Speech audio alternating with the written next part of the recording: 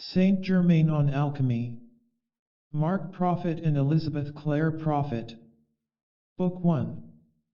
Full many a glorious morning have I seen. Flatter the mountain tops with sovereign eye. Kissing with golden face the meadows green. Gilding pale streams with heavenly alchemy. Shakespeare. Sonnet 33. Chapter 1. The Law of Transfer of Energy. 2,000 years ago, when Christ walked upon the waters of the Sea of Galilee, his demonstration was a manifestation of the natural law of levitation operating within an energy framework of cohesion, adhesion, and magnetism, the very principles which make orbital flight possible. The light atoms composing the body of Christ absorbed at will an additional quantity of cosmic rays and spiritual substance whose kinship to physical light made his whole body light, thereby making it as easy for him to walk upon the sea as upon dry land. His body was purely a ray of light shining upon the waters.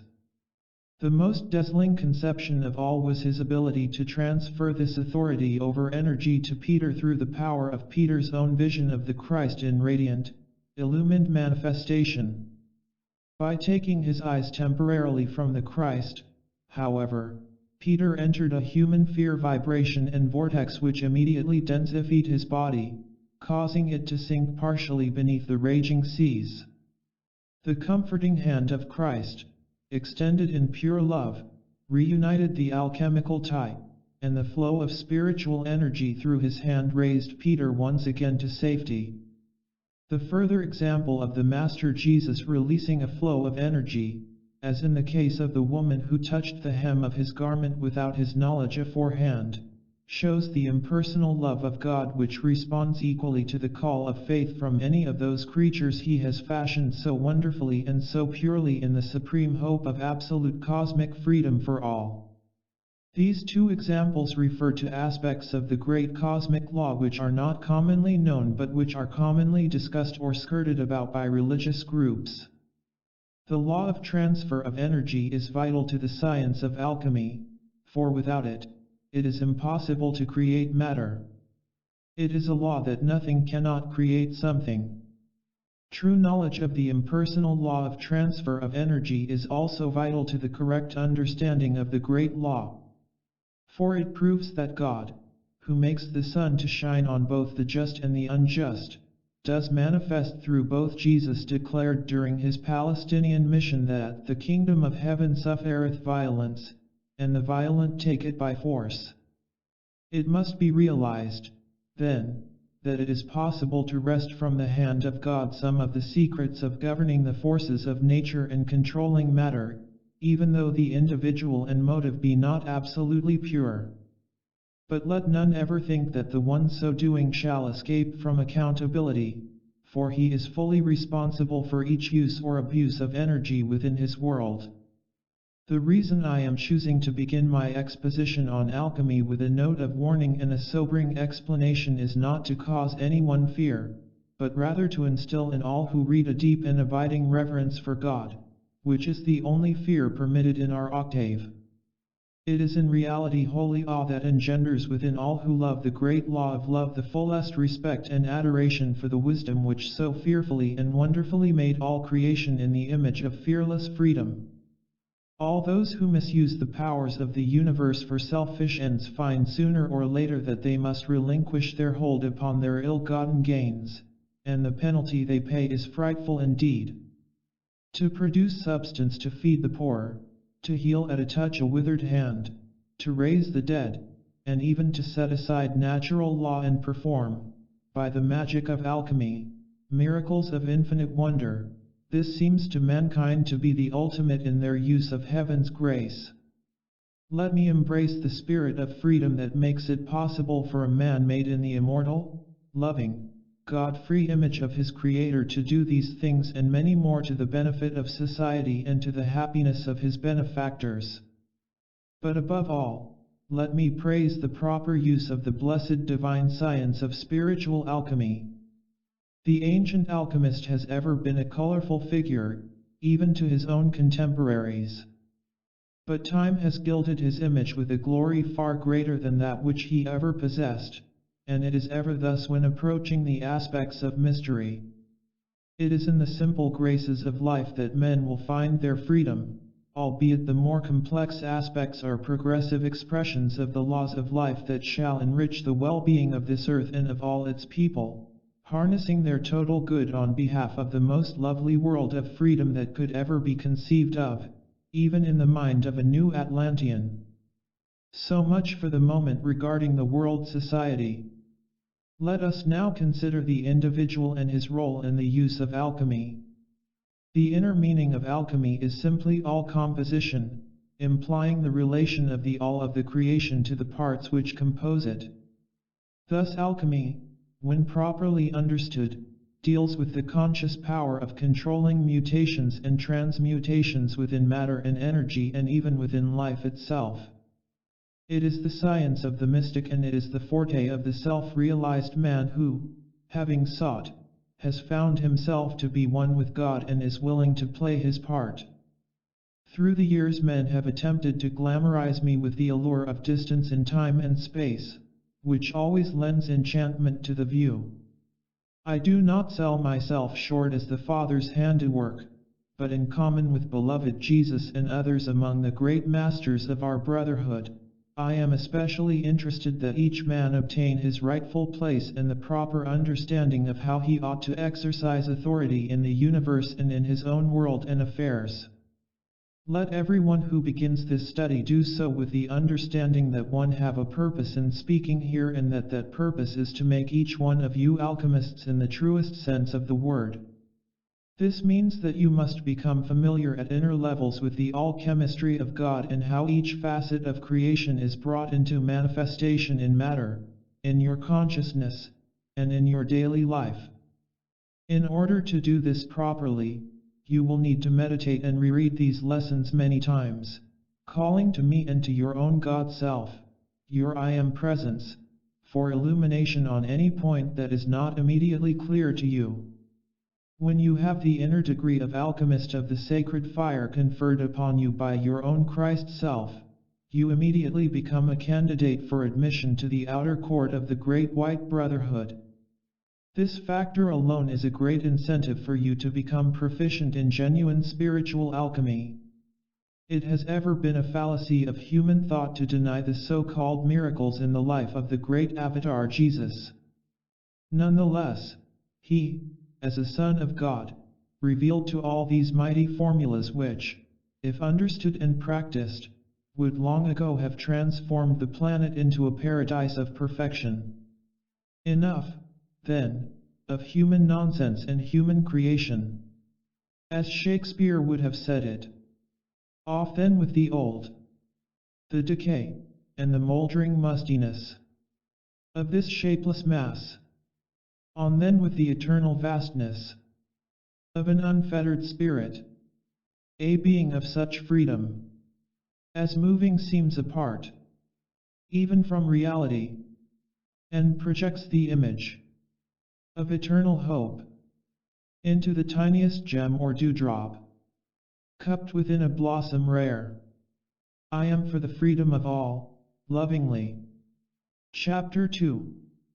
The purpose of your alchemical experiment. Void is unfruitful energy.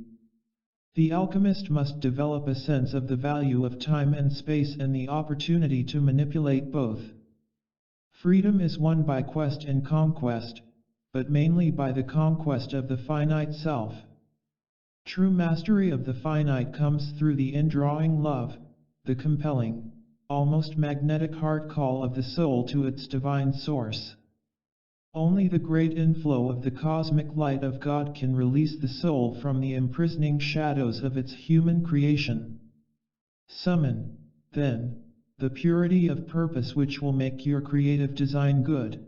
Relentlessly challenge the base elements which arise like hobgoblins to disturb and try the plan you have begun. Then patiently evolve your God design, the purpose of your alchemical experiment. The true science of the spirit is more exact than mundane measures can yet determine. Therefore, know thyself as the white stone or elixir from whence all thy creation must proceed in orderly fashion. If the key ideas are not created from within thee who art the alchemist, then the whole act is either hapless or an imitation of the work of another. Now, if it be God thou wouldst imitate, then well done, may truly be spoken of thee, but if the vanity of mankind, then piteous let thy consciousness remain. The true self of man, from whence cometh every goodly design, is worthy to be consulted as to what it is desirable to create. Therefore, the true alchemist begins his experiment by communing with himself in order to perceive the inspiring thoughts of the radiant mind of his Creator. It is in imitation of lesser qualities and lesser states of consciousness that society has molded many of its erroneous concepts. To correct these concepts, to forge an ennobling culture, to draw the lines of good character, man and society must look to lofty examples. Let men who would practice alchemy learn first to mirror the great examples of all ages who have used heaven as their design, and then let them learn to select the best qualities of their lives so that alchemy can be used as it was divinely intended, as the most noble method of achieving the desires of the heart right here and now. I strongly suspect that many of my auditors, but few, if any, of the most sincere students, are anxious to have imparted unto them at once the philosopher's stone or the magical properties that will make them at will a combination of Aladdin and Midas with a trace of benevolence sprinkled in. I here declare for those who think thusly that while one shall impart tremendous knowledge concerning the science of alchemy in the whole of this 9-part study, I doubt very much that unless they absorb the secrets of the first lessons with utter humility, allowing me as the instructor the privilege of preparing the teachings as God would have me do, they will not at the very end find themselves wanting. And it will not be the fault of either teaching or teacher. I do not intend to give a lengthy discourse on the vanities of worldly life, but I would like to point out that it is the hope of the Brotherhood in releasing these teachings at this time to avoid for our students the mistakes of some of the early alchemists whose sole purpose seemed to be the acquirement of riches and honor and the ability to produce from universal substance the energies to change base metals into gold. Let me hasten to say that not all of the early alchemists confined their goals to temporary gain. Indeed, many stalwart souls pursued alchemy with the same reverence they would a quest for the Holy Grail, seeing it as a divine art and the origin of the Christian mysteries, as when Christ changed the water into wine at the marriage in Cana of Galilee. We desire to see the original concepts about alchemy given new meaning, and we desire to see the meaning it acquired in the mystery schools brought to the fore.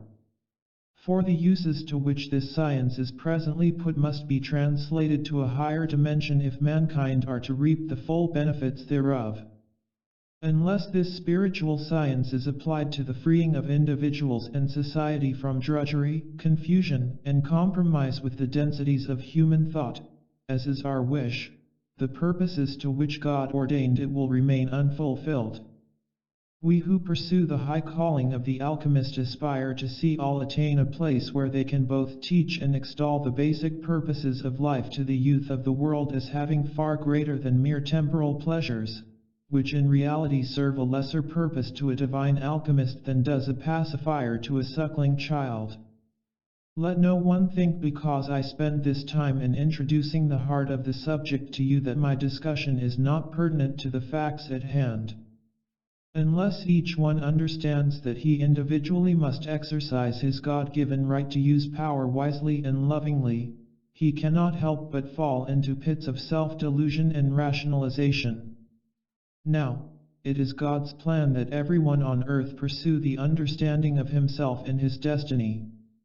Conceit born of intellectual pride has caused many a sincere student, and even a number of worldly masters of one science or another, to fall into traps of their own creation, and in many cases they never knew when the snare was sprung.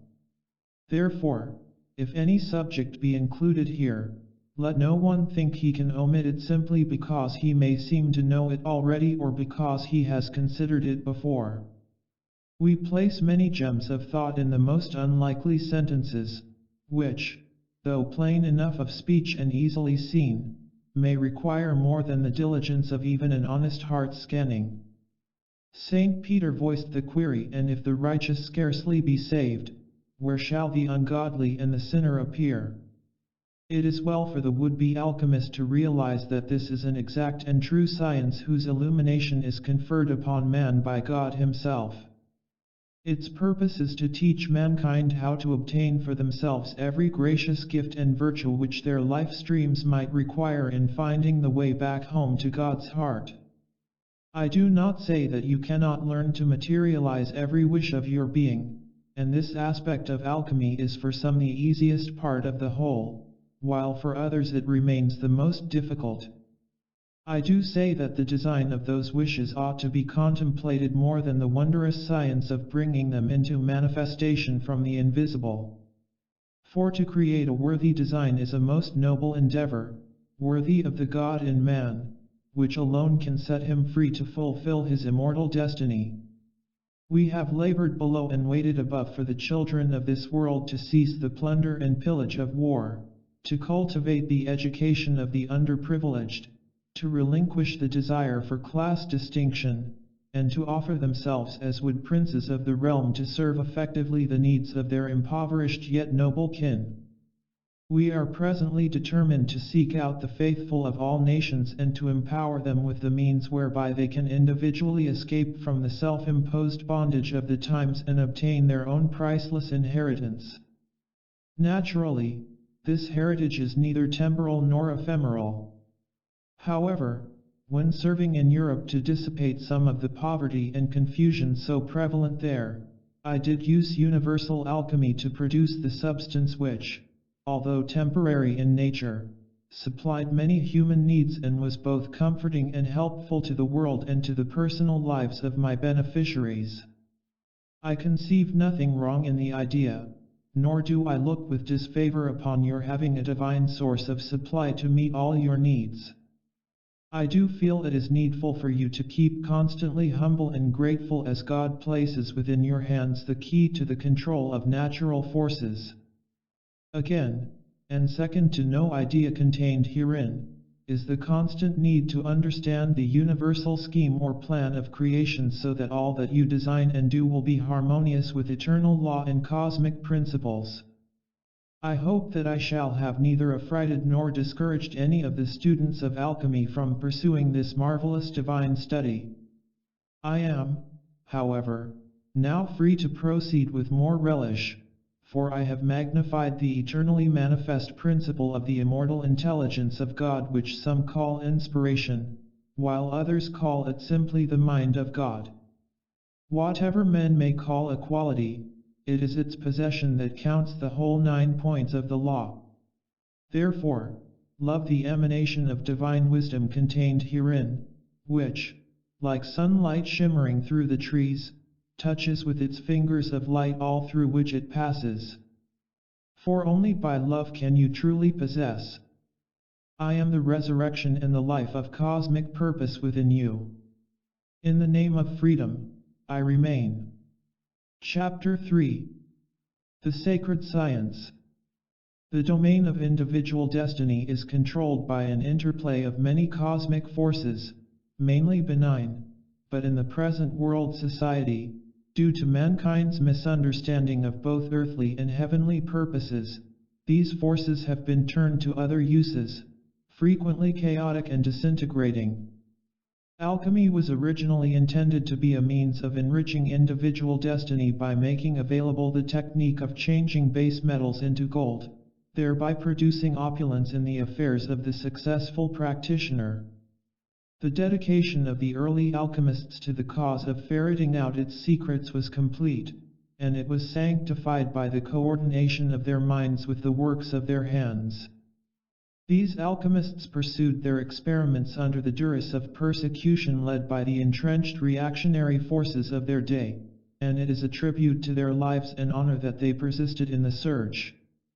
Thus they brought forth and bequeathed to humanity the bona fide results of their efforts as acknowledged scientific achievement and annotated philosophic knowledge to bless the culture and archives of the world order. It ought to become increasingly clear to the students of this course that I am determined to bring to your minds and feelings a new sense of freedom. The wholesome concepts presented herein must indicate to your total being that the key to alchemy that must precede the acquisition of all other keys is the mastery of yourself, to a greater or lesser degree. This key must be recognized for what it is, for self-mastery is the key to all self-knowledge. It must then be understood and used, at least in part. And you must acknowledge without question that you yourself are the alchemist who shall determine the design of your creation. Furthermore, you must know yourself as the real self and your creation as coming forth from that self. It may surprise some to learn that seething vortices of humanly discordant thoughts and feelings daily impose a hypnotic effect upon almost everyone on earth. These tend to nullify the great concentration of intelligent, creative power that is the birthright of every man, woman, and child on this planet, though it is consciously employed by far too few.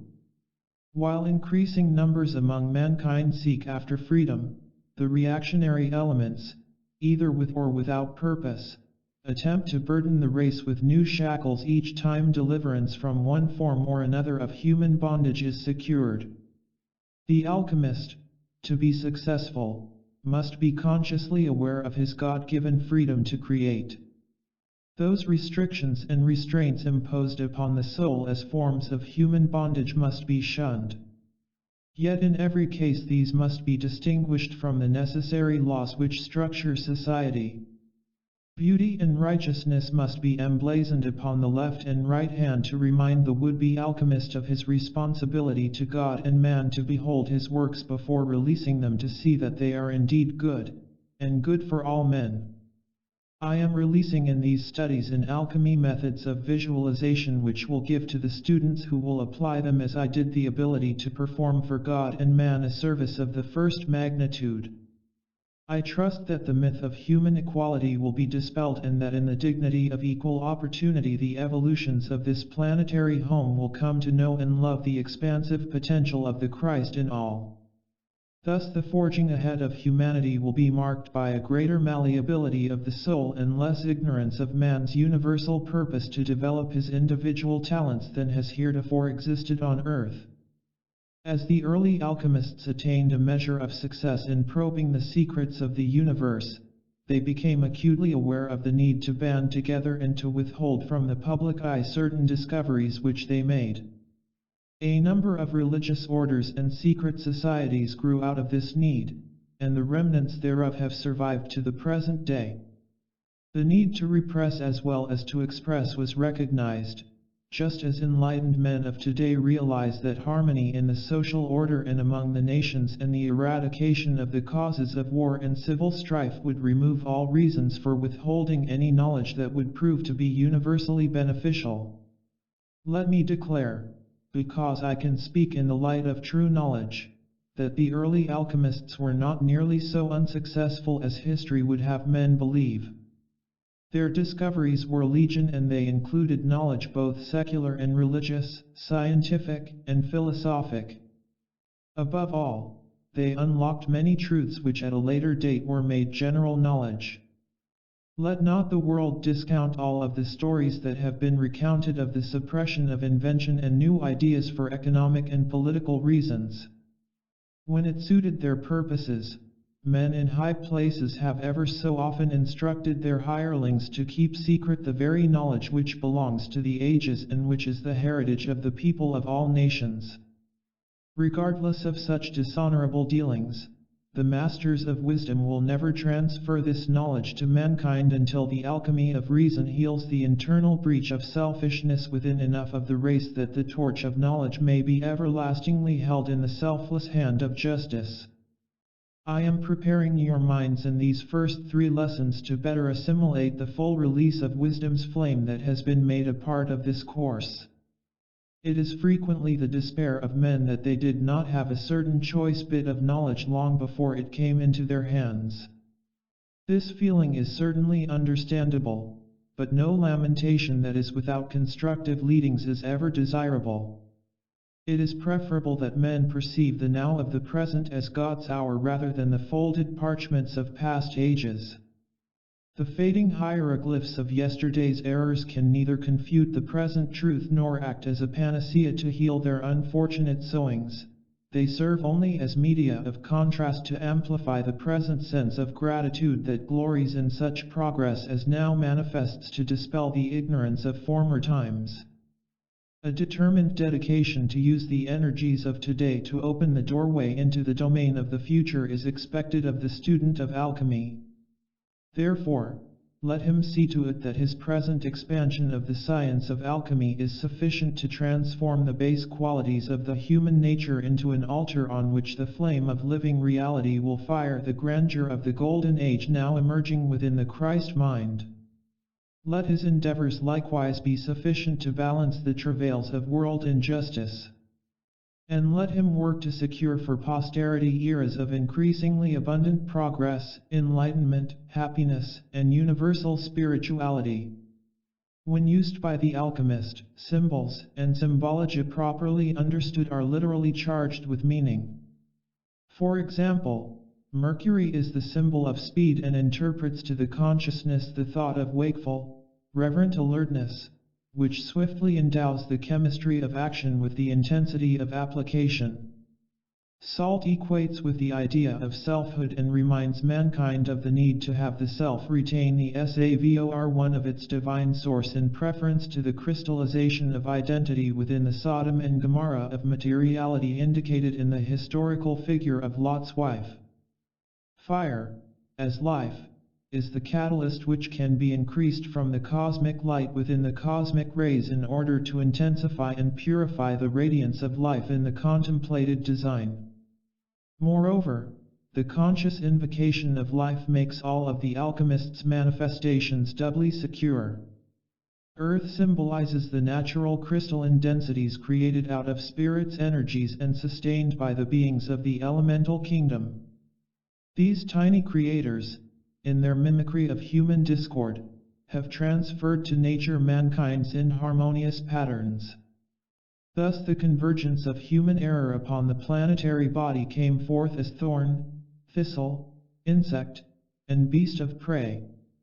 And the Pandora's box of astral forms was opened by laggard civilizations whose misguided free will and selfishness have perverted life's energies even on other systems of worlds. It is this discord imposed upon the very atoms of substance which the alchemist must remove from his laboratory before he can create. It is this dross which the alchemist will purify by fire. I do not expect that every reader will immediately understand all of the concepts that are included in this course. While it is true that I advocate simplicity in the phrasing of the basic laws of God, I am also aware that thought forms worded in the higher order will be productive of greater good as the world is able to accept them. I therefore include herein elements designed to challenge those of every level of awareness to study to show themselves approved unto the God flame within. Thus individual alchemical advances will be achieved by all who faithfully apply the teachings. The most insidious type of bondage is that in which the prisoner is not aware of his chains. I am certain that the real science of alchemy can serve to set free everyone on earth who will accept it. Therefore, out of respect for its supreme purpose, I consider it to be the sacred science. Remember, blessed children of men, that the purpose of true science should be to increase happiness and to free the race from every outer condition that does not serve to exalt man into the pristine greatness of his original cosmic purpose. All postulations, whether of a social, economic, religious, or scientific nature, should be infused with the freedom which allows men to progress. All who attempt to lead mankind progressively forward in these fields should admit to the possibility of change without in any way challenging those infallible opinions of the human spirit referred to as life, liberty, and the pursuit of happiness. Certainly the opportunity for progress and the freedom to innovate cannot affect the immutability of divine truth or the integrity of the Logos, whose power uttereth speech from those untrammeled heights to which we jointly aspire. I am progressively yours in the holy science. Chapter 4. Dare to do. Versatility. I am eternally grateful for that many-splendored quality of creation. The universe is fragmented. It is spread apart from a center of oneness to a diversity of light, color, tone, and density.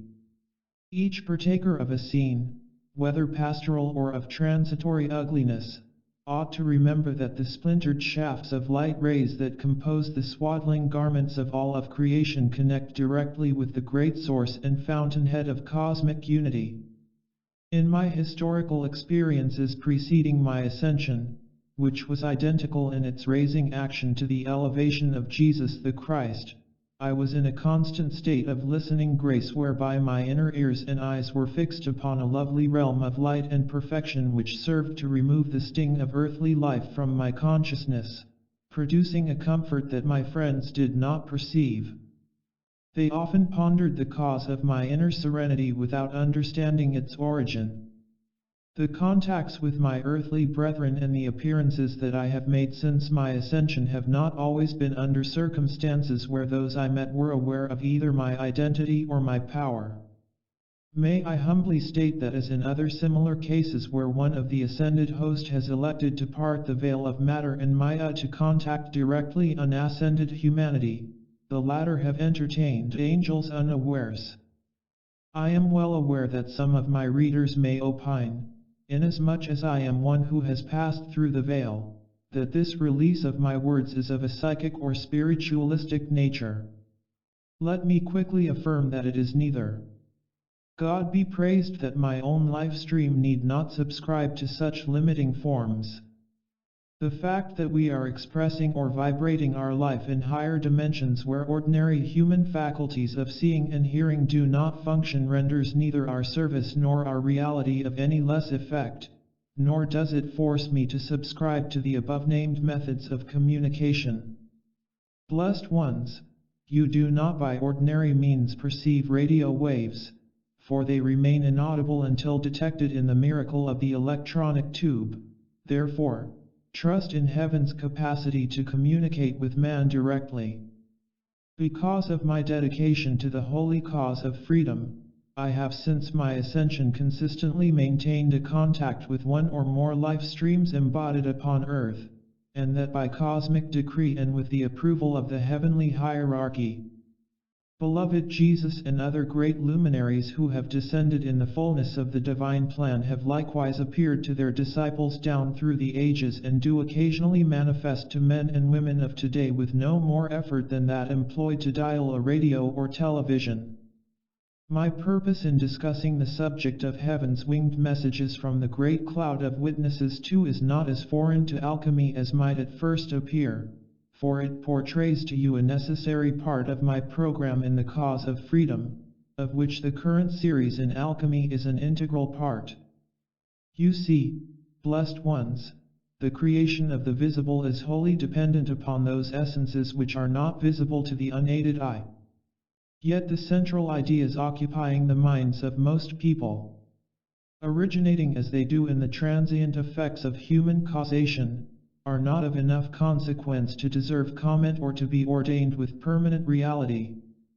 I am certain you will agree that even as the range of ordinary human experience becomes monotonous for souls both great and small, so it is a wonderful blessing to them to be able to see into the higher octaves of creation by means of an adjusted consciousness and thus draw inspiration directly from the mind of nature and nature's God. Ignorance with its defilement of the law deprives the individual and society of enlightenment. The only cure is illumined obedience, together with scientific attentiveness to the detail of the law. The benefits of divine wisdom remain unknown to many who suppose that the old familiar theories are adequate to meet the demands of the hour and that nothing beyond empiricism or the empirical method is required. Actually, the accepted tenets of modern science, being but partially true, are incomplete, and therefore provide an inadequate foundation upon which to base advanced research and the control of the elements. An attitude of complacency does not allow for progress in any endeavor, human or divine. Thus, where grace might abound, it does not. Complacency remains a bulwark of reactive ignorance, preventing mankind from sharing in the abundance which all heaven stands waiting to shower upon those free souls whose purity of heart and guileless nature make most receptive to our thoughts. Before conferring alchemical knowledge of any depth upon you, I wish to exalt you into that divine nobility which is as real as the light of the day and your greatest strength in meeting the challenges of the morrow. To do this may require some examination of the spirit of those sincere alchemists whose excursions into the unknown were productive in more ways than one. Even the souls who failed completely to discover a method of changing base metals into gold were benefited beyond their farthest dreams by the blessings which came to them as a result of their search. Even the persecutions served to band them together in singleness of purpose, which, amidst human diversity with its unfortunate tendencies toward greed and selfishness, is an achievement in itself. I am in the hope that you will prepare yourself to succeed in your endeavors. Above all, stand ready to make the necessary changes in your thoughts and preconceived ideas that will make it possible for you to be victorious.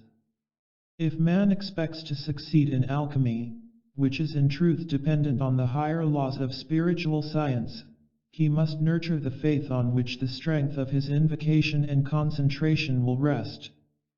The fusion of metal, the control of atomic forces, and the direction of electronic energy by the mind of man acting in higher dimensions are easy enough once the grasp is acquired.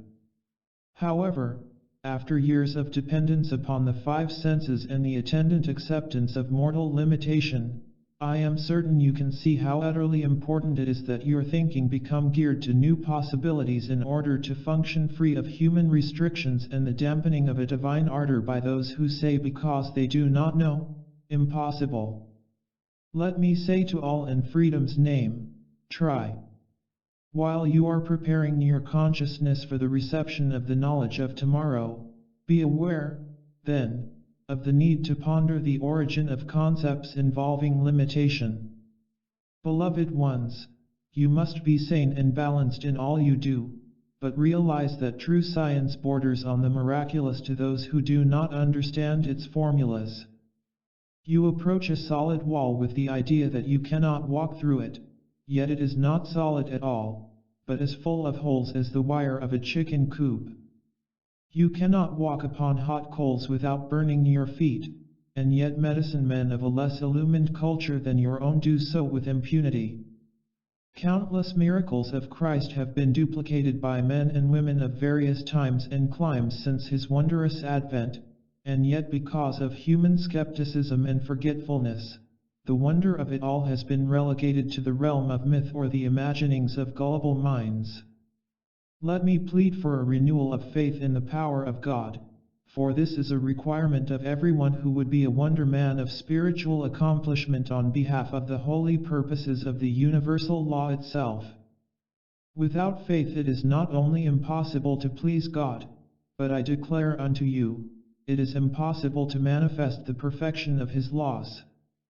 As faith is so great a requirement, would it not pay well for each one to re-examine his reasons for doubt? Note well that most doubts arise from patterns of self-deception and the practice of deceit and the failures of the human mind to fulfill its professed integrity.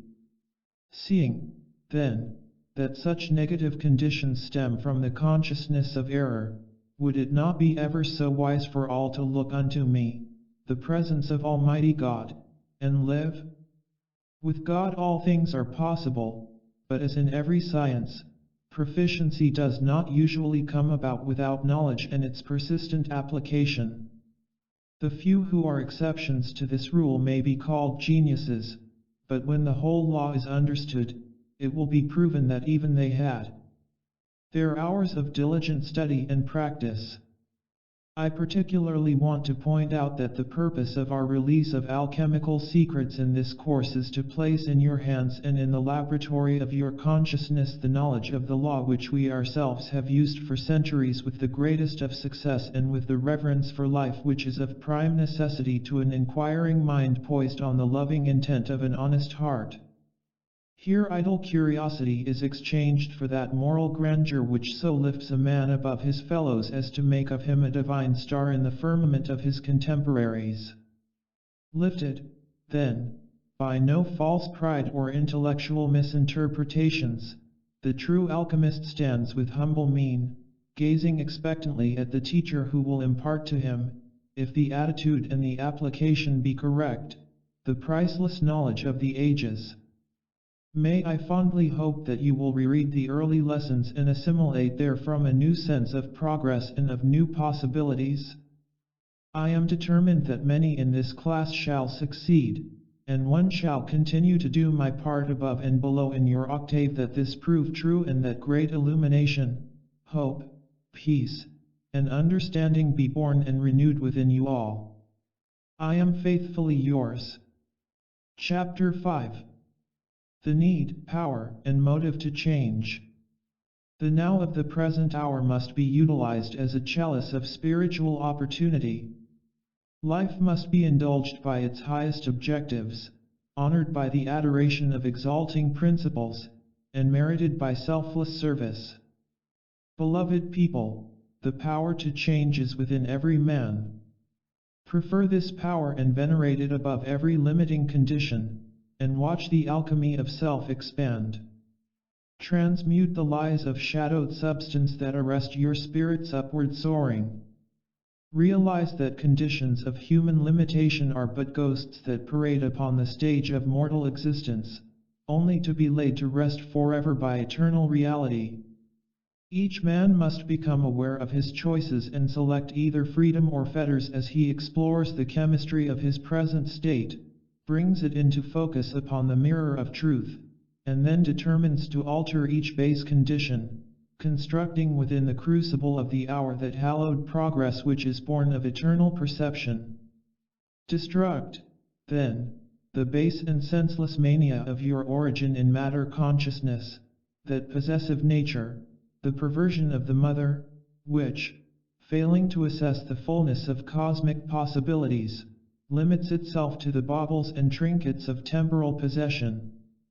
Let heaven use your consciousness to expand its window into the infinite, and then behold at last the beautiful possibilities present in the most dire outer conditions. Give wealth to the poor in spirit, understanding to the rich, and compassion to everyone. So often a life stream may have in abundance the very qualities in which his neighbor is lacking. Exchange your virtues by exalting the valleys of another, and trust life to remove the peaks of his pride as well as your own. Transmute the conditions in your own world that you do not want by determined and persistent effort. Every divine being who exalts the life of God within you knows that the power to do these things is in your hands this very day, within the reach of your intelligence and spirit. Construct those spires of attainment which compose the celestial city, and enfold the world of physical substance, the conscious mind, and the feelings of your heart with the radiance of immortal spheres. Gazing at the universe with renewed hope, behold the need to sustain the proper regard. Vanity has held sway upon earth far too long. Wondrous opportunities, like spirits in the night, have vanished with the dawn, resisted by the cold shackles that imprison the soul in a mantle of disintegrating moments descending in the glass of the hours. The son of Elizabeth inquired of the Christ, "Art thou he that should come, or look we for another?" The reply of the Christ referred to his miraculous accomplishments.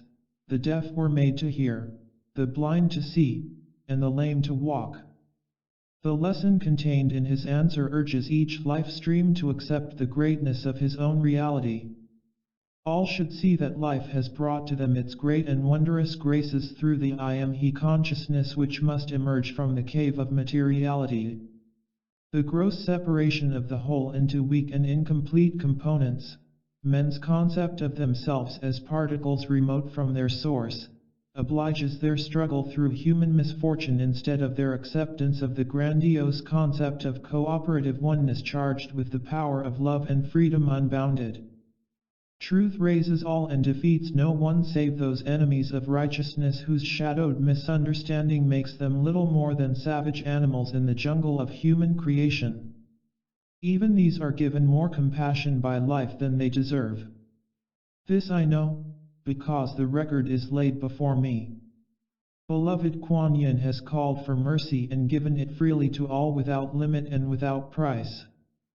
This is God's great gift. He always returns more love to life than life ever gives to him.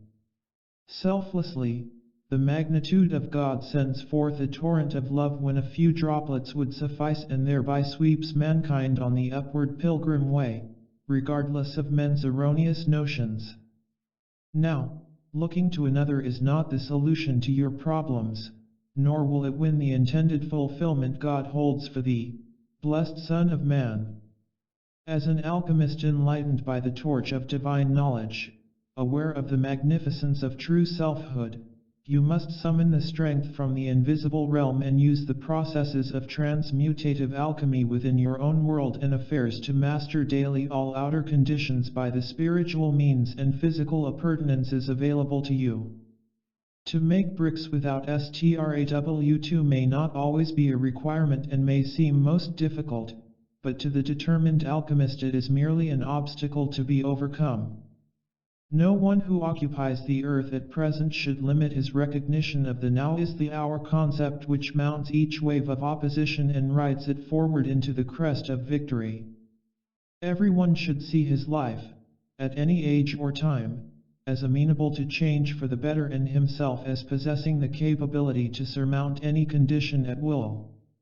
Law and justice are natural factors of control, but the universe, guided by its own law, has the creative methods of transcending that law, approximating cosmic dimensions, and expanding geometrically into infinity.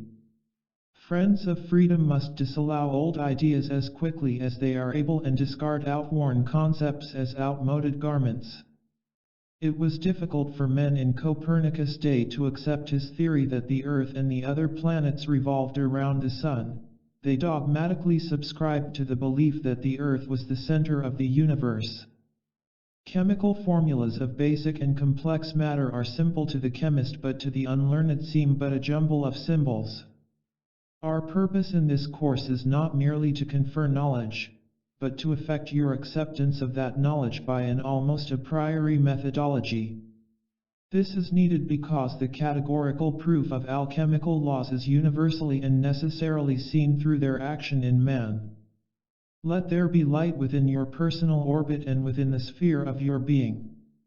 Life is not an experiment, but mankind have experimented with it. Humanity has ridden the tide of the peripheral world of effects while neglecting the inner causative realm.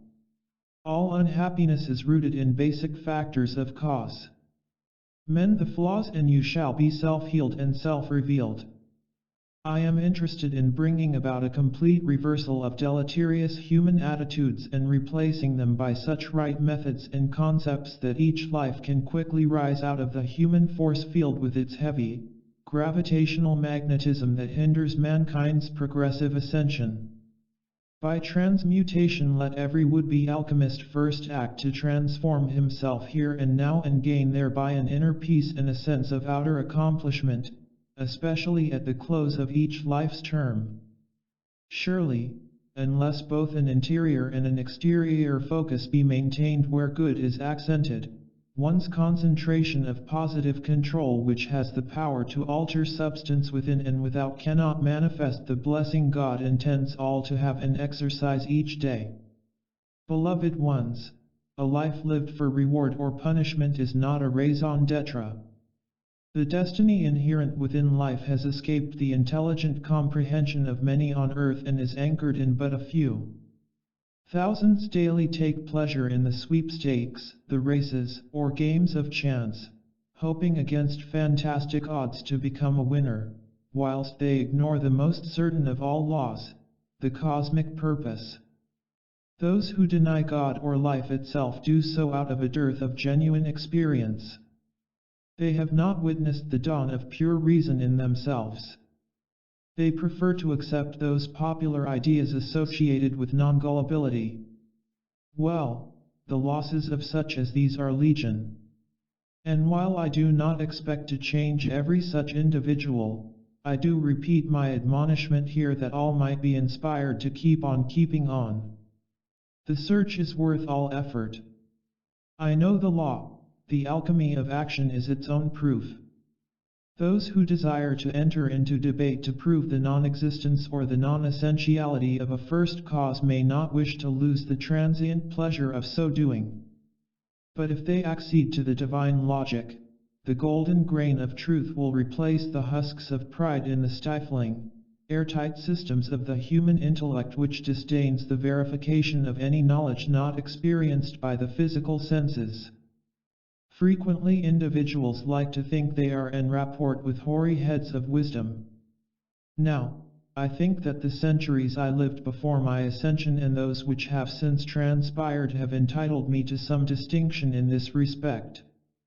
Neither ego nor human motive would inspire me to write this series. I am aware only of the deep love I feel for the earth as a unit of cosmic progress, and I desire to impart herein something of the sweet simplicity of that love and the wisdom that is guided thereby. Let us see now how reasonable it is to suppose that enough people serving in harmony can change the most calcified condition and create an influx of love that will sweep the hills and valleys with an inspired movement to heal the breach between the realities of eternal alchemy, the alchemistry of God, and the artificialities which rise from the caves of base error. Then the emerging gold of personal integrity and personal integration will be a gift equally shared by all. Individual man will reflect pure genius and the social order will reflect the kingdom of heaven. The forces that would bind mankind to their past errors and thus prevent the flame of peace from being released in the present must themselves be bound as in heaven, so on earth. And mankind must arise to sound the death knell of these forces here and now ere war shall cease. Freedom from confusion can be found only in the true understanding of life and the alchemy of being. Step by step, I am leading you to the right understanding of alchemy. In the first lessons, 1 reminded you of responsibility, your responsibility to prove the law of your being by the right use of alchemy. Now I am reminding you of the need to effect changes in yourself where change is desirable. Finally, I shall instruct you in the art and practice of precipitation. A prerequisite to applying the methods of precipitation is knowing what you want to precipitate. It was this truth which Jesus taught in the Lord's Prayer and when he said, "Nevertheless not my will, but thine, be done." The will of God, the will of the higher, is the will of your real self, the most important part of you. Because the lesser you, although it retains through the soul the capacity to contact this higher self, is but a bundle of impulses crowded with bits of human knowledge, I am advocating that you become acquainted with the reality of yourself. For this reality is the genius, in you that can give the Aladdin, symbolizing the alchemist who rubs the lamp of pure knowledge, the right desires of his immortal being. Ponder now the need to change. Thine is the kingdom, the power to change. Thine is the power, and the motive to change. Thine is the glory, and evolve out of the passing flame of earnestness the permanent sun of renewed hope. Graciously, I am. Chapter 6. Molding Factors. The mold, there's the rub. And the molder, too, contaminates. But how beautiful is the original hope of heaven for each life stream. Following the descent into form and material substance come those formative years when the pressures, both clamorous and silent, make their impression upon the clean white consciousness of the individual. Beginning with the first fond gawking of parents and kin, there is a gradual build-up of environmental factors which serve to create patterns and concepts upon the tender screen of the embryonic mind. These molding factors continue to exert their multifarious influence upon the plastic personality of man. That selfhood, then, which is first identified wholly with God good, is affected and shaped by myriad experience patterns.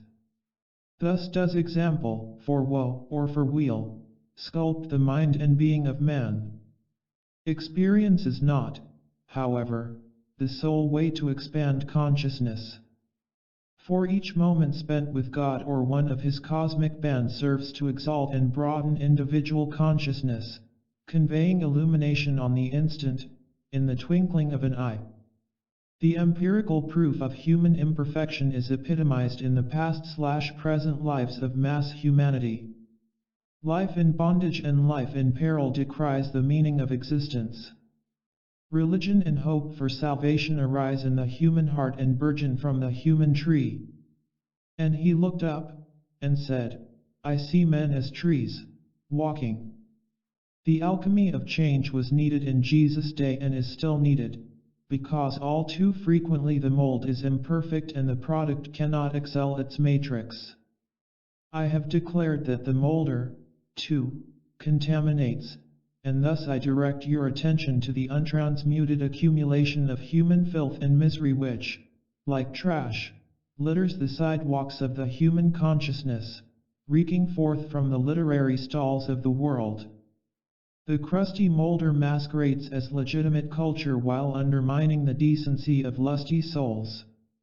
Freedom of the press was not intended to give license to the corrupters of youthful minds, neither was it intended to be used to confuse and disorganize the populace, flooding their brains with jingoistic propaganda and prejudicial discriminations. Rather, the power of light was intended to emanate from a free press and exalt everyone into a rightful sense of cosmic destiny. America, my beloved country. How precious hers heart can take a just pride in offering with the consent of the governed the fruit of her life, sons and daughters of excellence who from the heart of this beloved nation serve the cause of freedom across the earth. Because each dire effect of the mold and the molder must be counteracted, I am releasing these remarks pertaining to personal freedom through the correct use of alchemy. I do not say that more will not be spoken on the subject to parallel and conclude the course, but herein is my specific advice to those who would use alchemy to further their own personal advancement in the divine plan fulfilled and thus change their present circumstances for the better. Those who are familiar with the process of refining precious metals are aware of the intense heat needed to liquefy many metals. Heat is also necessary to release impurities and foreign material from the pure metal. Separation of the dross occurs in two ways. 1. A portion is vaporized and passes into the very atmosphere of the room wherein the refining furnace is operating, and 2. Much of this unwanted substance is brought to the surface and schemed off by the alert refiner. Apropos of this, few parents exist who are equipped with the type of instruction which would enable their children to know from the beginning the tenets of their full freedom. I do not say that the world is not full of aspiration and good intentions, but the highways so paved do not seem to lead to the best places. Thus it happens that the children of the world become wiser in each succeeding generation in the arts and artifices of war and in the many customs of world society without ever becoming too stirred about the regenerate and peaceful society of saints. In the main, few are born and come to years with a right understanding of the universal purpose and of necessity, personal destinies, which often run cross-current to the universal flow, are periodically thwarted and broken. The pages of history are full of the downfall of tyrants and the overthrow of monsters of misdirected purpose. Failures and successes in many fields draw recognition while the average man moves into the burial ground of mediocrity. Nothing is further from the plan of God and nature than these counterfeits of the golden mean. How ill-equipped is the concept of a destiny which can be shaped by human misconceptions. How noble are they who acknowledge an intellect, a mind, a spiritual overseer, and a creator whose forethought, greater even than that of his emissaries, is revealed as a mountain of universal purpose to be scaled by the brave who do not hesitate or fear to trust the wisdom of those early climbers of the rugged summit peaks. Those linked to the lifeline of these spiritual pioneers are given greater guidance, for the elder brothers of the race lovingly extend to them the freedom of the ages as a gift of faith. This gift is extended to all who, by accepting that faith, can likewise summon the will to pursue it and the perseverance to let it fashion them in a mold made purer still and in an accumulation of that purity whose reality is the treasure of heaven. Beloved friends of freedom, you stand now at the gateway to higher alchemical truths, which I am releasing in the 7th lesson, but it is needful for you to contemplate your life in a manner wholly in keeping with the spirit of universal alchemy. No longer act from the vanity of desiring recognition, but from the valor of necessary achievement and because service is needed and worthy in itself. God needs a vehicle through which to manifest in the world of form, and you lend your hands and feet to Him. You must understand the mystery of oneness whereby a thread of contact between each life and its source serves to connect all who live to one great central switchboard. Here the interaction of thought and feeling is guarded lest it hurt any part of life in the holy mountain of God. Consider all the beauty of life which can be. Perceive this as pure gold. All causes of unhappiness, every vibration of discord, fear, doubt, suspicion, condemnation, criticism, judgment, self-righteousness, and all negative traits are part of either the human mold or the molder which must be purged as dross before purity can so regenerate a life stream as to enable the individual to partake of the waters of life freely. It is not enough that men come to drink when the invitation from higher sources has gone forth. They must make new skins to retain the new wine of infinite goodness and purpose.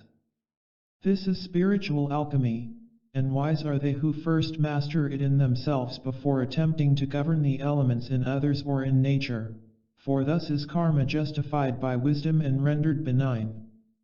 Sin does not come to the door of such a practitioner, for his motives, purpose, and methods are pure, and his acts are also just. Gracious alchemists, the very fact that you are studying this course should denote your interest in improving. In the very word improving is a spiritual lesson to be mastered. The words impression and proving combine here to denote that life brings its impressions to the heart of your consciousness to prove the worth of each impression. Every idle thought is thereby brought to judgment before the magnificence that is the higher glory of God, the upper light in the vaulted chamber of heaven. The mind of Christ is synonymous with the mind of light and characterizes one whose attunement is specifically directed to the higher intelligence. The inflow of impressions from the world at large should be directed by the student for comparison and proof to the pure patterns of the purposes of heaven. When these are improved upon by the alchemical fire, they become part of each man's forte of useful objects and ideas, permanent matrices for good, drawing unto the consciousness of man more of their kind. Thus is the kingdom of selfhood expanded on wings of heavenly wisdom proved day after day by the speech uttered from the hills of spiritual watchfulness. The sincere alchemist knows that the vast intelligence that created all that is, expands mighty wings of light over the all of the cosmos. As above in the macrocosm, so below in the microcosm, in the miniaturized world of appearance, is this intelligence individualized. The watchful care of God ever manifests to His wondrous purposes as a guardian presence who seeks not the defilement, but the glorious fulfillment of each person in whom dwells the flame of Almighty, ever-present life. So-called physical death does not represent the end of being. It merely divides eternal life into compartments of identity and experience whereby expansion and opportunity can be utilized to the fullest and each outworn mold discarded. Forgotten fragments can be pieced together by the seeker and woven strand by strand into a tapestry of such beauty as to thrill the beholder with a sense of gratitude for the perfection and glory present in each day of eternity. I am aware of human discouragement caused by identifying with elements of disintegration in society.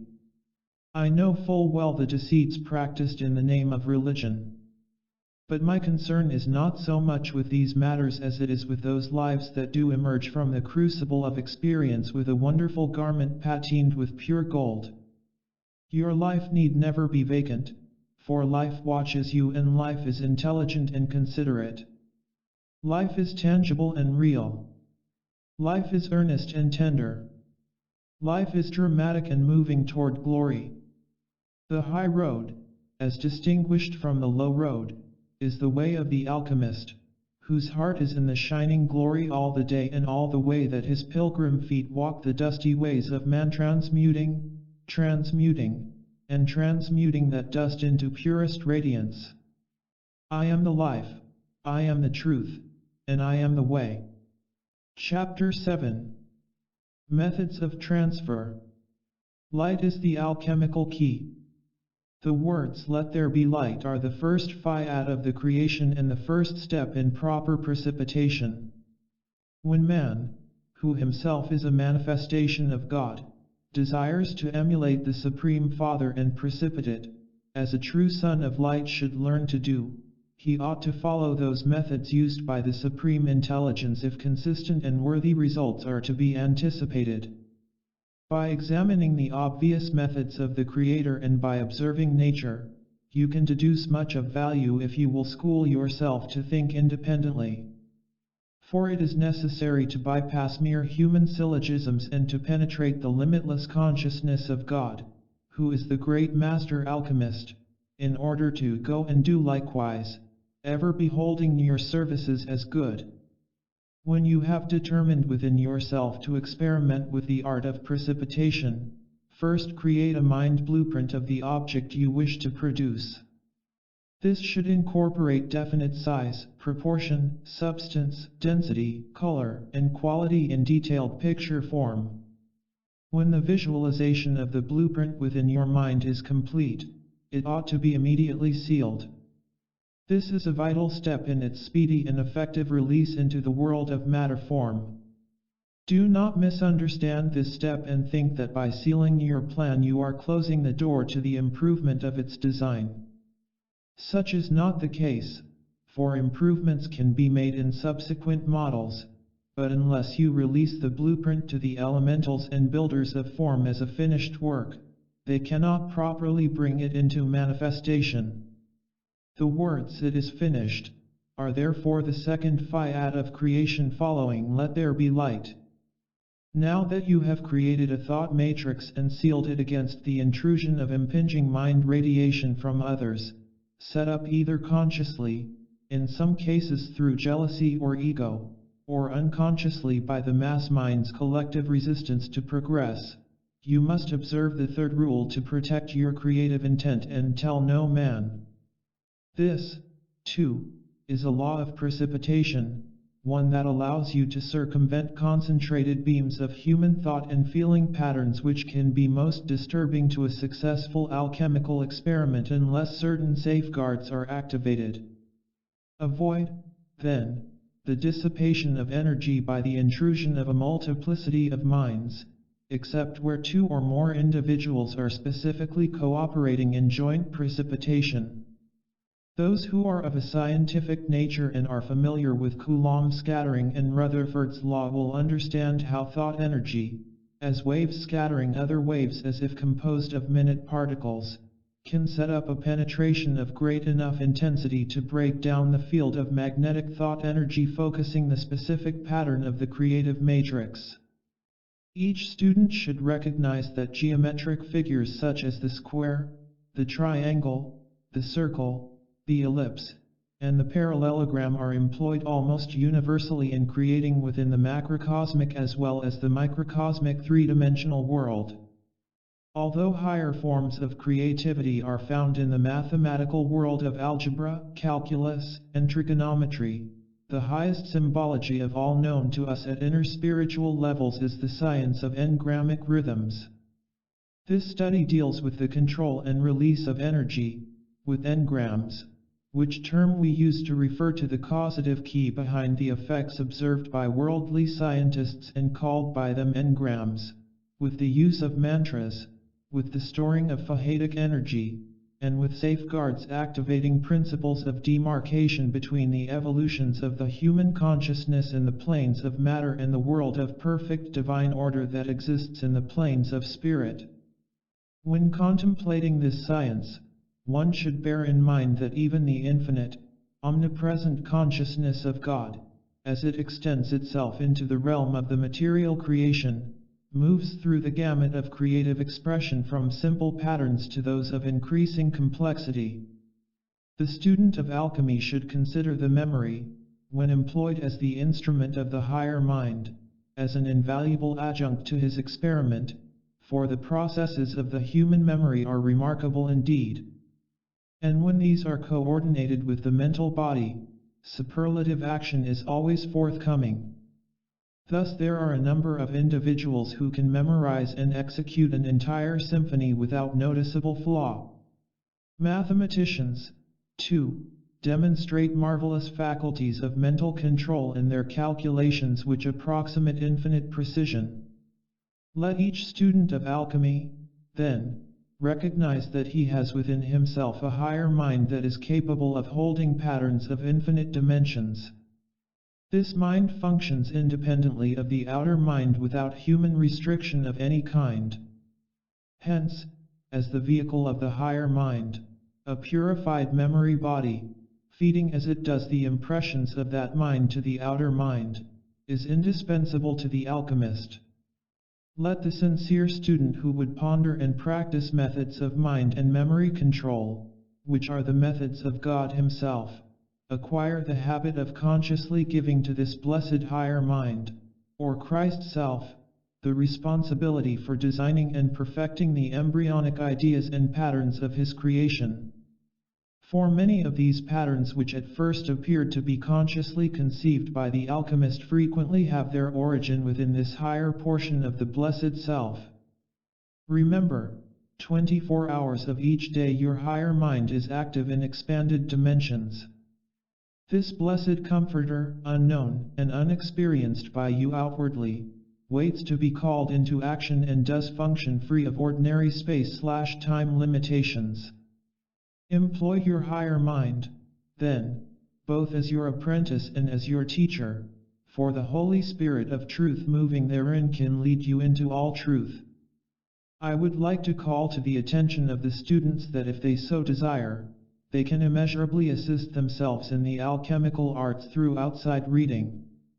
Care must be exercised in this, however, so that the byways of technology and scientific theory do not serve to divert the mighty flow of alchemy as the greatest science into byways of materialism where the ends are said to justify the means.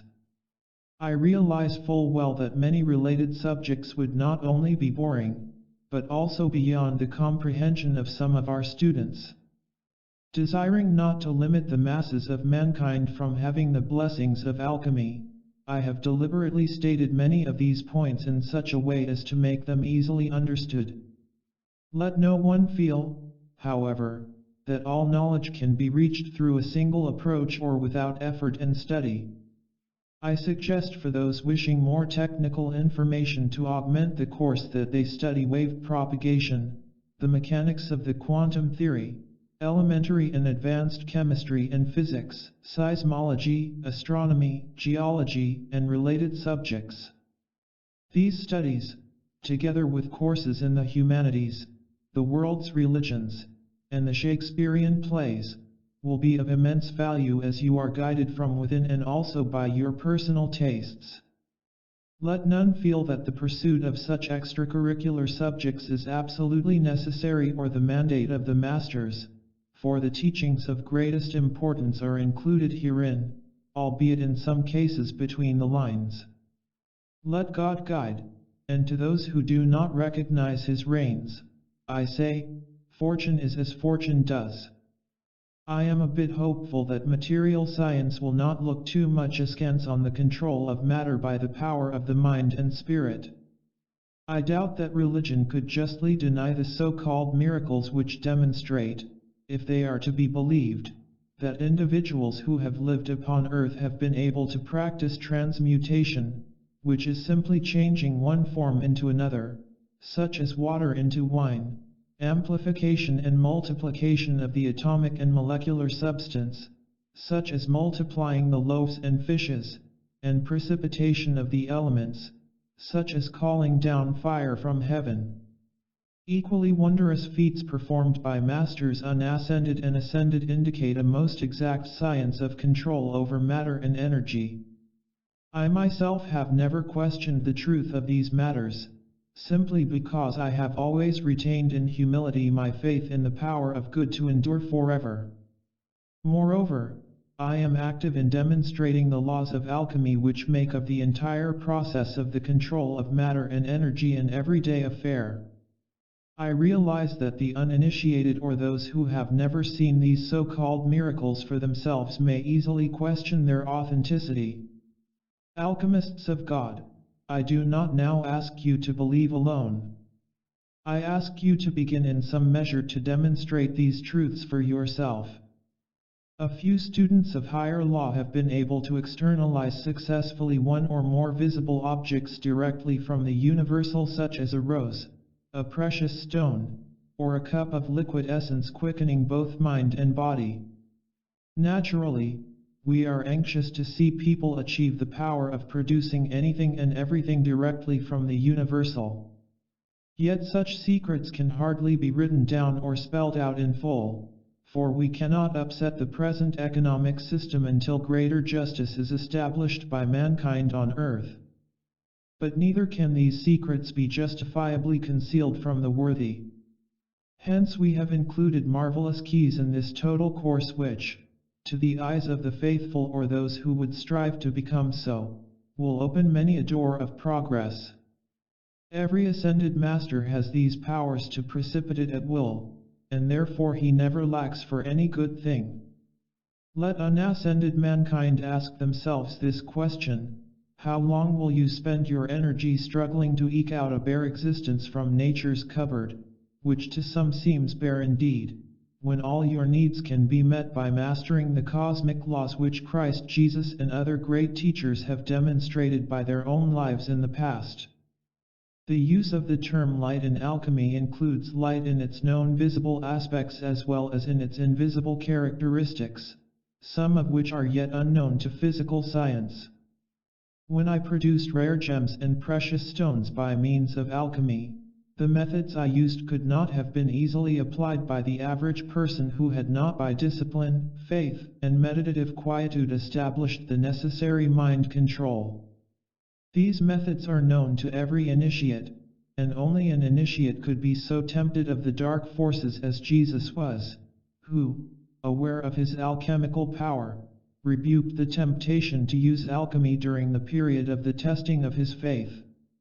Rather than relieve physical discomfort by commanding these stones be made bread, as he might have done, he rendered his allegiance to the supreme God presence and the Word of God and acknowledged these as far more important than the demands of his physical body. This enabled him to pass his test and to prepare for the disciplines which gave him his victory on the cross and in the tomb and carried him upward from Bethany's hill into the arms of God. However, the alchemy of spiritual progress seems less important to many who prefer the more spectacular modes of psychic phenomena to the attainment of those transmutative changes which will make them godlike.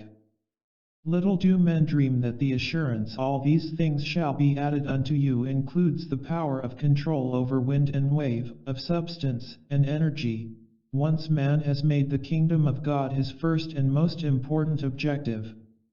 Yet, balance is needed, and I am delighted once again to tell the students that the use of alchemy to work change in the physical octave is not inordinate in the least if it is properly used. The methods of alchemy can be simply stated and easily absorbed, but its precepts require the practice of a master artist. Nevertheless, results can come forth in diverse ways if the student will at least begin and try. There are many methods of precipitation, but here I shall outline just one of them in part. First, design a mental matrix of the desired object, then determine where you wish it to manifest. If you know the material substance of which it is composed, memorize its atomic pattern. If not, call to the divine intelligence within your higher mind to register the pattern for you from the universal intelligence and impress it upon your memory body and your mind. Recognize that light is an energy substance universally manifesting on earth, thanks to the sun center of being, the focal point of the Christ in this solar system. Call for light to take on the atomic pattern you are holding, to coalesce around that pattern, and then to densify into form. Call for the multiplication of this atomic structure until molecules of substance begin to fill the void occupying the space in which you desire the object to appear. When the total outline is filled with the vibratory action of the fourth-dimensional substance representing the desired manifestation, ask for the full lowering of the atomic density into three-dimensional form and substance within the pattern established by the matrix of your mind, and then await results. Do not be tense if your manifestation is not immediate or if after a reasonable length of time it appears that results are not forthcoming. Remember, blessed ones, despair destroys the very faith upon which your experiment is built. For faith is the substance of things hoped for, the evidence of things not seen. 9 And you must hold your faith as you hold the gossamer veil composing the mental image. If you have spent years in the grip of human emotions absorbing the discord of the mass consciousness and the doubts and fears by humankind, these records must be consumed by alchemical fires to make way for these nobler ideas and forms which you would image forth. To your new ideas you must give your time and your energy. Thus you begin to weave a web of fruition dedicated to spirituality, to the spiritualization of the material consciousness, and to the materialization of heavenly concepts right here on earth where the kingdom of God must come into manifestation. I would like to point out that the scanning method used in the projection of television pictures, whereby an electronic stream effect fluoresces on a screen and the electronic particles sweep in a horizontal linear pattern to create within a microsecond an eye picture, cannot be successfully used in alchemical precipitation, but is most suitable for the projection of mental pictures at a distance. In precipitation, a rapid expansion of the light rays in 3 dimensions must occur, and in the screen method, the optical image is on a flat, single plane dimension. A study of cytology and embryology will provide the student with some understanding of how a single cell multiplies and reproduces. When you are dealing with instantaneous manifestation, the velocity and intensity of light must reach startling speed and power. It must be realized that the exercise of such control over matter by the mind is no ordinary process. While I do not say that ordinary people cannot master the technique of executing these laws and that the most humble individual cannot be invested with or invest himself with such authority within the inalienable rights that God gives to man, I do not wish a sense of frustration to arise within those who may attempt to precipitate and then feel discouraged because they apparently fail. I say apparently because the law does not fail. In most cases where direct precipitation does not occur, if the effort and the technique be pursued in full faith that the call compels the answer, an indirect precipitation will sooner or later be brought about whereby through one hand or another the desired manifestation does take place.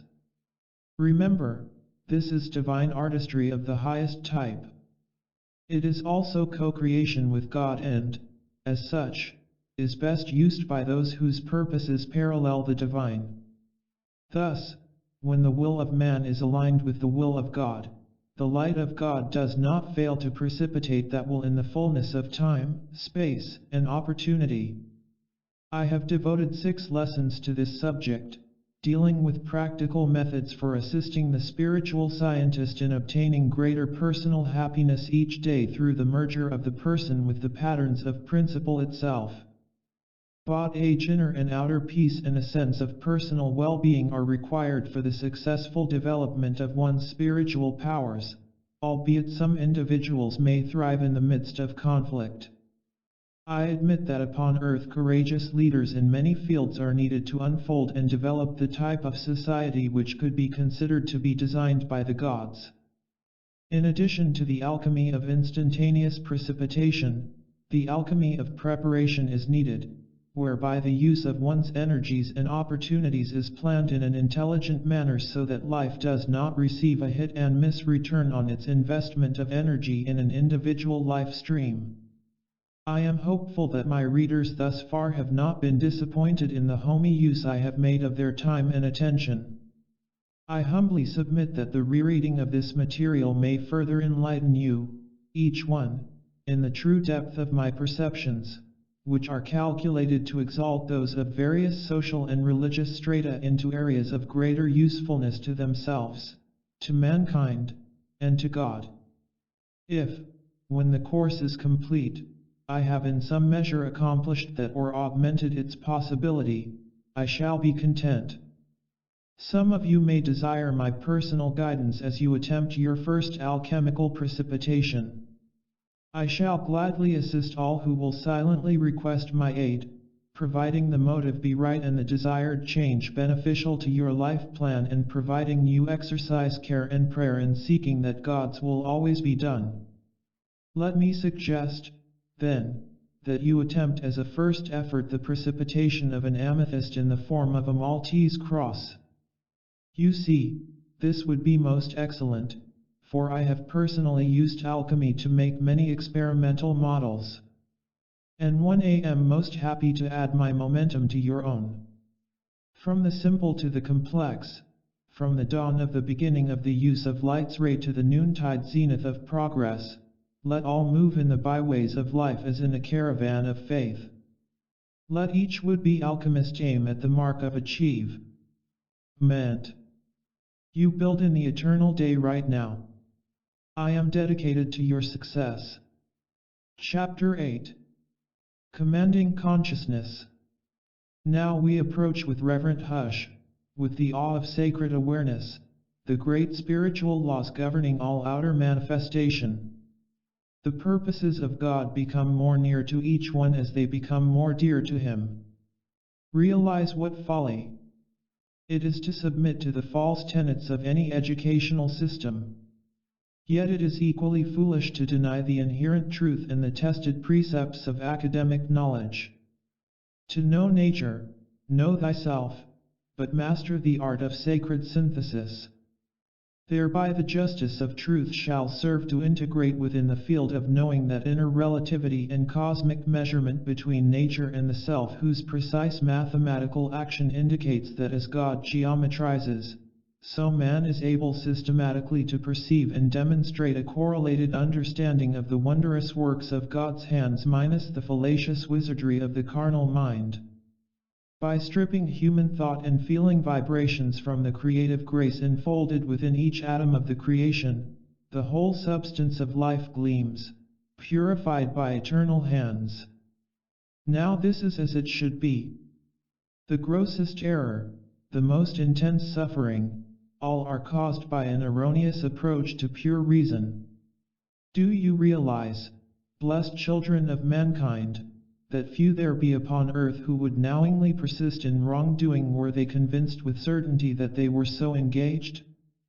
It is up to the master alchemists of the race, then, to serve God and man to the ultimate by removing every trace of malice and ignorance from the screen of the human consciousness, commencing with each one's own personal concepts.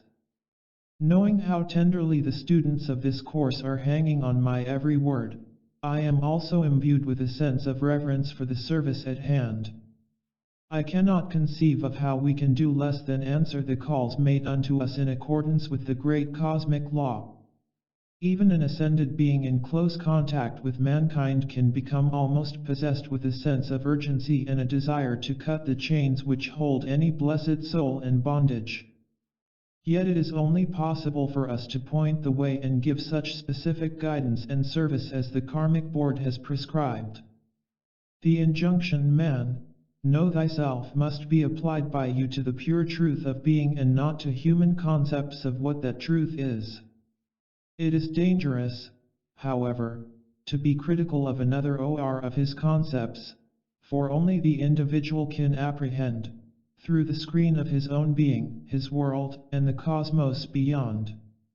When you realize the meaning of interpreting life for yourself, you will see how utterly impossible it is for you to perform this for another, inasmuch as the average person cannot successfully enter the consciousness of another life stream nor accurately assess his complete thought and feeling processes.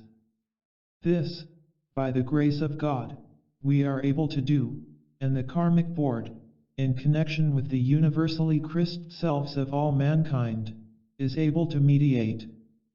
We often hesitate, unless mightily appealed to interfere in individual karma. Yet foolish unascended mankind often rush in to decide how an individual ought to live or think. I trust the students of this activity will come more and more to realize how helpful they can be to one another by holding the immaculate concept for each one's life plan and then leaving the guidance to that one's higher self. Well have I observed over the centuries how important is the service of ordered prayer. The daily offering of petitions has saved the lives of millions, expanded the lives of other millions, and blessed all life without limit. Prayer opens the door of God's intervention in human affairs. It provides an avenue whereby the ascended masters and cosmic beings who desire to serve the planet Earth and its evolutions can walk within the folds of universal justice and render special assistance because they have been called upon to do so. For the law decrees that the heavenly hosts must be petitioned by some among mankind, must be invited to intervene, before they are permitted to intercede on behalf of humanity. After all, would men retain their free will if heaven thwarted the attainment of every inordinate desire? Yet can those guardians of the race who perceive the error of mankind's actions fail to invoke on behalf of their misguided brethren assistance from the higher intelligence of God to cut life free from the crystallized effects of their erroneous concepts? To the alchemist the value of prayer is manifold. In addition to the aforesaid benefits, it provides an impetus to enhance his values and further the goal of divine truth while the mental mold is in the process of coming into physical manifestation. The call of beloved Jesus at the hour of his greatest testing, "Nevertheless not my will, but thine, be done," teaches a more advanced law of alchemy. When spoken by the alchemist at the moment of the sealing of the matrix, this call ensures that the guiding forces of power, wisdom, and love will amend the precipitated pattern where necessary in order that the more perfect designs of the Creator may come forth in the world of form. This places the whole process of precipitation within the force field of eternal perceptions and provides man, as a co-creator with God, with the added benefit of the assistance of the Almighty as he forms and develops his own idea pattern of destiny in accordance with cosmic purpose. In my most recent offering, I hinted at the possibility of other minds interfering with the process of precipitation. And while I wish no one to become fearful of this eventuality, I do want each one to be alert to protect himself by guarded silence. Guarded action and guarded meditation are additional guarantees that the freedom to create which God intends all to have will be the lot of everyone. Your visualization of a blue light around yourself, your matrix, and its manifestation will serve to focalize the desired protection. When Christ Jesus made the statement, "Think not that I am come to send peace on earth, I came not to send peace, but a sword," it caused consternation to many who followed him as the Prince of Peace, and it has continued to do so to the present hour. Beloved ones, that declaration, together with that which follows, I am come to set a man at variance against his father, and the daughter against her mother, and the daughter-in-law against her mother-in-law. And a man's foes shall be they of his own household, have in common the purpose of conveying a message of protection to each life stream. The Savior proclaimed to all mankind the need to protect the very God design which belongs to them. Therefore, if some should presume to tell others how to live, they would be setting at variance family and friends. And if a man choose consciously to seek, find, and follow his own God design, although that very pattern may not please father, mother, friends, or society, that man should accept it albeit it set him at variance with those who yet hold the world concepts of fulfillment. In following Bethlehem's star, the inner lodestone of the Christ, one shares Gethsemane Calvary, Resurrection's morn, and Ascension's hill. Thus no one can have true peace until the sword of divine discrimination enables him to discern reality for himself and then to protect the inherent gifts and graces God has sealed within him in order to make of each life stream a glorious face in the master plan of the creation. I do not allow that an excuse for human stubbornness should arise from my preceding statement. Surely it should be realized that many well-meaning parents and friends do give sound advice, that many religious and educational leaders do likewise, and that much can be learned from listening to the wisdom of the learned and the well-informed. I am, however, interested in each individual's mastering for himself the process of self-discrimination whereby he develops the qualities of leadership and the ability to weigh the advices of others, obediently looking to the God above to penetrate the density of human reason with the light of his benevolence, which, I repeat, is the dawn and the substance of pure reason itself.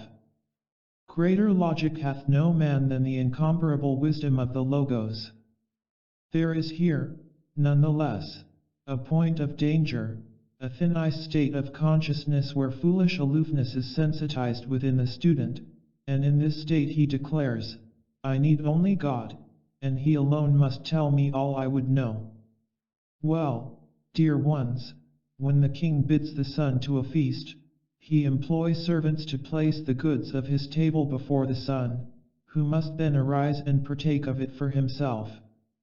So let all learn to recognize the true worth in others and in all things, but be not misled by the blindness of others. Now I come to a place where I am anxious to convey to you a great mystery in a manner whereby the very correctness of your apprehension will enable you to reap permanent benefits in your mind and affairs. It is this, the alchemist's understanding of consciousness as the supreme ingredient. Beloved ones, with God all things are possible. If you possess His consciousness, then it is now so for each of you, all things are, in fact, immediately possible to you in manifestation.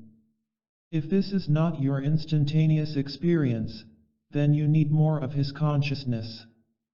So far, so good, you say. But how do I go about acquiring that nebulous commodity called consciousness? Beloved ones, what and where is your consciousness?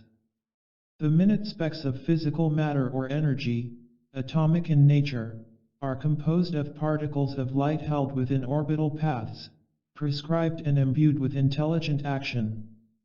This spiritual magnetism, infused with creative intelligence, power, and love, is a flux whose density permeates the entire sphere and realm of each atom, extending outward into molecular and cellular composition and thence through the elemental phases of nature, manifesting unto planetary scale. And when correctly understood, these particles shall be known to be whirling in infinitely fantastic orbital paths through solar, galactic, and universal densities. Relative size has enabled mankind to feel that his consciousness is body-confined or cell-confined, as the case may be. This concept of the ghost chained within the human machine is a total mistake. Although the flow of interacting forces may become more complex, still the concept of an expanding consciousness, simultaneous with an expanding universe, must be reckoned with if man will correctly master his affairs. Man is no more confined to his body than he is to an atom of substance within it or within his brain. Neither are the atoms of physical matter composing that body confined to it and limited in expression by that body or matter-mind density. The power of reaching outward and becoming a part altogether conscious of a whole in a marvelously spiritual manner is the gift of God to all. No one loses any part of that which is already his own by so doing, and no one takes anything away from anyone else through this sharing of the glories of God. The real meaning of the passage of Scripture in which John the Revelator referred to the little book which would be sweet in the mouth and bitter in the belly relates to his digestion of the idea of himself as containing the universe and the universe containing him. The book of life spoken of in Revelation is the lexicon of God, and the lexicon of God embraces the entire cosmos. Inasmuch as it spans all of the creation, let none take away another's portion or privilege to enjoy all of its cosmic truth, nor let anyone deprive himself of this, life's greatest privilege. To do so is to take away either one's own or another's portion, and surely then God, as law, shall confine the one so doing to the same sphere of limitation to which he has confined another. Let all in being their brother's keeper esteem the highest and best possibilities for everyone. Therefore, expand and contract the consciousness to sense not only the necessary internal realm of being, but also the externally expanding universe, and you shall find your consciousness leaping into the arms of the eternal alchemist himself. Now, it is not my intention to leave the many subjects included in this course without a spiritual and physical synopsis and an appendage of daily usefulness.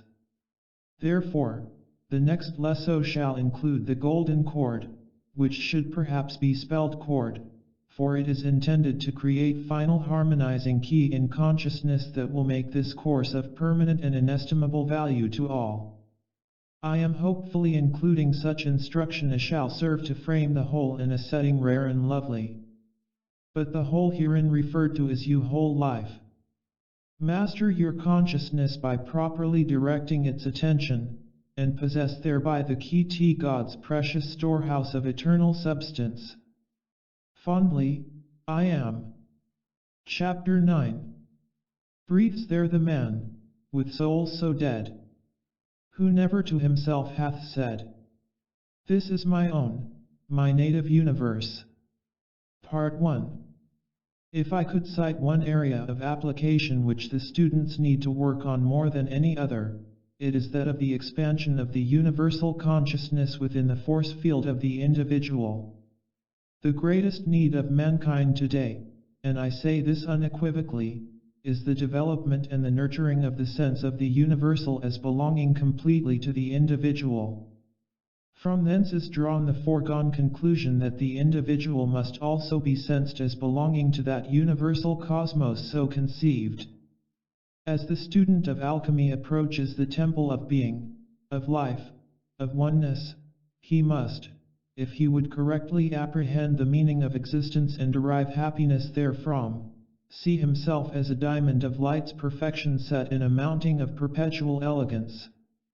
Acknowledging his origin in those permanent realities which the interpretative mind and heart of being are able to apprehend and hold in the proper focus of prospective progress, man shall once again renew high intelligently guided drift toward sublime reality. There is no greater deterrent to progress than the isolationism that evolves out of the sense of separation from life, wherein the smallness of the ego, pitted against indeterminate odds, lurks in the shadows of uncertainty.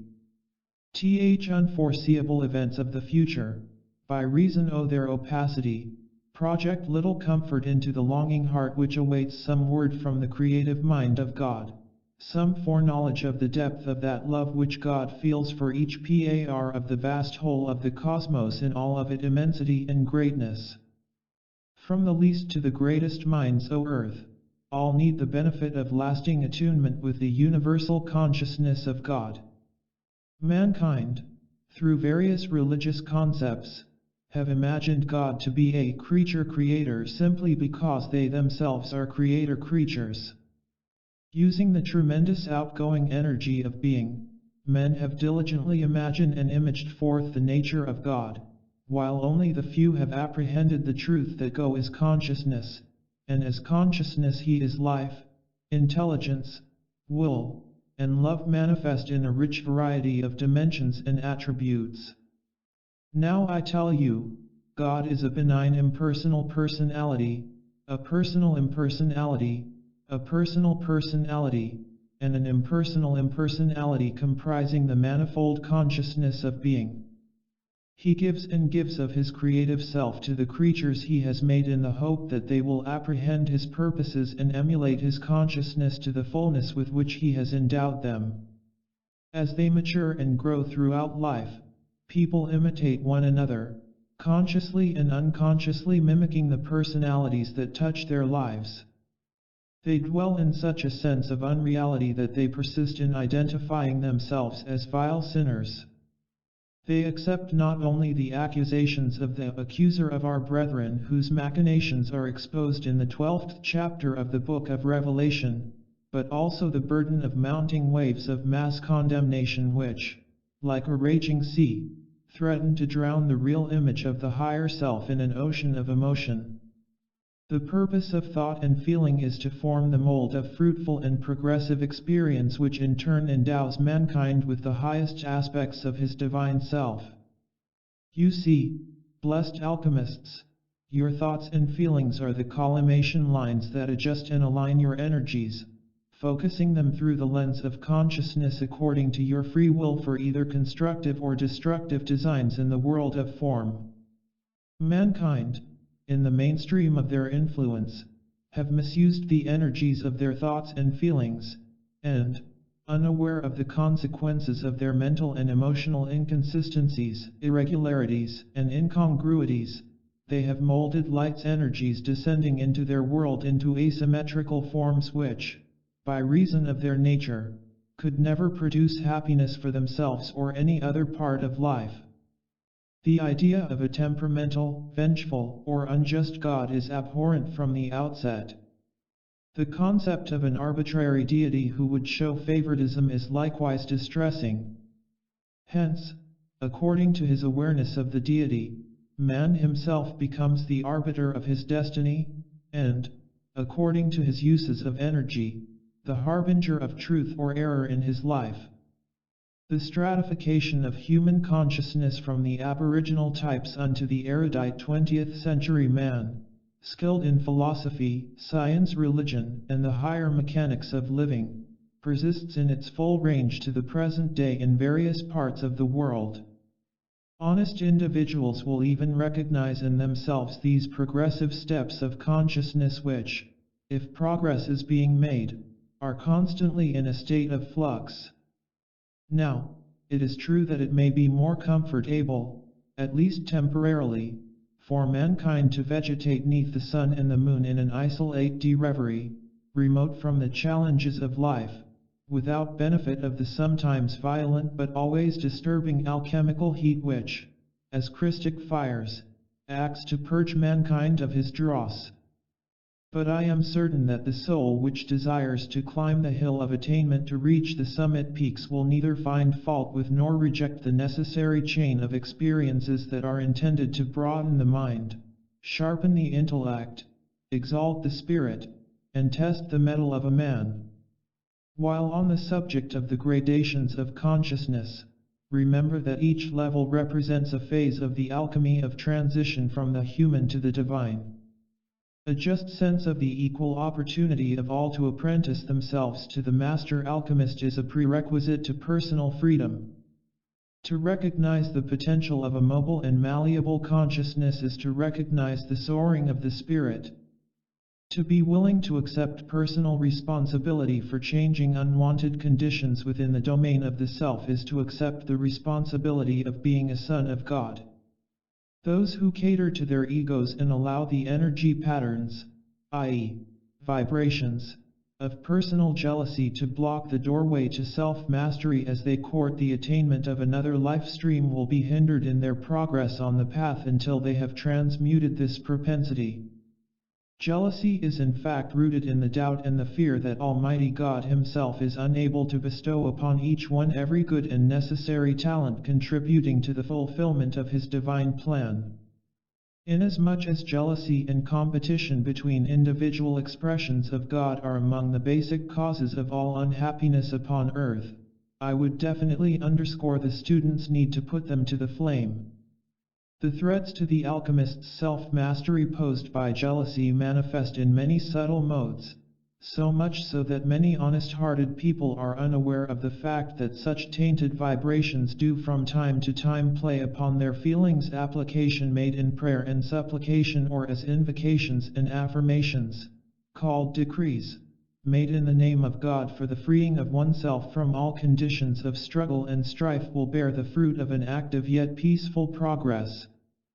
You see, false identification with family and friends, the acceptance of limitations through heredity and environment, attachment to persons and places, to one's race, religion, nationality, or ethnic group must also be submitted to the flames of the refiner's fire for transmutation. Personal attitudes must be adjusted to impersonal laws, and thought and feeling patterns must be molded after more noble designs if the individual is to make true spiritual progress.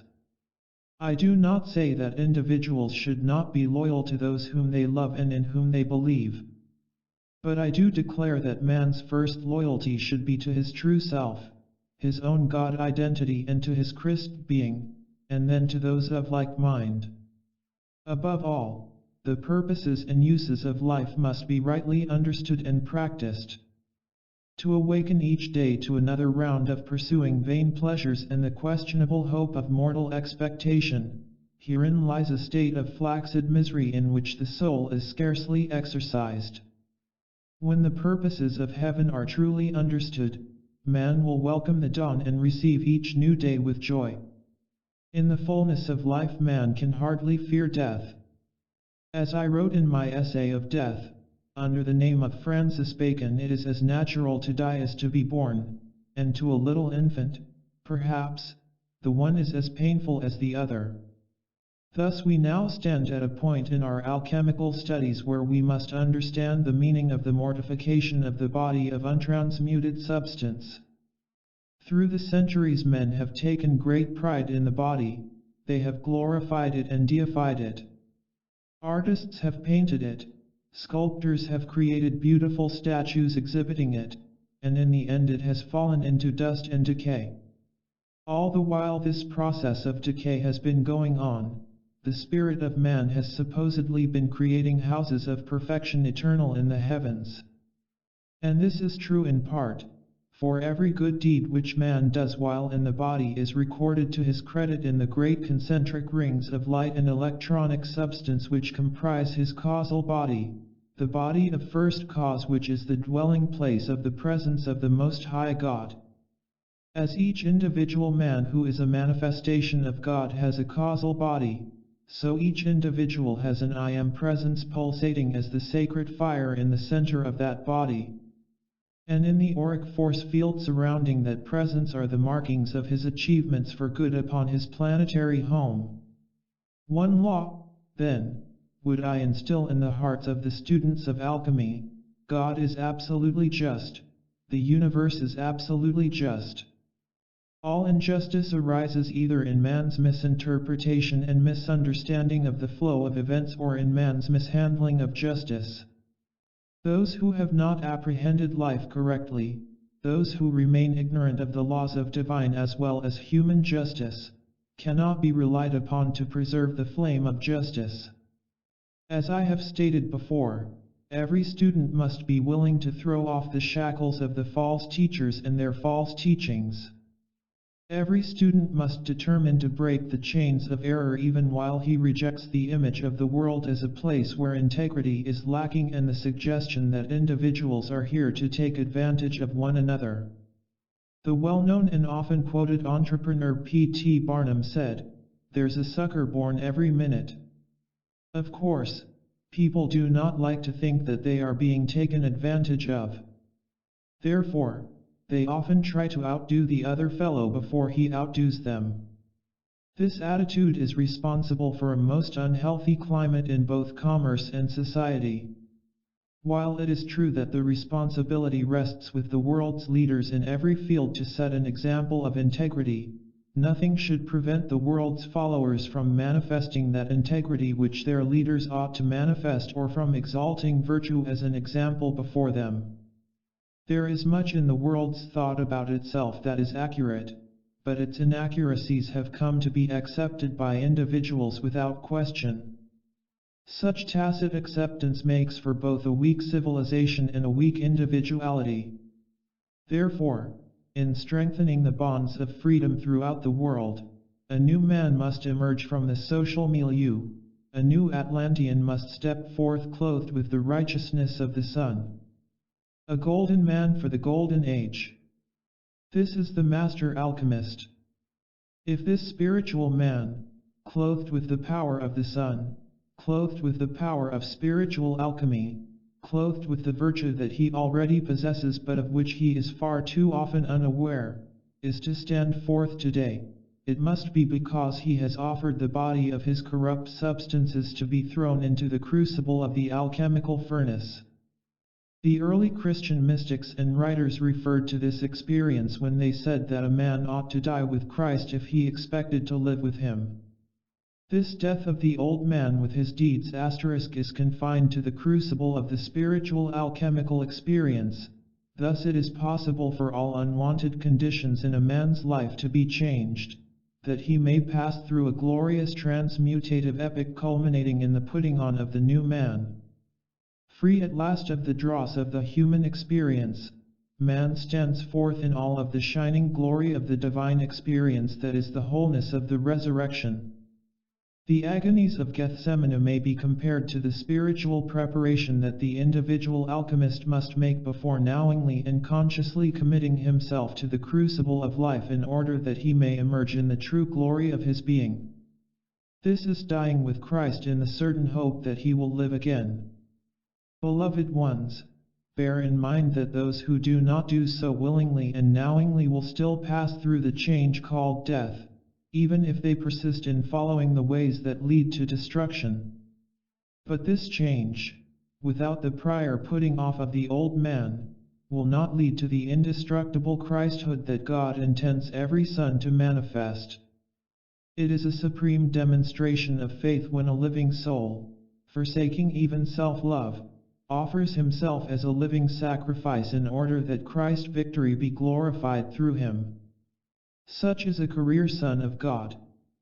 In closing part 1, I advocate that the seeker make any sacrifice necessary to the seeking out of the golden possibilities that gleam through the mists of time and space as spiritual reality, the hope of every man upon earth.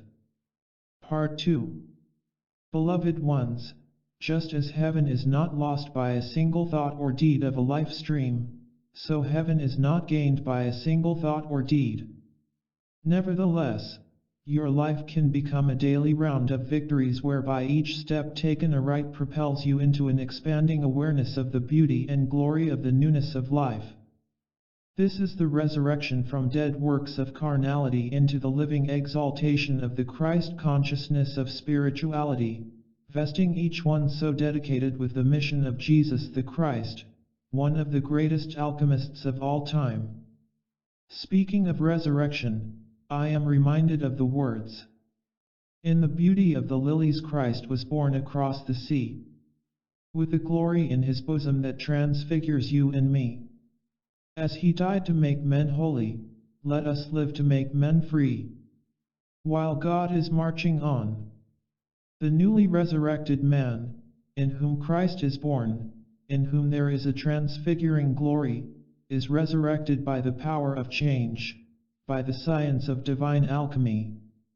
In him the dawn of each new day takes on a spiritual significance never before experienced. He holds each day as a chalice of opportunity to live free and to make all men free. Then all of nature, in sweet communion with the yearning of his life stream to fan the fires of freedom, extends immortal hands of felicity. The trees, the flowers, the rocks, the earth, all of the variegated expressions of nature, bow to that man who has made himself the instrument of freedom and extend to him the care and consideration of the master gardener himself. The Father who created the paradise of God referred to in Genesis is now perceived to be in fact the creator of all loveliness.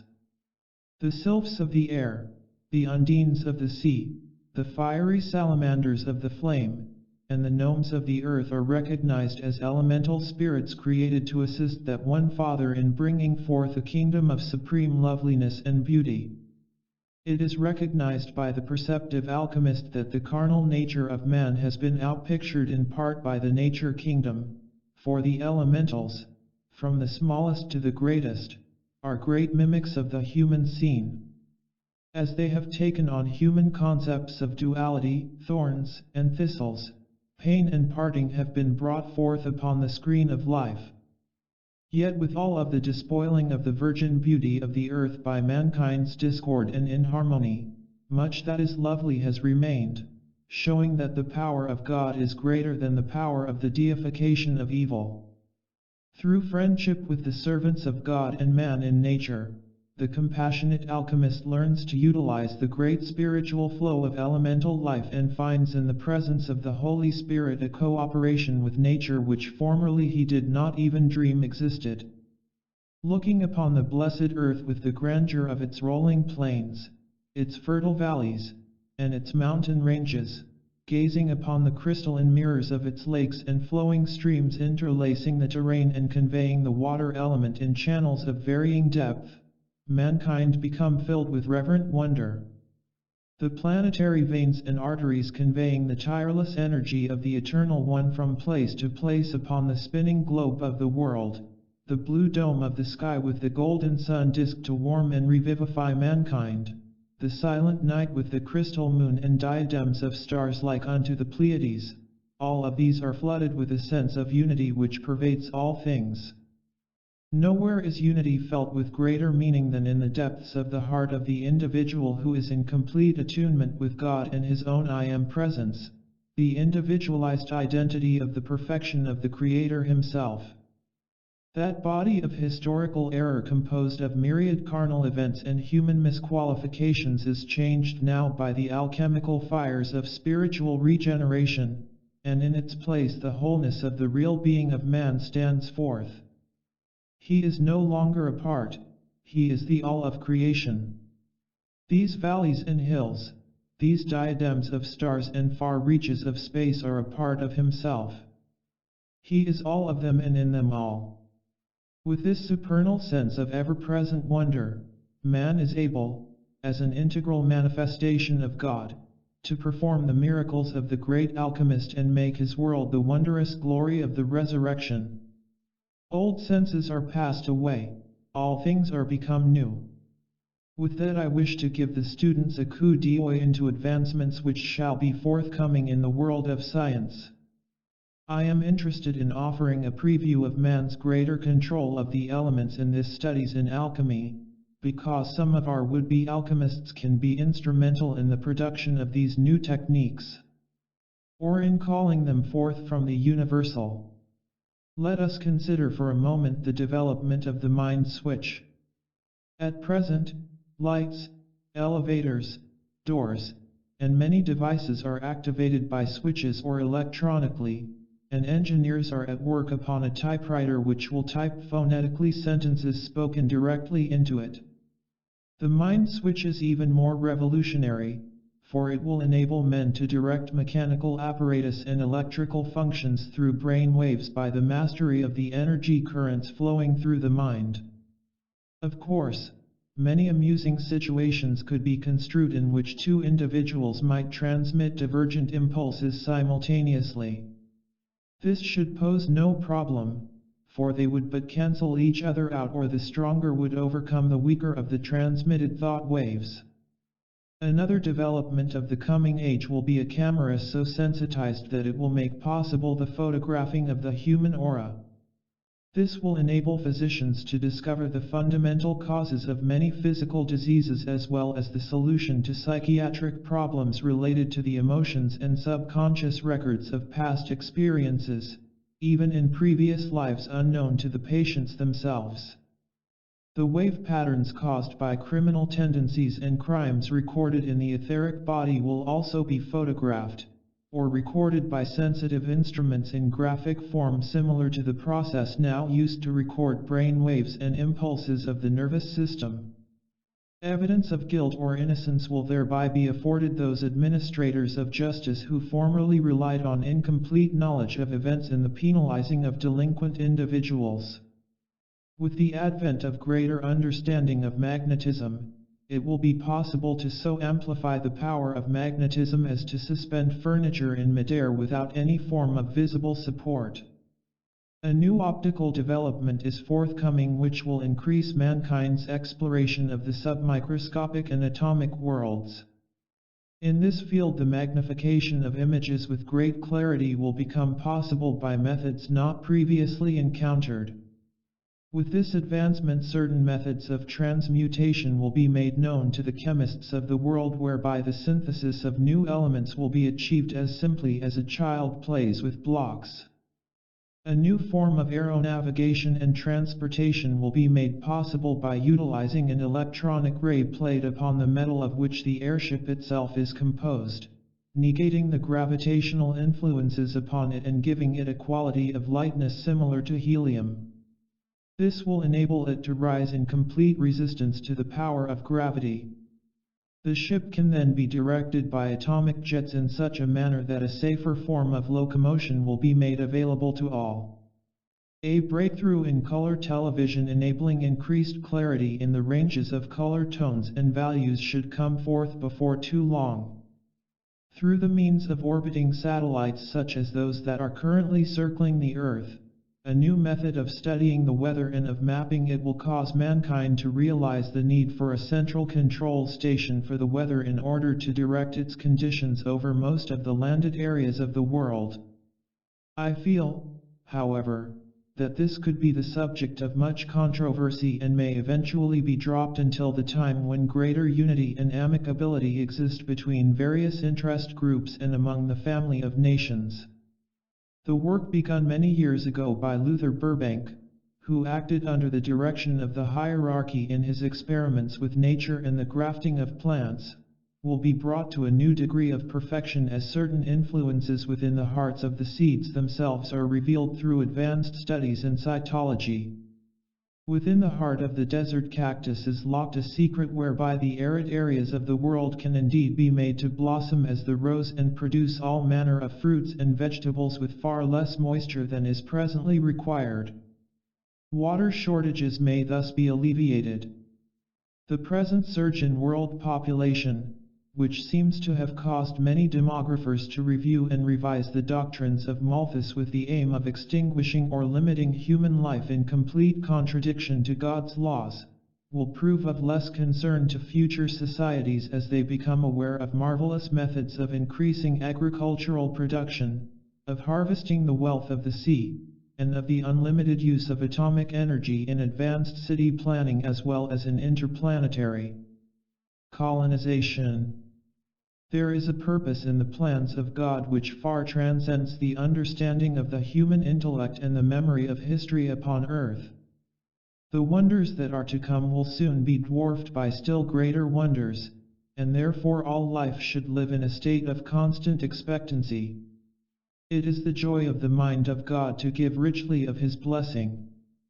But above all, may I counsel you now, students of the light and all mankind, obtain first from God the Father the wisdom to live peaceably, to deal gently and courteously with one another, to promote the education of mankind the world around, and especially by honest efforts to prevent the increase in number of those indigent individuals who are prone to commit crimes against society. The value of training the young in a proper manner and encouraging them to live lives of useful service and good character cannot be overestimated.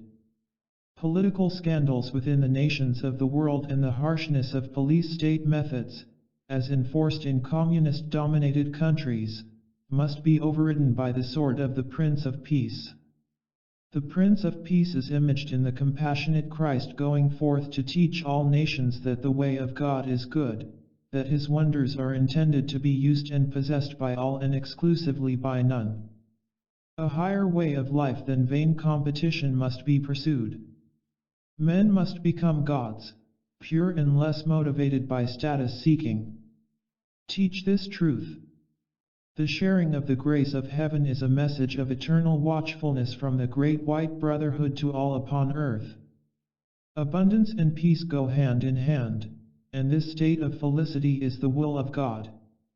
Let this planet, by the power of spiritual and natural alchemy, arise to build new homes, new churches, new schools, a new civilization, new concepts, new virtue, new greatness, all in the bonds of eternal confidence which blazes forth from the very heart of God and is anchored within your own physical heart as the expanding flame spark of the immortal alchemist himself. Part 3.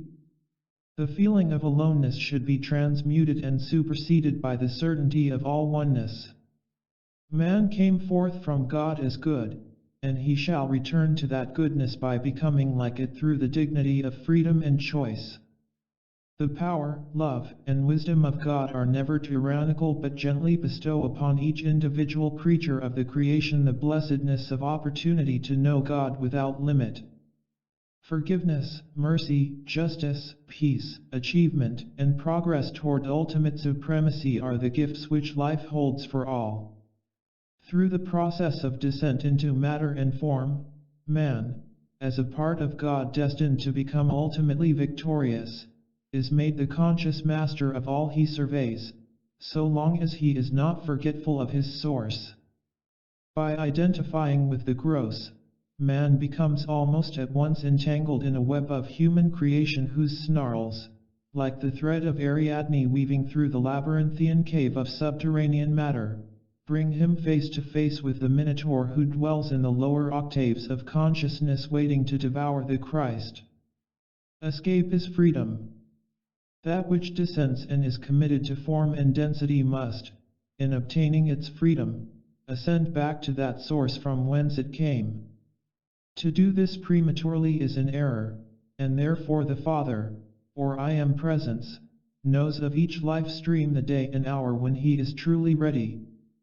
Until the fullness of outer circumstance is transcended and transmuted in a manner whereby the life stream has fulfilled his original purposes for entering the orbit of Earth, he should continue his training and preparation in accordance with the universal plan. Surely thoughtful individuals will quickly recognize that marrying and the giving in marriage, procreation, and the perpetuation of present modes of civilization are not of themselves the ultimate purposes of life. All the world as a stage is not the cosmic Colosseum, and ere the curtain is drawn on the final act, the drama of man's existence shall be played out in many corners of the universe undreamed of by either early or modern man.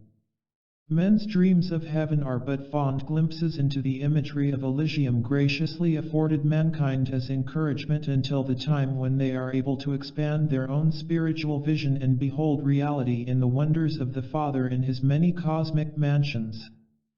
The supreme purpose of God for every life stream upon earth is the self-same victory which beloved Jesus manifested from the hill of Bethany. The accent of Christendom upon the agony of Gethsemane, the crucifixion, and the vigil in the tomb of Joseph of Arimathea has often eclipsed the great significance for every man, woman, and child of the glories of the resurrection and mysteries of the ascension. Misunderstanding of the law of cause and effect and failure to apprehend the atonement of the universal Christ originated in the human concepts that were introduced in the parable of Eden and continue to the present day, perpetuated by the hoary mists of time and dogma. Unfortunately, the vicarious atonement has been ignorantly accepted and is widely used as an excuse for wrongdoings and their continuation. Thus, surrounded by an aura of godly but needless fear, men have persisted in passing on fallacies from generation to generation in the name of God and Holy Writ. The registering of discord and wrongdoing upon man's four lower bodies, i.e., the physical, mental, memory, and emotional bodies, is effected by scientific law, cosmically ordained and itself the very instrument of creation. As creators, men have sown the wind and reaped a karmic whirlwind. The victory of the universal Christ, which beloved Jesus demonstrated, was intended to show to man the way that would conduct him safely back to God's image. That way was revealed as the Christ, or divine light within every man that cometh into the world. It is this wondrous light, then, which is the light and life of the world, of every man's individual world. Only by walking in the light as he, the universal Christ, is in the light can men return to the Father's house. The forgiveness of sins is a merciful instrument of the great law whereby retribution, or the penalty for wrongdoing, is held in abeyance in order that a life stream may have the freedom to go and sin no more and then be given the opportunity for greater spiritual progress. However, forgiveness does not absolve the soul of the requirement to balance the energies misused by the alchemical fires of transmutation. The balancing of wrongs done to every part of life, including the self, must be accomplished in full with cosmic precision, hence every jot and tittle of the law must be fulfilled either here or hereafter. This process need not be a fearful looking for of judgment 15, but it should preferably be a happy expectation of opportunity for service to life and the freeing of life's imprisoned splendor. For by ministering unto life individually and universally and by calling forth the alchemical fires on the altar of being, the individual can undo all of the inharmonies which he has thoughtlessly cast upon its beauteous presence. Truly, those who have been forgiven much can love much, for they perceive the need to be everlastingly grateful for the goodness and mercy of God which endure forever. One of the major causes of recalcitrance, arrogance, willful wrongdoing, disobedience, rebellion, and stubbornness is the vain hope of individual attainment without individual effort or of personal salvation without personal sacrifice. Mankind do not relish the idea of painstakingly withdrawing every thread and snarl they have placed in the garment of life or of attaining heaven by honest application. Yet they must one day face this truth of themselves. Therefore, the present, when truth and justice of opportunity are at hand, is the right and accepted time. Behold, now is the accepted time, behold, now is the day of salvation. The desire to find a scapegoat for one's sins in a world teacher or savior is not in keeping with the cosmic principles undergirding the law of the atonement. A master of great light such as Jesus the Christ or Gautama Buddha may hold the balance for millions of souls who are not able to carry the weight of their own sinful sense. This holding action is a staying of the law whereby, through mercy and through the personal sacrifice of one who keeps the flame for all, mankind might find their way back to God and then, in the power of the rebirth and in the presence of the Holy Spirit, return to take up the unfinished business of balancing their debts to life. Christ is the Savior of the world because by his immaculate heart he postpones the day of judgment, affording humanity additional opportunity in time and space to fulfill the requirements of immortality. I cannot, in the holy name of freedom, resist speaking out on these matters. For many have suffered in the astral world after the change called death, and when they came before the lords of karma to give an accounting for their lives, they were found wanting. Unfortunately, this may have been only because while on earth they accepted false religious doctrine and, in their misguided state, failed to do well in the time allotted to them. Then came to pass the words God spake to Adam's son, "Sin lieth at the door," that is to say, the record of the misuse of God's energy is at hand. Render an accounting. In God's scheme of world order, the propitiation for sin is permanent and effective, for the violet fire will transmute every unwanted condition and balance all by light. This light is the universal Christ.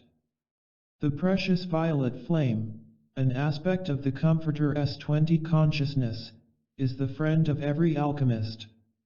It is both the cup and the elixir of life that cannot fail to produce perfection everywhere when it is called into action. After the violet flame has performed its perfect work, then let all rest in their labors that God may move upon the waters, waves of light, of the creation to produce and sustain the righteousness of His eternal law. The climax or initiation of the ascension can and will come to all, even to little children, when they are ready for it, when at least 51% of their karma has been balanced.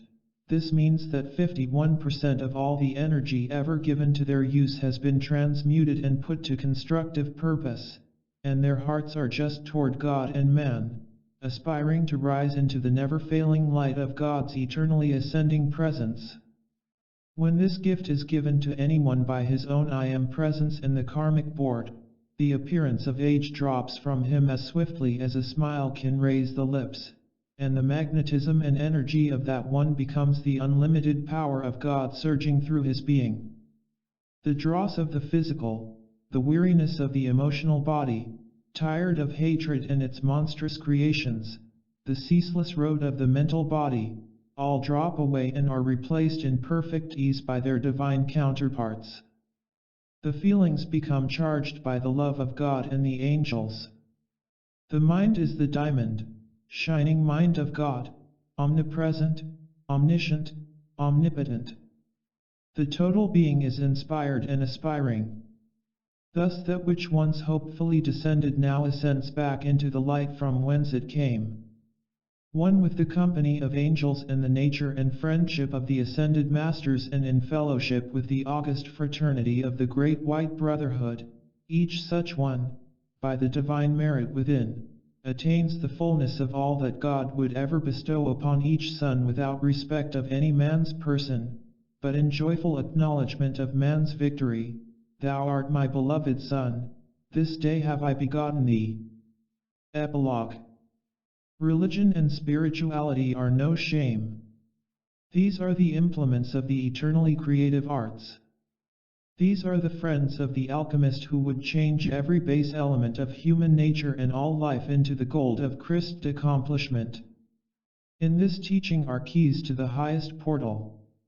They must be fitted in the lock to gain entrance to the highest initiation. I am the door to the progressive unfoldment of ever-ascending planes of consciousness, all within your lovely God presence. I am. Blessed ones, you are not limited in alchemy merely to the drawing forth from the universal light of three-dimensional objects. Alchemy can be mastered in order to illumine the mind, to heal any unwanted condition, and to spiritually exalt man's total nature from its base state to the golden standard where the golden rule is law. With you, as with God, all things are possible. There is no other or higher way. For example, the brilliance of present Soviet science cannot win the universe for the blessed children of Mother Russia. Only God can bring eternal satisfaction to the whole earth. Let the ungodly tremble, for they shall be cut down as grass. 22 But the righteous shall shine as the sons of the great alchemist, Almighty God. Further studies in alchemy are available to all who would progressively advance in this science of self-dominion. Some of this material I am releasing in the lessons of the Keepers of the Flame Fraternity, some in the weekly Pearls of Wisdom written by the Masters of our Brotherhood, and some I shall bring to you individually in answer to your heart's calls. But call you must if this cause which is just shall be fulfilled in you. Call unto me, and I will answer thee, declares the Most High God. The Father shall reward you openly for each prayerful call you make in secret. Within the inner recesses of your heart, unknown by any man, you may ever silently call. There in your heart is the crucible of the eternal essence, the white stone, the elixir, and full potency of life. Alchemists of the sacred fire, here is the sacred cosmic formula, Theos equals God, rule equals law, U equals being, theos plus rule plus U equals God's law active as principle within your being. Try. I am in constant attunement with your true being. Book 2. Wherein lies happiness? In that which becks our ready minds to fellowship divine.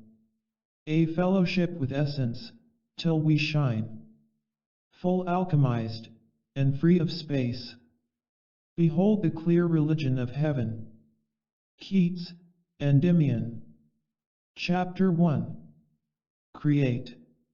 When the great alchemist's spirit breathed into man's nostrils the breath of life, the fire of creative spirit filled the clay tabernacle. An embryonic God was born. The practical aspects of alchemy are to be found in manifestation only in the one who has developed the power to execute the design of freedom. Whatsoever bindeth is not the friend of the alchemist, yet it is the goal of the alchemist to bind the soul to its immortal tryst in order that the pact of life might be sanctified even as the precious gift of individual identity is accepted. Now, the identity of the alchemist is to be found in the mandate create. And in order that he might obey, the fiery energies of creation are dispensed to him each moment. Like crystal beads descending upon a crystal thread, the energies of the creative essence of life descend into the chalice of consciousness. Neither halting nor delaying in their appointed course, they continue to fall into the repository of man's being. Here they create a build-up for good or for ill as each iota of universal energy passes through the recording nexus and is imprinted with the fiat of creation. The fiat reflects the intent of the will of the individual monad. When the fiat is withheld, there is an idling of the great cosmic furnace as the talent of the descending chaliced moment is rejected by the consciousness and becomes an opportunity lost. Where there is no qualification, no fiat of intent, the energy retains only the God identification of the talent without the stamp of individualization, and thus it falls into the coffers of the life stream's record without having received so much as an erg of qualification. The creative process, then, is of little significance to the individual who does not recognize the mandate to create, for by his non-recognition he forfeits his God-given prerogative. As a result of man's neglect of his responsibility, the fiat of God was given that is recorded in the book of Revelation, "Thou art neither cold nor hot, I would thou wert cold or hot. So then because thou art lukewarm, and neither cold nor hot, I will spew thee out of my mouth." The fiat to create must be heeded, but let us pray God that men heed well the sovereign responsibility that life has given them to create after the pattern of the divine seed. Well might they emulate the elder gods of the race and the royal priesthood of the order of Melchizedek in their creative endeavors, that they might convey upon the energy chain of life that peculiar and fascinating aspect of cosmic genius that is the nature of the eternal God. So long as individuals allow themselves to be kept in a state of constant fear, so long as they deny themselves the great benefits of universal hope, so long as they fail to take into account the meaning of the promise "His mercy endureth forever," so long shall they continue in ignorance to deny themselves the bliss that exudes from the rightful exercise of spiritual privilege.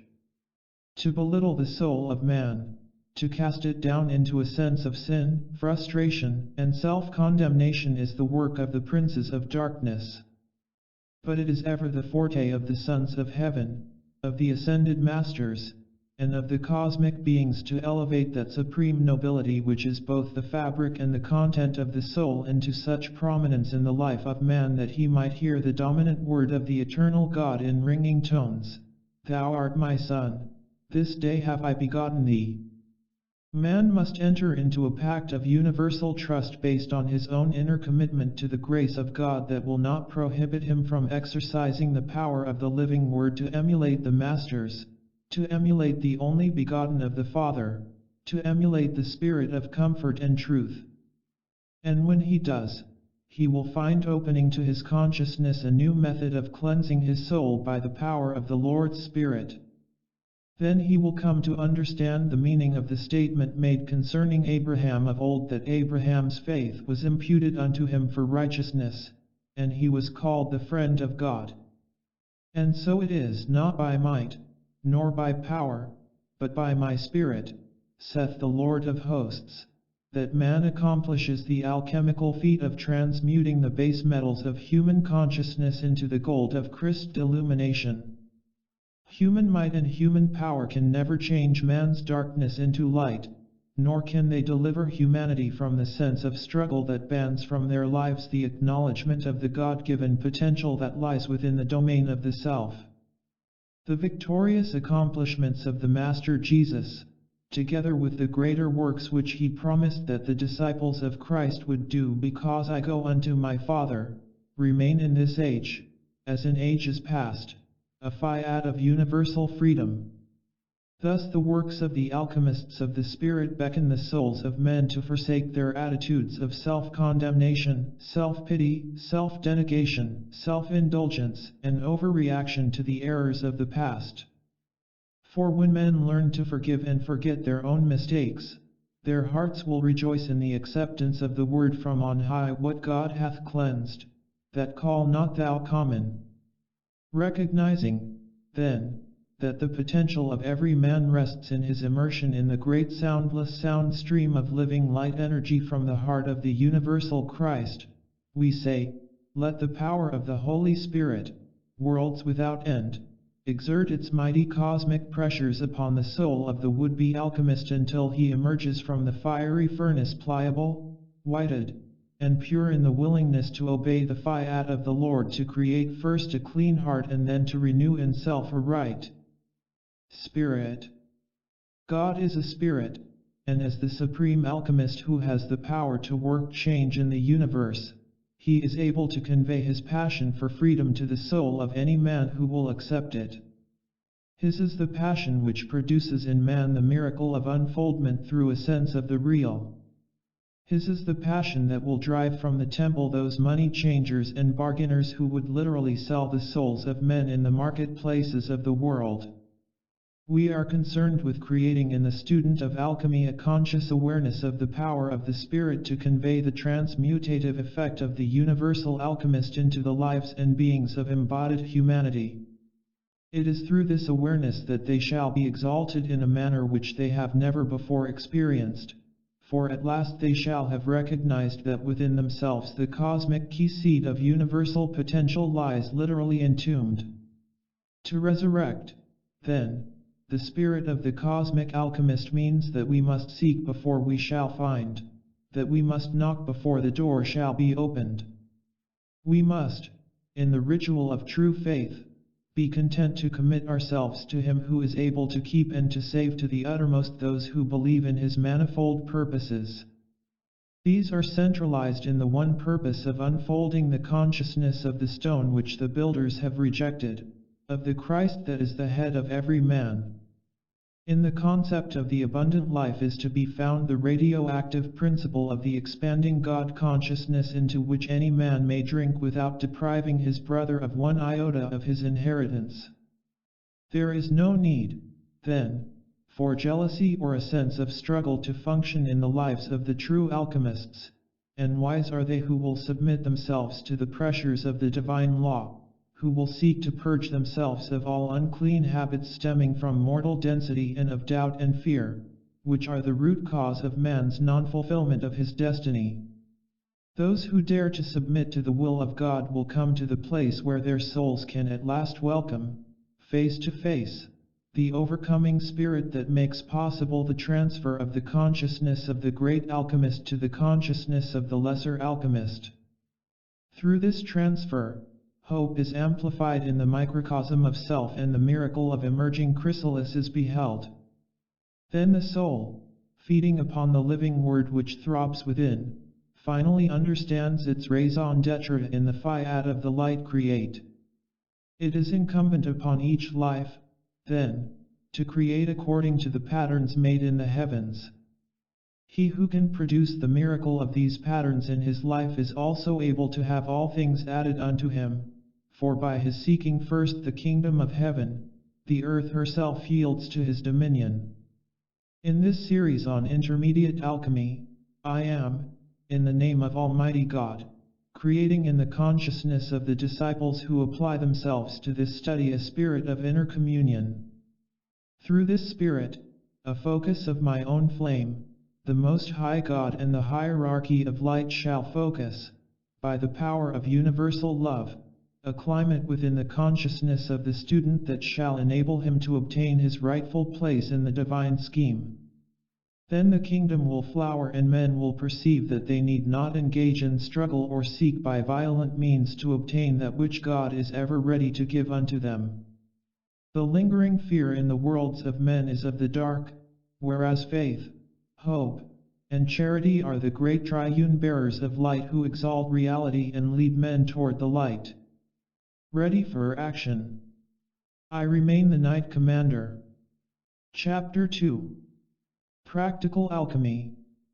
The history of man's devotion to the cause of freedom may never be written either for the planet or for the individual. Therefore, man will never know by outward study the true story of freedom. Nevertheless, through the outreach of the Spirit of God in man and its wondrous attunement with the central clearinghouse for every part of life, he may enter into the Akashic records of those solemn moments in the lives of other men and thereby perceive how they obtained their victory. Even as the alchemist builds on the discoveries of his predecessors, so there is an inner teacher within every heart who tutors the outer self, subduing it when necessary and guiding the fires of the mind in their search for the oftentimes invisible strands of reality. When the subject of creation is given more than ordinary consideration, man begins to realize that his own destiny lies as a gift in his hands. He has always looked to God for assistance, and God has always looked to man that he might convey to him every good gift and all the support which man could reasonably receive and acknowledge. Unfortunately, even in those periods of their most advanced meditations, mankind have seldom glimpsed the necessary cosmic pattern of what they are and what they shall be. The secrets of alchemy are always to be found in the domain of creation.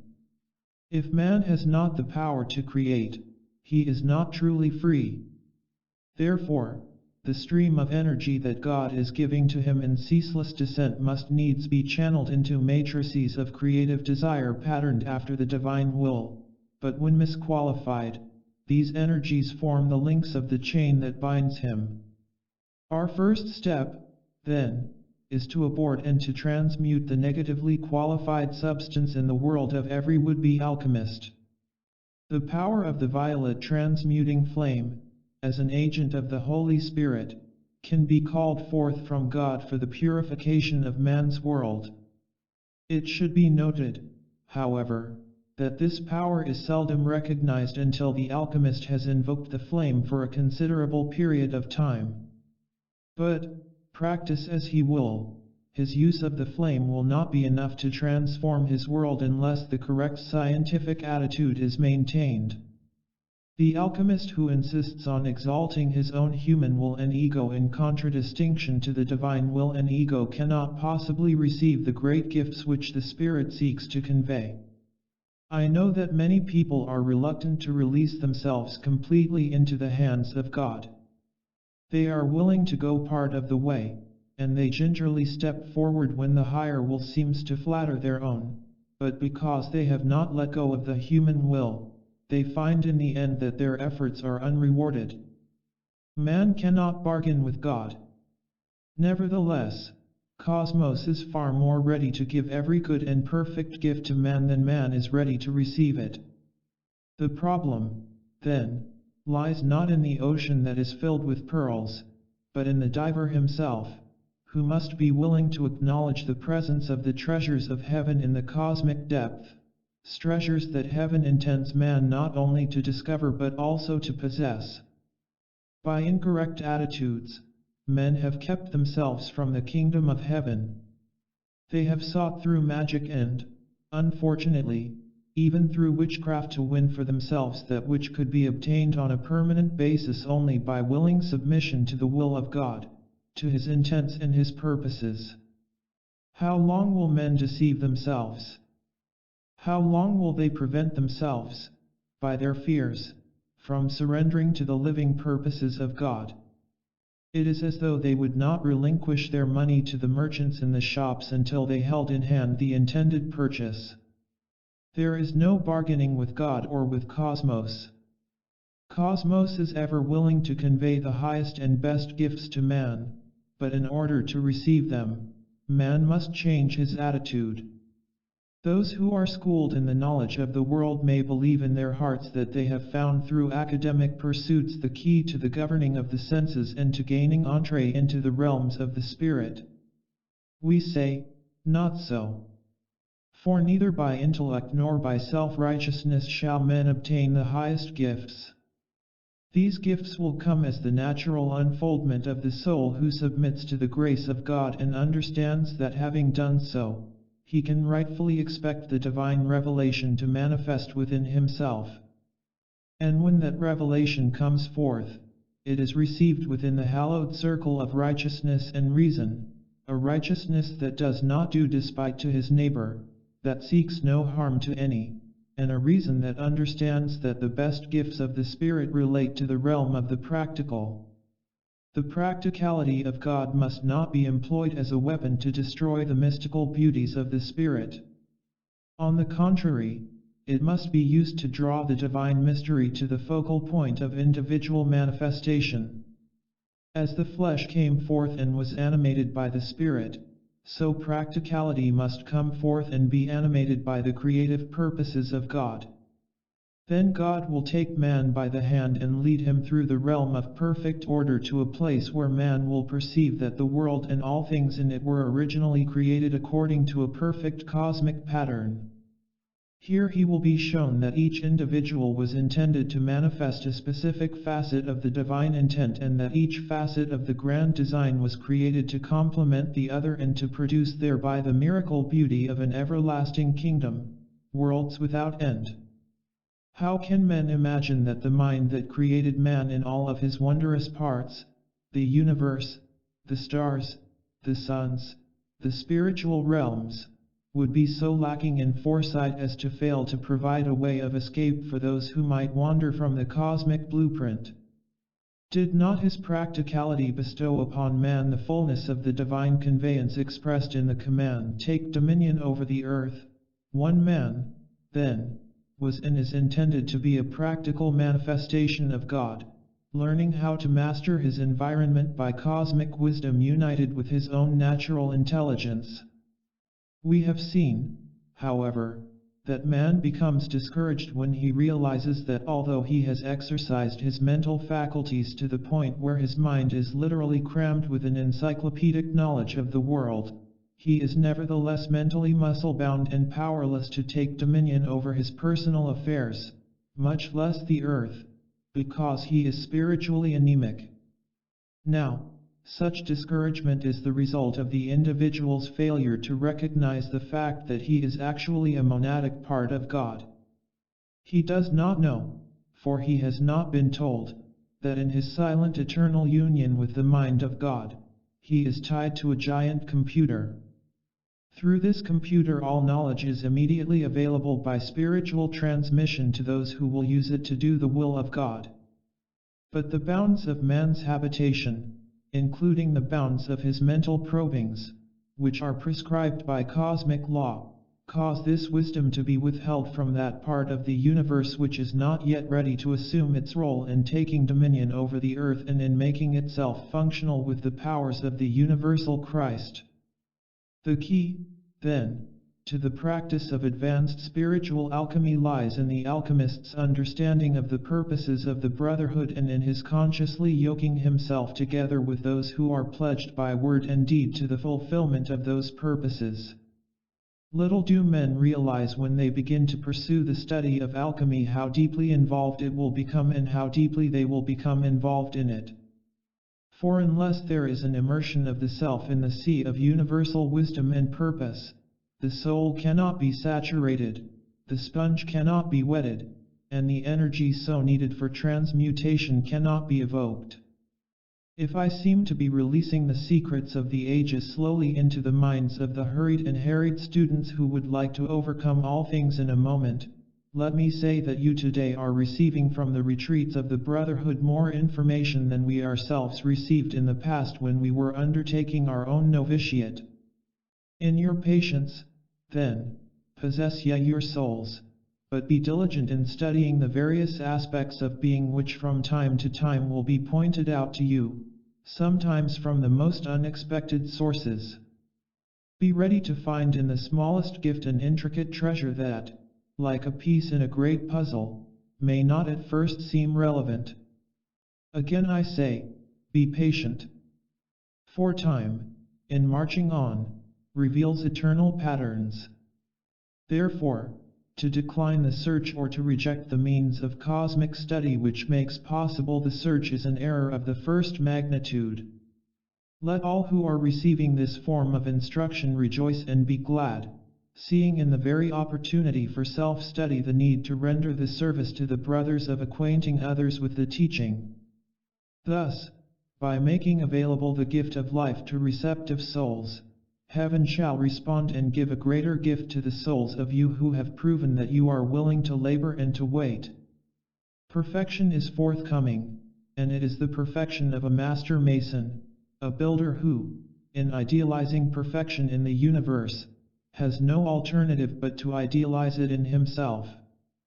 This is the builder who sees the need to cleanse the very foundation of residue in his world, to submit to the washing of the water by the word and to the cleansing of the sacred fire. This is the builder who sees the need to know what the tools of the aspirant are and how these tools may be employed in the service of self, in the service of humanity, and thus ultimately in the service of his God. Let us, then, reiterate for all, that life is not so simple as men have dreamed, but it is a scheme so vast and tall, as to literally enfold us all. Men and gods and masters, too. Parts of life you do not view right now, but one day will. If you will only learn to listen and be still, knowing I am God within. To his glory I live. Chapter 3. Little does the beginning alchemist realize the need for a spiritual alliance. If men are critical of the appearance of oppositional aspects in religious endeavor such as struggles among the brethren, their ungodly attitudes, their criticism, condemnation, and judgment of one another, let them realize that that which is below is not the product of that which is above, but remains a part of human creation which is no real part of God. It is to genuine spiritual brotherhood, then, that we would direct your attention, for the alchemist who seeks but his own unfoldment can never manifest aught but a relatively weak potential. Those who ally themselves with the Brotherhood of Light are utilizing the functional power of the great alchemist not as a mighty ocean pouring through a narrow inlet, but as the great ocean roaring to the perfection of itself. Thus in all true striving, the hand, aware of the head, blesses the feet that march in progress toward an appointed goal. Freedom, then, is a name and a game, but the stakes are very high. The great alchemist demands absolute obedience from every adherent and from all who would practice the game of victorious becoming. Man is a limited creature. He is limited by the mesalliances he has formed, often in the bane of ignorance. Therefore, we must commence by literally turning the being of man upside down and inside out. We must ferret out the little tricks that have been employed by the finite self in maintaining its own sovereignty over the lives of others, for it is the sense of struggle that has actually created a struggle in the lives of countless millions. But when they shed that sense, when they perceive that the universe is a harmonious working together of light serving light, they will hasten to be about the Father's business of transmuting the shroud that covers the earth, the shroud that is composed of the elements of mankind's own insanity and destructive emotional patterns.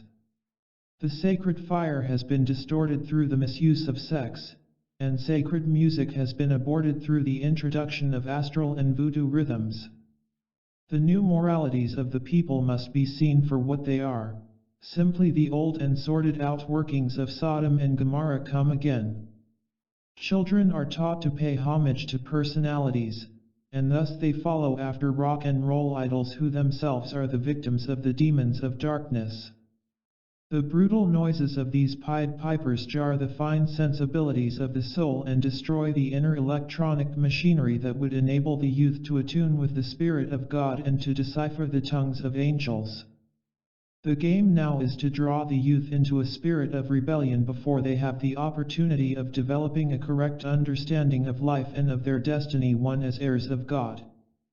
But I cannot honestly say that their elders have excelled in virtue, nor do I find that the power of example has been spread abroad in the world as it should. The ancient proverb, "Train up a child in the way he should go, and when he is old, he will not depart from it," has failed of expression in many generations. Nevertheless, we must not destroy the foundation of hope in the world, for although there have been failures, there have also been numerous successes, many of them unchronicled in the annals of the race. And so whereas we do indeed, and rightly so, condemn mankind's increasing lack of morality, their licentious spirit and struggle for ego expression, and whereas we do condemn the violent and indiscriminate overthrow of institutions and standards long upheld by the Brotherhood as guidelines for the working out of karmic imbalances, we also accede that an enormous amount of God's energy has been misqualified in this and past ages. Therefore, the trends toward misqualification must be challenged at the same time that they are being reckoned with as karmic factors by those who are determined to override man's density and to bring into manifestation the long-awaited kingdom. Have men failed in the past? Then the record of that failure is a magnet to draw them down, and strong counteracting forces must be kindled. The power of heaven must be reharnessed and men must turn from darkness toward the light. There is, then, a purpose for spiritual alchemy. But before I go into it enough to enable you to draw forth greater measures of cosmic energy and to learn how to qualify this energy correctly, I must show the relevance of this study to the present age. The destructive energies which poured through the Beatles and entered the subconscious minds of the youth, popular though they were in the world of form, are gradually working their way to the surface, revealing their true colors and satanic origins. These unholy emanations have drawn many young souls into the mistaken belief that the taking of drugs, the practice of witchcraft, and illicit sex can give them freedom from all imposed limitations. Instead, these indulgences have held them in bondage to the legions of darkness. Would it not be, then, of greater value and virtue if the resurgent power of regeneration were allowed to come forth through many hearts as a great cosmic flow? The forward movement of this flow is able to engender in men a spirit of willing acceptance of cosmic beauty, which in turn brings about the flowering of hope in the youth.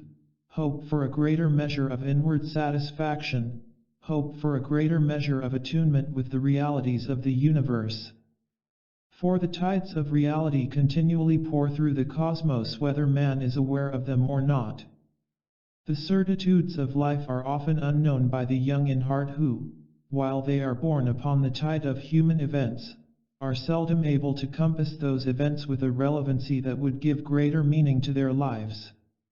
I am therefore advising all to eschew the evil and darkness that enter the force field of the four lower bodies when the attention is placed on the jangle of modern jazz.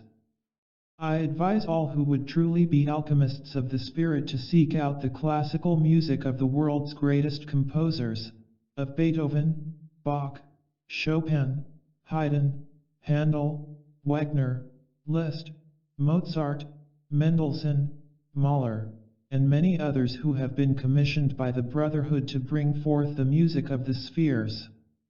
I advise all to learn to seek in meditation those peaks of cosmic elevation that will enable them to understand and interpret the language of the angels. I advise all to take the time to learn what is real and to develop passions of genuine love toward humanity. But let not these passions take the form of mere devotion to communal efforts or to the raising of one segment of life into a more advanced state of economic development. Rather let them take the form of raising men to new levels of spiritual appreciation of their own divine potential as sons of God. Only by this form of devotion shall their hearts, touched by the hands of the infinite Creator, be imbued with such reality and love that they will move with precision to execute the divine will. Thus shall men behold the outworkings of a providence that has for so long yearned to find greater expression in mortal affairs, that those affairs might become truly guided by the power of life from on high. Then shall liberty live in human lives. Then shall freedom and honor raise men to a state where they can invoke, by the creative power of the Spirit, a golden age that will transcend the age of Pericles and every other golden age that the earth has ever known. This shall come about through the establishment of a fountain of living flame power, wisdom, and love. That fountain shall inundate the souls of men and drench their garments with so much of the essence of freedom that they will perceive spiritual alchemy as the means to every cosmic end. And the glory of the threefold flame, now saturating their consciousness with a fiery brilliance, will evoke an equal response in the very heart of God.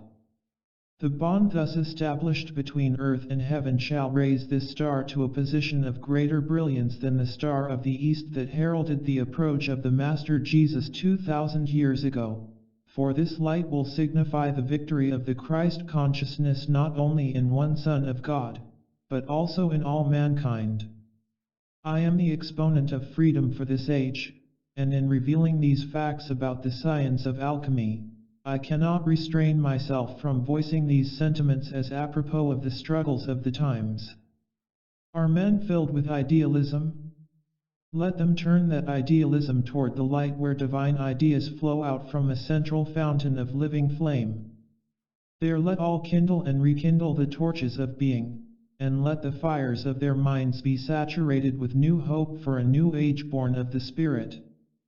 Life was never meant to be a cesspool of defeat, but a pillar of victory whose crowning laurel speaks of a living abundance. Blooming within the soul, that abundance extends itself out of the lonely room of self into the larger domain of the universe. The Ascended Master's consciousness is a vital power which will assist the devotee in performing a more than ordinary activity of genuine service and renewal. For we are about the Father's business of renewing the consciousness of men, not by applying old patches over old patches, but by renovating the entire garment of consciousness. As we prepare, then, to make the would-be spiritual alchemist more effective in performing the Father's will and in enhancing the value of freedom, let us say unto every man, the Lord is your shepherd. You shall not want, if you will only understand that He longs to guide you correctly. If you will only understand that whereas evil has no real existence, its shadowed veil has been the means through the centuries of binding man to the earth. And you shall see that by cutting the bonds of evil and by acknowledging the power of good, you will no longer strain at a gnat and swallow a camel, but you will enter straightway into the city of God, into the consciousness that transcends the world and its options by recognizing the spiritual options that lie as a gift in your hand. Man is the divine alchemist in physical form. In his right hand the gift of life lies beating. It is the pulsation of cosmic effort. Without acknowledging the gift, man fades away as a vapor upon the glass. By acknowledging it, the cosmic breath strengthens the manifestation of self until death is swallowed up in victory and life stands forth transcendent and splendid to every eye. Onward we move progressively toward freedom in action. Chapter 4. To penetrate matter. Ere we begin to school the alchemist in more advanced methods of producing the seeming miracles of love manifest right before his eye, we are duty-bound to make further exhortations calculated to prevent the spread of danger through the misuse of higher powers. What do you think the story of the Garden of Eden reveals to man if it does not reveal his disobedience to the divine mandates and his misuse of sacred power? We will consider, then, the solidity of substance. Matter that presents so hard an appearance to the eye is actually composed of the whirling energies of spirit. When the higher mind examines the nature of spirit and makes known its findings to the mind of man, he becomes imbued with what we shall call his first awareness of the potential of the self to penetrate matter.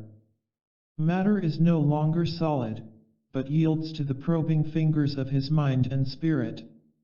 Its density can be calculated and comprehended by the self, and with the speed of light, the consciousness can reach out and pass through dense substance as easily as the swimmer cuts through the water with his arms in motion. The more the individual becomes aware of the inner power of the self to sense the various shades of reality, the more his powers magnify. At this juncture, the astute and godly man is aware of the need to guard the way of the tree of life. Gazing around him upon the world scene, he sees a mixture of good and evil, and he knows within himself that in reality you can never blend the two, for whereas black and white may be mixed, their combination will always bring forth a great tone. In dealing with the human self, man has been convinced over the years that this blending of black and white is the true nature of man.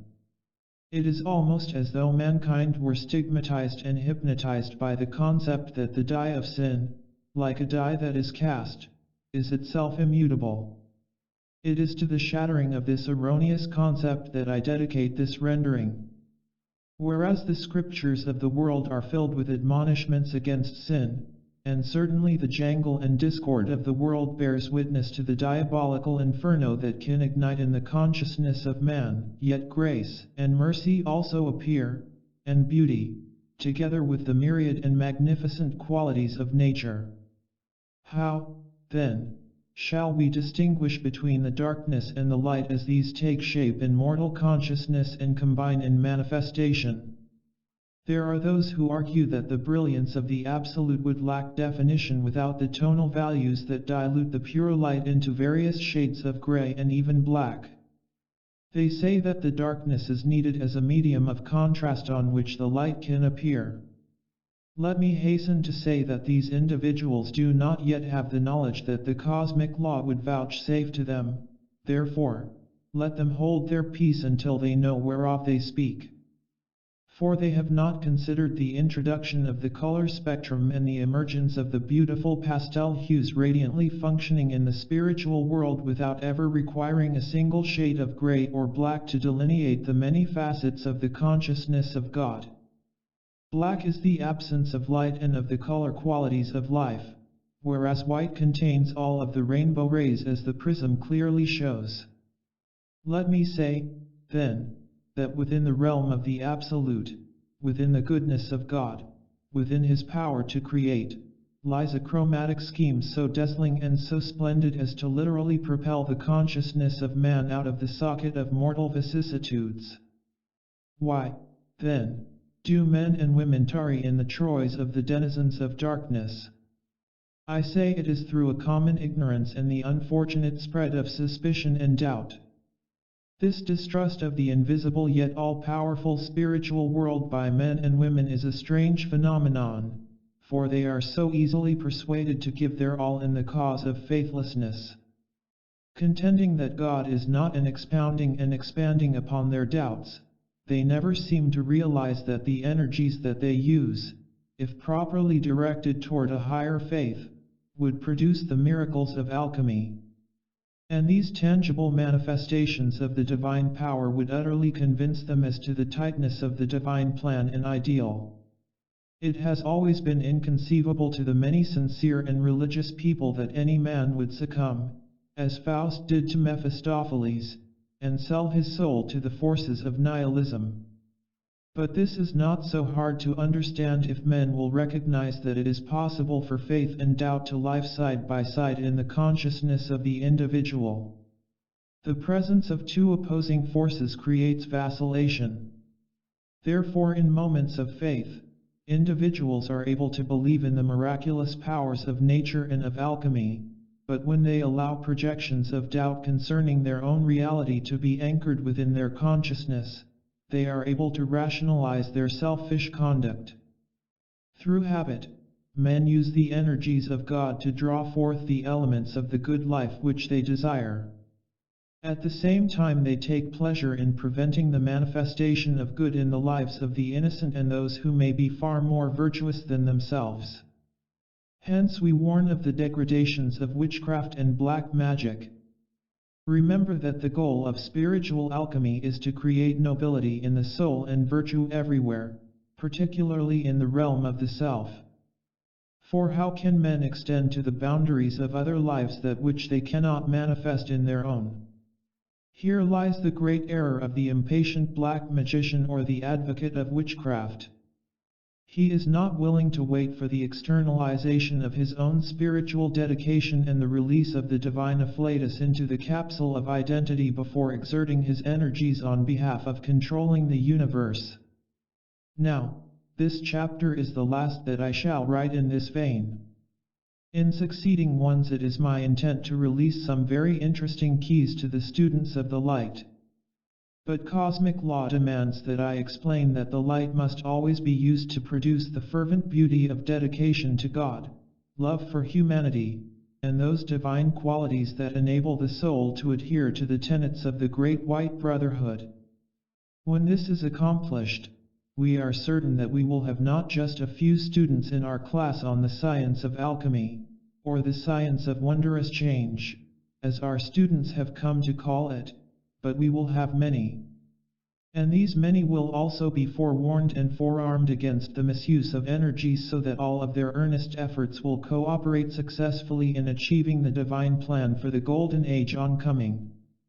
Only the few are aware of the enormous effort being made in the higher reaches of cosmos to assist humanity in awakening from the lethargy of their long sleep in the realm of the human ego, that fantastic and complex force field of individuality out of which a god can be born and out of which can emerge monstrous forms of discord and confusion, to the domain of the real self that has locked within it, waiting to be released, the greatest secrets of all time. Today is the Lord's day. Today is the day of the God Self. The ages have not marred the power of him who has said, I am the same yesterday and today and forever. Therefore, be assured of a kindly response to those efforts which are made in hope, in faith, and in charity, for the greatest masters function in this domain. To be a mortal adept, to move mountains for the sake of greed and the aggrandizement of the human person, is as nothing. For he who has said, Seek ye first the kingdom of God and his righteousness, and all these things shall be added unto you, meant every word of it. Right now, today, you stand upon the threshold of fulfillment in your lives as you realize the beauty of nobility so ably stated by Sir Galahad of old. My strength is as the strength of 10, because my heart is pure. Let us ready ourselves now for that purity which precedes the greatest alchemical manifestation. For your advancement and achievement, I remain. Chapter 5. Formulas for precipitation. Not what might be, but what will be, because man envisions, invokes, and equates with universal law. Alchemy. The wondrous science of change that fulfills the heart's deepest desires, orders man's affairs, and renews the sweet purity of his original communion with the great progenitor. The concept of the multiplication of cells points to the law of nature that provides for a continual addendum. This law, which governs the reproduction of life after its kind, does not involve the physical body alone, but the mind, the feelings, and the memory, as well as the pure spirit of man. Coordination between the four lower bodies and the higher vehicles enables man first to control his environment and then to create. on condition that he can understand and not be hindered by the obvious illusions of the appearance world whose point of reference is time and space. Now, the presence or absence of certain factors may either lengthen or shorten the time of precipitation even though all other components be in order. Therefore, when these factors are known, they can be systematically eliminated in order to shorten the time of manifestation. The primary deterrents to precipitation should be recognized as 1. Inharmony in the feeling world, 2. A sense of loneliness or abandonment, and 3. A sense of smallness or insecurity and doubt. Sometimes the presence of these factors can be minimized by a simple act of faith. At other times it may require more earnest application to the deity and a strengthening of the positive counteractions which are designed to eliminate completely the negative influences manifesting within and without one's world. It may seem strange to some of you that I call to your attention these simple facts. But may I honestly say they are not so simple, for the effects of these mood energies upon the creative intent are of far greater consequence than humanity are willing to admit. By pointing out the need to correct these conditions and making the would-be alchemist aware of the influence they exert upon his desired manifestation, I feel that we are taking a big step in the right direction. For this knowledge applied will avoid the introduction of discouraging factors at a later time when for some the anticipated results will not be immediately forthcoming for the very reasons I have stated. This brings me to the place where I want to amplify, at the beginning of my instruction, the need for perseverance. Frequently, failure to persevere in the correct course has nullified all fruitage just before the harvest from the invisible world was ready to release itself into the hands and use of the seeker.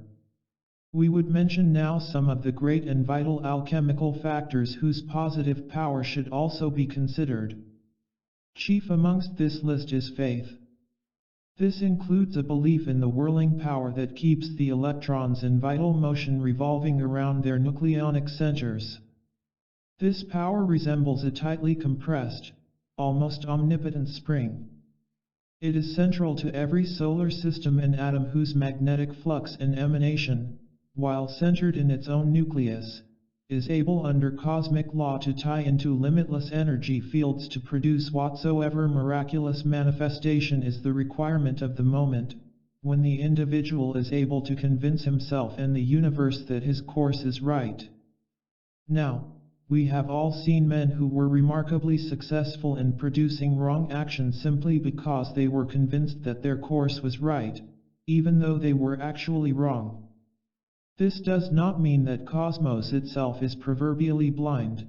It is simply indicative of the cosmic need to protect the secrets of creation from the eyes of the curious and to guard the treasures of heaven through the systems of initiation evolved by the Brotherhood. For this very reason the fiat of God went forth, behold, the man is become as one of us, to know good and evil, and now, lest he put forth his hand and take also of the tree of life and eat and live forever, therefore the Lord God sent him forth from the Garden of Eden, to till the ground from whence he was taken. The inner necessity of the universe to protect its secrets from the profane can be seen in the activities of the Luciferian hordes who, from time to time during the long history of the planet, have involved the sons of God in a misuse of the creative and sacred power of life. This they have done through psychedelic perversions, dangerous drugs, their infectious spirit of rebellion against order, which is heaven's first law, and the spread of chaos, often in the name of idealism. But this brand of idealism has always been based on intellectual pride. It is put forth as the counterplan of the carnal mind that competes with the divine mind, considering itself superior thereto. Therefore, if I have seemed overly protective in this intermediate course in alchemy, heaven knows there is a reason for it. And now I say to each one, taking into account the semantics of alchemy, let us recognize that the word altar signifies a sacred place of change. Here all change is wrought by God's law. God is law. His law does not exist without love. But unfortunately, owing to the very generosity inherent within the divine nature which allows various functions of the law to be used by evolving humanity, it has been possible for man to separate the law from love. Thus, the more mechanical aspects of alchemy, called magic, have been employed down through the centuries by those who have used their knowledge of God's laws for selfish ends. This was demonstrated at the court of Pharaoh when Aaron, a true alchemist of the spirit, was challenged by the magicians who cast down their rods that also became serpents. The mechanical aspects of the law are often combined with trickery to produce phenomena which in the eyes of God are meaningless. Once a man has attained the position of a true spiritual adept, he has developed the powers of love and wisdom within the framework of universal law. He is innocent of harm to any, and his alchemical feats reflect his selflessness. Then the miracles he produces are of far less importance in his own eyes than the miracle of his oneness with his Creator. So now as we face the altar, the place consecrated to the science of wondrous change, we must recognize the two courses before us. The first is to choose a course of action based on the highest knowledge made known to us. We decide what we wish to change.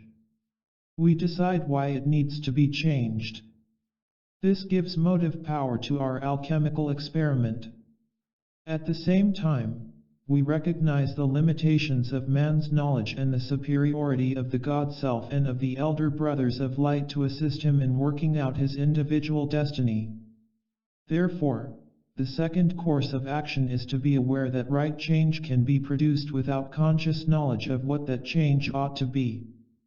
We simply invoke from God the purity of His divine plan for right change. In other words, we command in the name of the Lord, which man as a co-creator with God has the right to do, an alchemical precipitation of the gifts and graces of the Spirit that will endow the Blessed Son with the qualities of the Christ, thereby making him more capable as a spiritual alchemist and more integrated with the universal plan. I have found that wherever the second alchemical technique is employed, it strengthens the first course of invocation, invoked action, and fills the gaps in man's forte of knowledge, covering his ignorance by the cloak of true spirituality. As we face the altar, aware of the realities of God and of the potential for their realization in man, let us also take into account those masterful beings who have already secured for themselves the ability to produce change at will. Surely the assistance of those who have been successful in the alchemical arts will be invaluable in producing the fruit of our desires. Invocations and prayers of one's choice are then in perfect order. With an awareness of the law, faith in its impersonal operation, and a determined intent that once the formula has been developed the desired manifestation must be released into form, we shall proceed with the business of creating change. Now, one of the most effective means by which change can be produced, and this which I here make known to you is a deep and wondrous secret held by many of the Eastern and Western adepts, is through what I will call the creation of the cloud. St. Paul referred to a cloud of witnesses. I am referring to a cloud of infinite energy which, somewhat like the ether so popularized by the scientists of a century ago, is everywhere present but nowhere manifest until it is called into action. At first reading, to those who are empirically minded, skilled only in the material aspects of science and in what the senses can perceive, my foregoing remarks may seem to be just so much foolishness. If any think that, I can only have compassion for them. I cannot help them, nor does the law require me to apologize, for I have proved this principle many times with the greatest of success. And I think that where the great adepts do not consciously use it, then it is automated for them through their contact with the higher mind. But for most of our beginning and intermediate students, it will be essential that they learn the process carefully in order that they can first consciously create the cloud and then wait until its appearance becomes an automated process in their beings. I shall continue next week with this very important activity, create, and the cloud. Onward. Chapter 6. Create, and the cloud. How deeply many have yearned to know how to produce constructive change both in themselves and in the world. Let them realize, then, that to bring about change is a creative act. Alchemy is the creative science whereby man is enabled to obey the original fiat of God, take dominion over the earth. This command was indicative of the Father's plan for his Son, and the means to implement it are discovered as one learns the ancient secrets of this sacred science. Practicing the principles of alchemy, the individual is able to rise from being a puppet to the will of other egos, to the will of disobedient spirits, to the passing fancies of the times, or to the dictates of the brothers of the shadow who induce the young adept to practice black magic and witchcraft, flattering his ego and often quoting scriptures, saying, "If thou be the Son of God, command that these stones be made bread." Now we are on the verge of taking our initial steps in producing change, not a change that gears man to the contemporary scene where his every effort is molded by environmental factors, but a change that will bring him closer to his real image. We will create the means whereby change can be produced by our sovereign will, whereby we can take dominion over the earth. For it is here on earth that we are obliged to create the desires of our hearts. It is right here and now that we are indeed obligated to become co-creators with God, thus to fulfill the purity of His intent.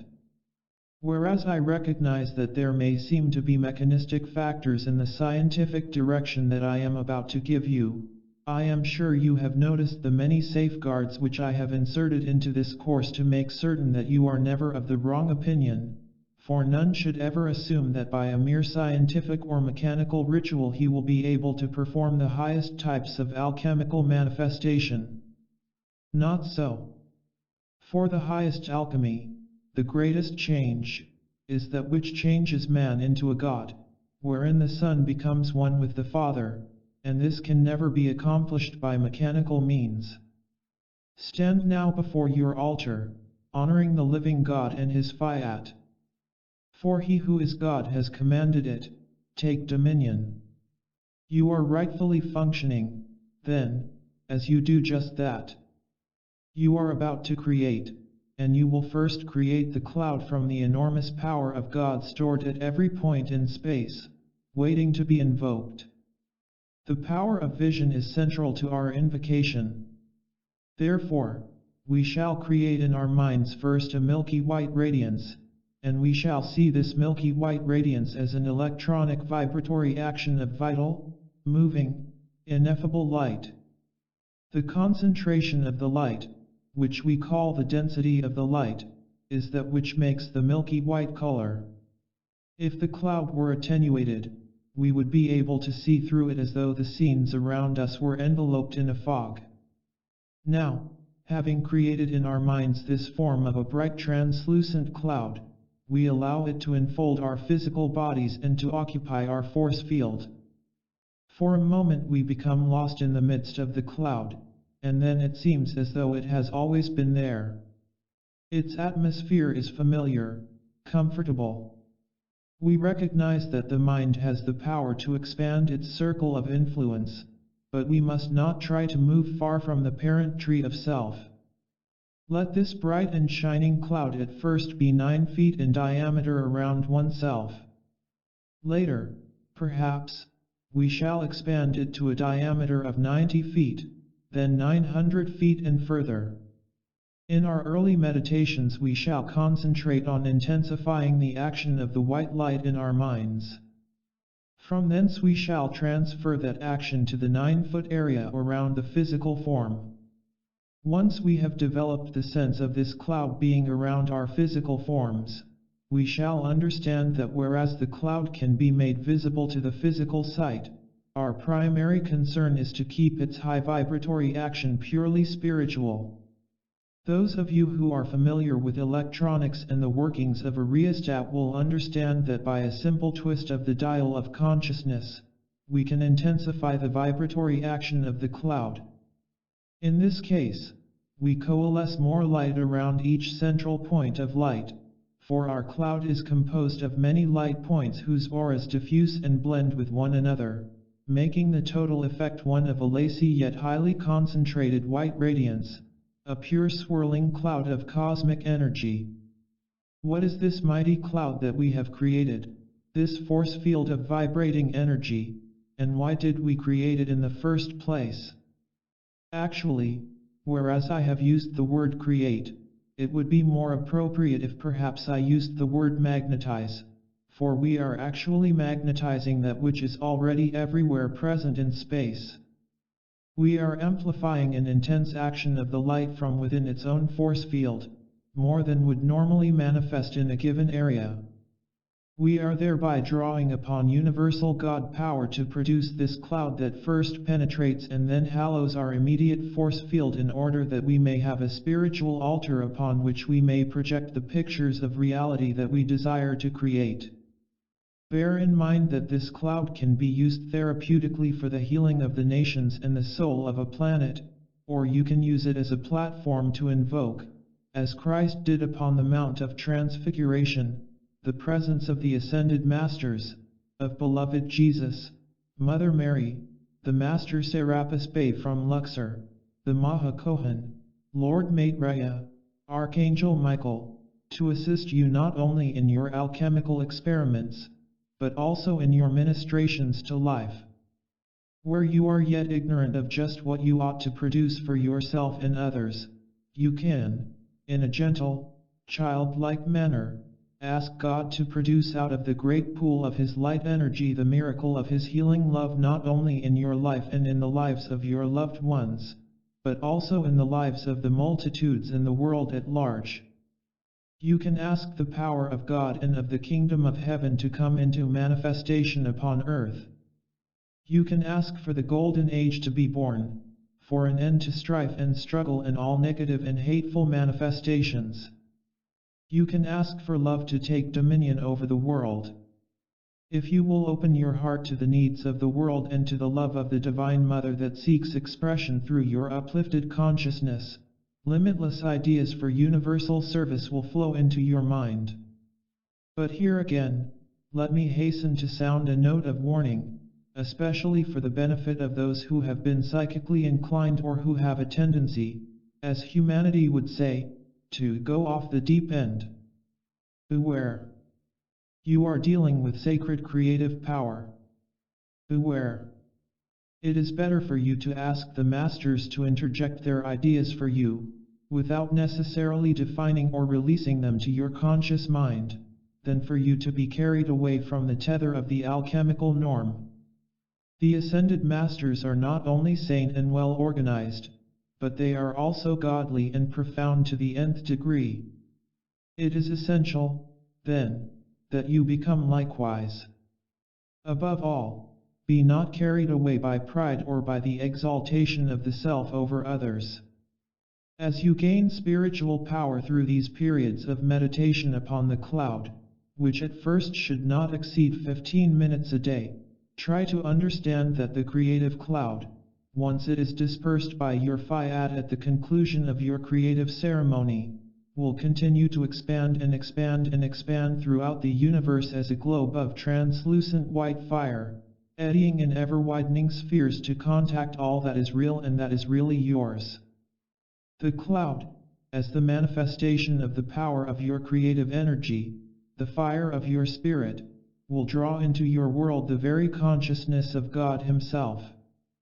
Evoked from the central pores of being and beautifully expanding as an altar of God, the cloud will hallow space wherever it expands.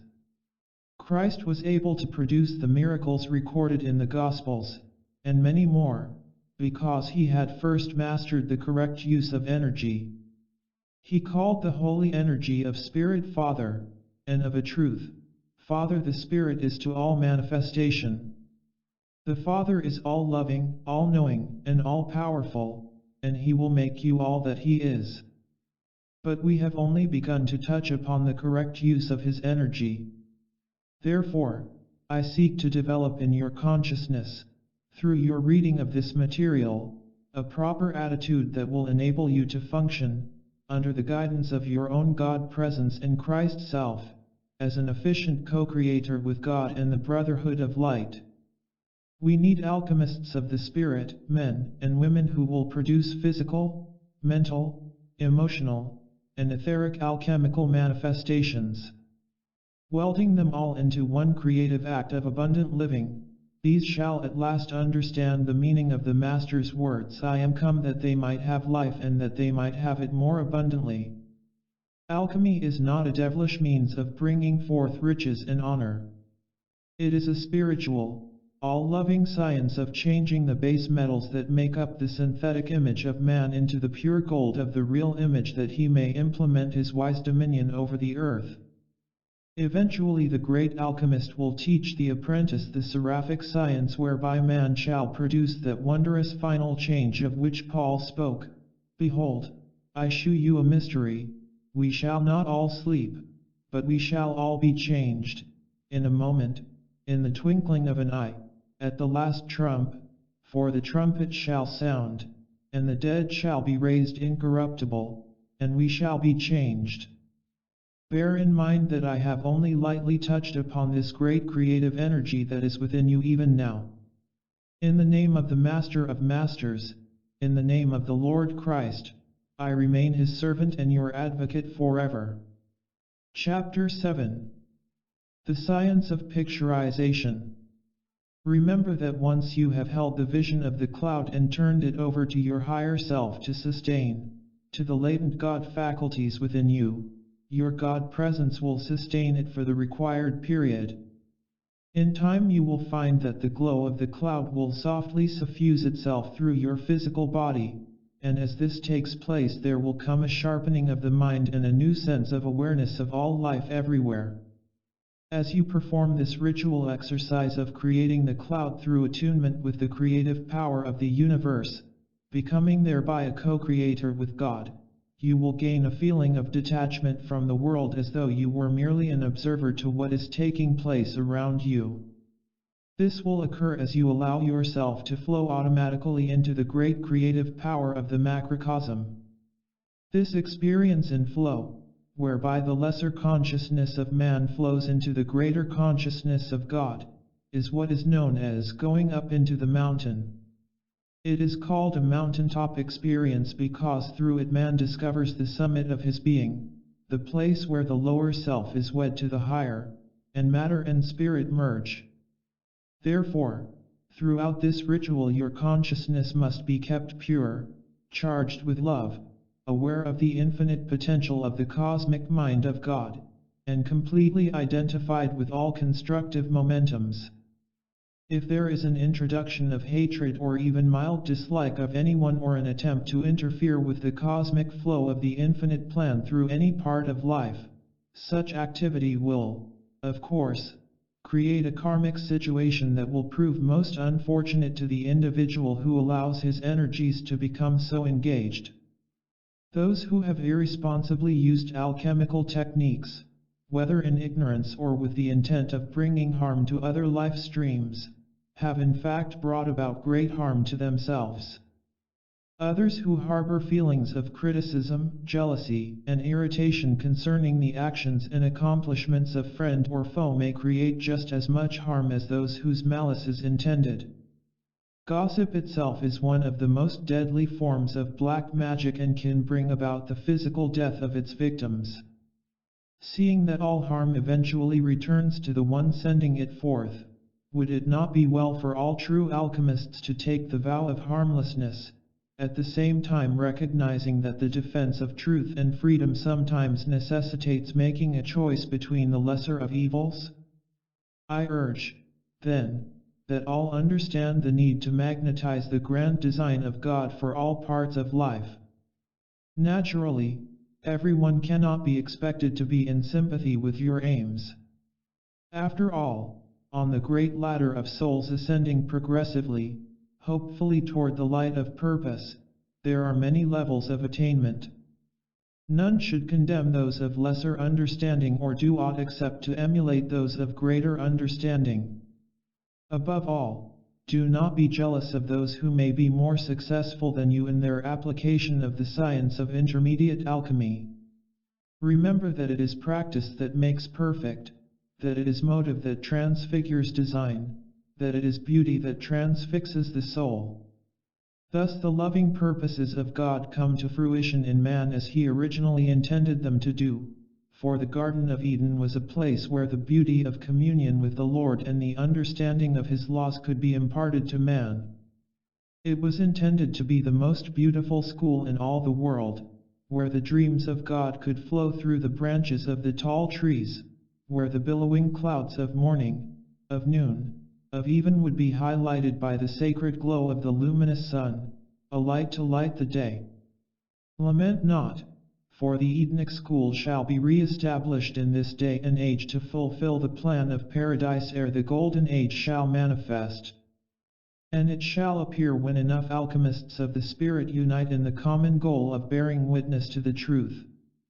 Now let us place our attention upon the science of picturization, for without it nothing shall appear. You will find this science illustrated in the story of Jacob, who used alchemy to increase the numbers of his cattle. Visualization is important to the alchemist, because it is the overlay of his visualization upon the creative cloud that actually produces the miracle of alchemical manifestation. If you wish a more youthful appearance, you must visualize yourself as having just that. If you wish more vitality, you must visualize yourself already having that vitality, your muscles rippling with God's energy, your mind brimming over with vital ideas, tingling with life and light and love. You must feel and know that the energies of God are flowing through your fingertips and toes, emanating into space the glow of abundant health and a transfiguring countenance. As you proceed with this exercise, there will be produced, without additional effort on your part, a beneficial effect upon those whom you contact. But you must be very careful not to seek recognition for this service, otherwise, as it is written in the book of life, ye have no reward of your Father which is in heaven.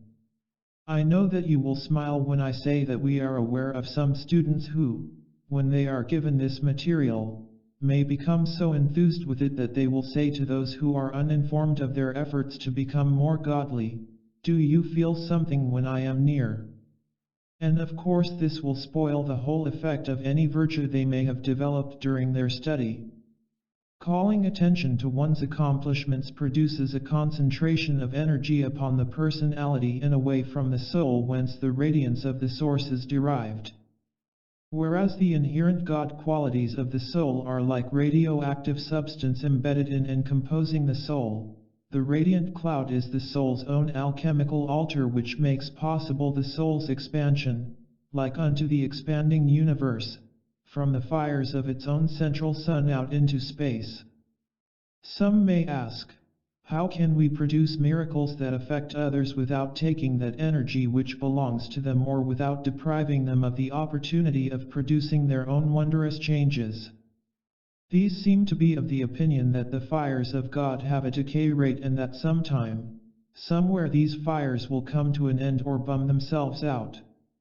Let me hasten to assure you that though all of the suns in the physical universe were to fall as burning cinders into the central sun and the central sun by God's law were to be dissolved in its physical manifestation, the fires of the soul of God would never burn out. They are immutable, infinite, and eternal. Have no fear, then, that you are using up God's energies or that you are taking that energy which might be used more profitably by another. When the fiat create went forth, it was the signal of God's gift of freedom to man. Therefore, man should be free to create. Moreover, he should be free to create without condemnation.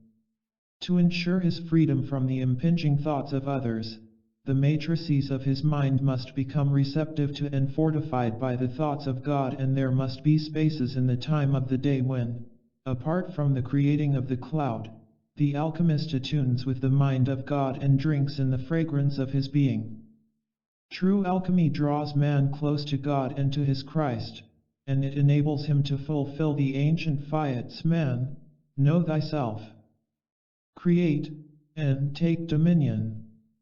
The benefits of man's communion with all life through the sacred science can and will spread abroad throughout the earth. These benefits can and will exert the pressure of the higher techniques of heaven upon the world below. Have you not read, "Be not forgetful to entertain strangers, for thereby some have entertained angels unawares"? Let men entertain you as angels unawares. Do not sully your alchemical results by imposing the dregs of the human personality upon any man. Rather continue in the joyous faith that God will expand and expand and expand the domain of yourself in limitless light and love. One of the most important points for you to understand in the science of intermediate alchemy is that whereas you are only beginning your training, this is not the only opportunity you will have to use these laws. For you will be able to use them not only all the days of this life, but should you not win your ascension at the close of this embodiment, you will find that so long as you live upon this earth, the science of God's alchemy will help you to be changed from glory to glory, even as by the Spirit of the Lord. You must understand that there is nothing counter to his law in the correct use of alchemy, for true alchemy is the change from glory unto glory by his Spirit. I know that some who are reading this course may not have considered themselves religious at the beginning. Perhaps the intended functions of the spoilers, the brothers of the shadow, to ruin the purposes of religion by ruining the lives of those who profess to follow religion, may have corroded your acceptance of the laws of cosmos. But I think that some of you have already begun to experience profound results in your lives through the practice of the rituals I have given you. And I am certain that those of you who have not will begin to do so as your faith mounts and as you counteract all your negatives by the exhilarating sense that you can change your world and that you can make your life what God wants it to be and what you, deep inside, want it to be. For you can find success in all that you are doing. And that success need not be confined to the spiritual side of life, but it can also include the material. The Lord has said, "Seek ye first the kingdom of God and his righteousness, and all these things shall be added unto you." Therefore, fear not to ask that ye may receive of the earthly things that you need, even as you have first sought the heavenly. Remember the story of our Lord who, when he would ride into Jerusalem, told 2 of his disciples to go to a certain village where they would find a colt tied, whereon never man Saturday. They were instructed to fetch the colt, the foal of an ass, and to tell those who might question them, "The Lord hath need of him." Will you develop this sense of knowing that what you have need of, God will supply? Oh, build and build, brothers of light. Build, sisters of light. For God needs you. The kingdom needs you. Lovingly, I am. Chapter 8. What alchemy can mean to a decaying world. The moon rules the night side of life and is the lesser light, the reflective light of the solar energy of God. In its reflective state it exerts enormous control over the tides and over the water element. Luna, the moon, the great whirling satellite that rules the night, governs in part, then, the emotional body of man and can easily become either his greatest enemy or his best friend. For when properly harnessed, the energies of the moon, being put under his feet, can help him to achieve alchemical control over his emotions, over his energy and motion. Let us see how this is so. The moon reflects the astral body of Earth.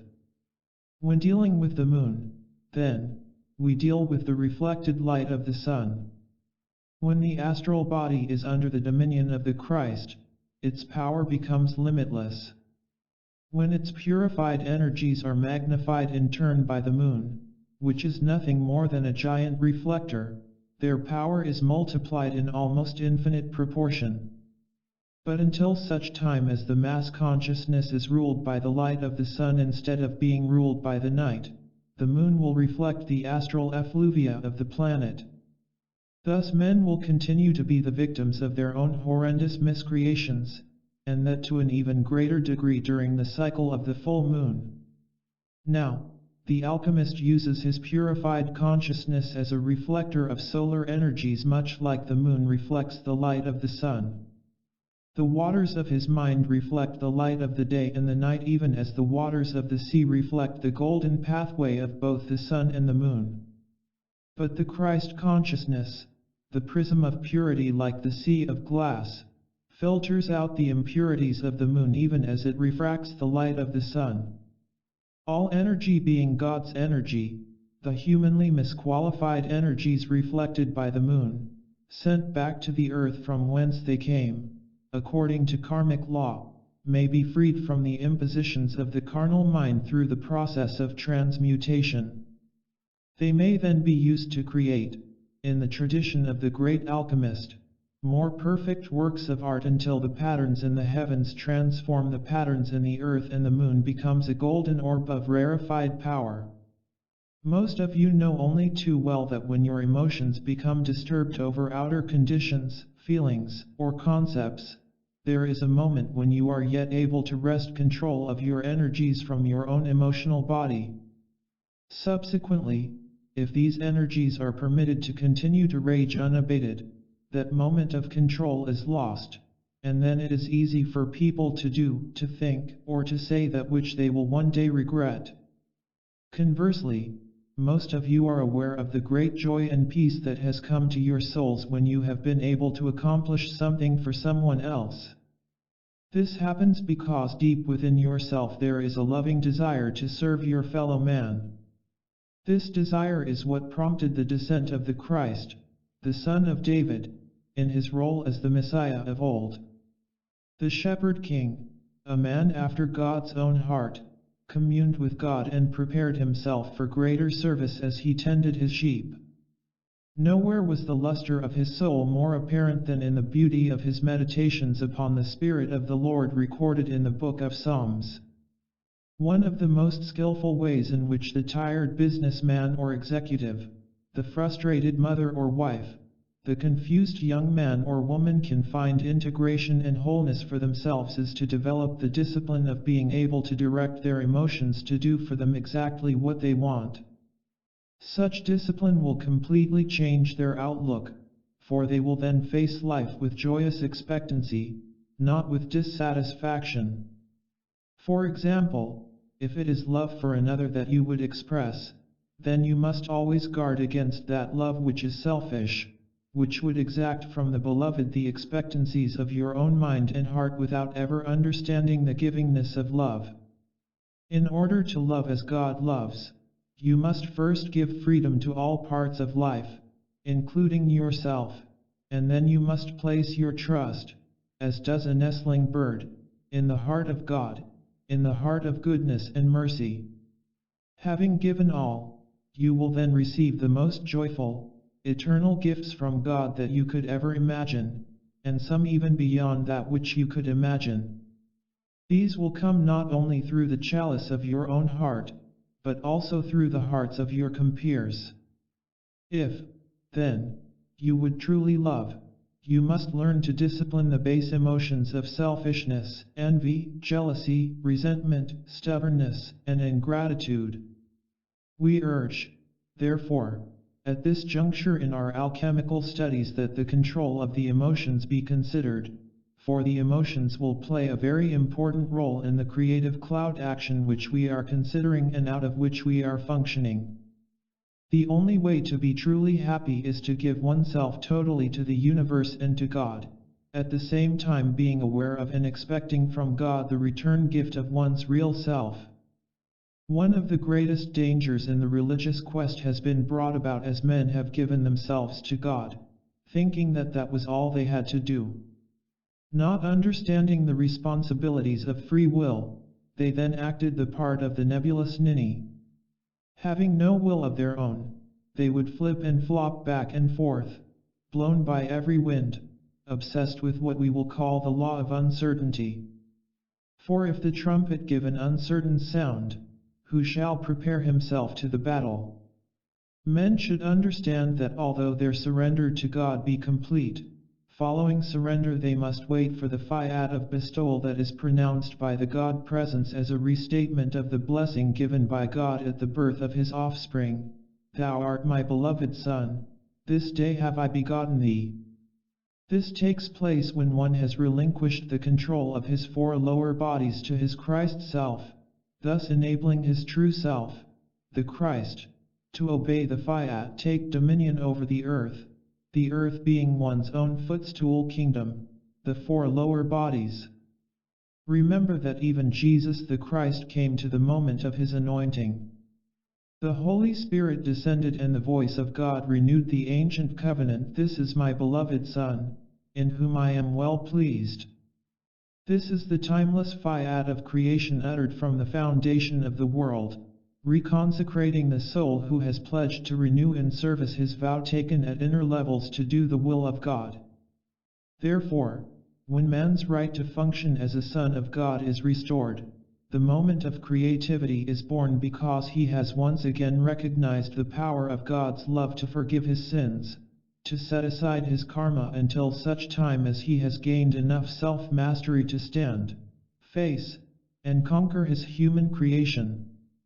Now the bond of life within itself weds him to the highest purposes of alchemy, and that, mind you, without ever robbing him of his true identity. What shall it profit a man if he shall gain the whole world through the use of alchemy and lose his soul? We ask the students to understand that gaining control of the soul, of the energies composing one's identity pattern, is one of the most essential functions of alchemy, and that this control is gained through surrender and through humility. When the Christ entered the holy city riding upon the colt, the foal of an ass, as we mentioned in our last lesson, his mien was one of utter humility, yet he was crowned by God and man with the highest honors. And so it is essential that we develop in the students those same Christ-like qualities that will make them pillars in the temple of God that cannot be moved by human emotions, no matter what their guise: criticism, condemnation, judgment, self-pity, gossip, treachery, tyranny, or human deceit. The alchemist must be oblivious to all human conduct yet not unaware of worldly thought to the point where he plays the fop. To him the fulfillment of the fiat, be wise as serpents and harmless as doves, is the order of every day. But we are concerned with the sinews of mission, and the mission is freedom for all. If we would have freedom be the joy of all, then we must give freedom to all, for then none can exclude freedom from us. It is therefore to the passions of freedom that our experiments in alchemy must be dedicated. We must rise to emotional control, for when God said, "Take dominion over the earth," he meant individual dominion over one's energies, one's consciousness, and one's four lower bodies. Collective dominion comes about when the contributing spirit of the group, the nation, the planet, recognizing all that it has received from life, joyously offers itself and all that it has received to the Great Spirit of life.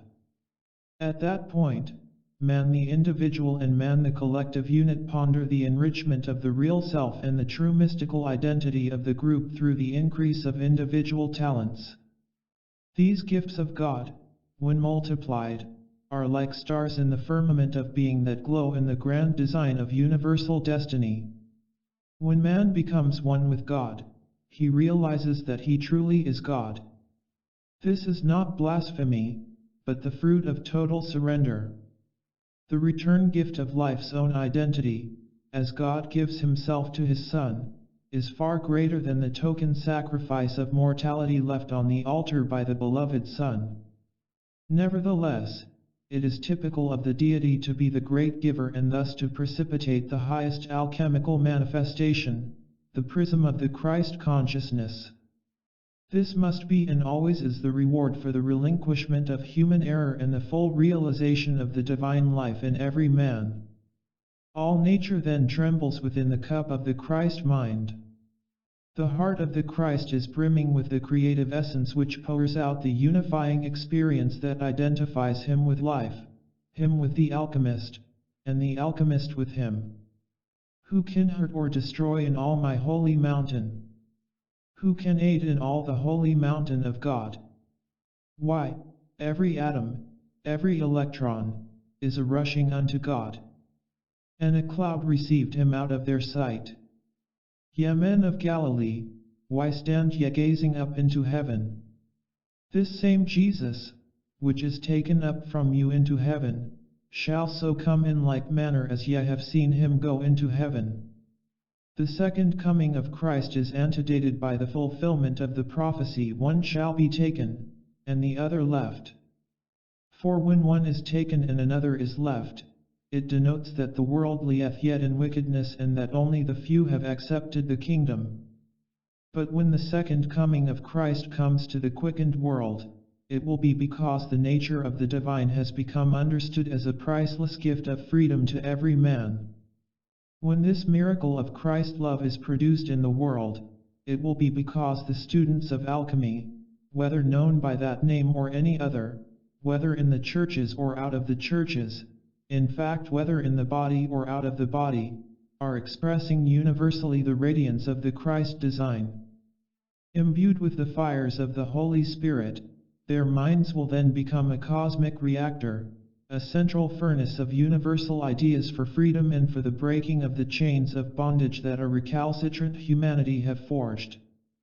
Now we reveal in this 8th lesson what alchemy can mean to a decaying world, what it can mean to slaves in bondage to the senses, what it can mean to the self surrounded by confusion and chaos as it becomes an ordered, purposeful exhibit of universal grace expressing through the force field of the individual identity of man.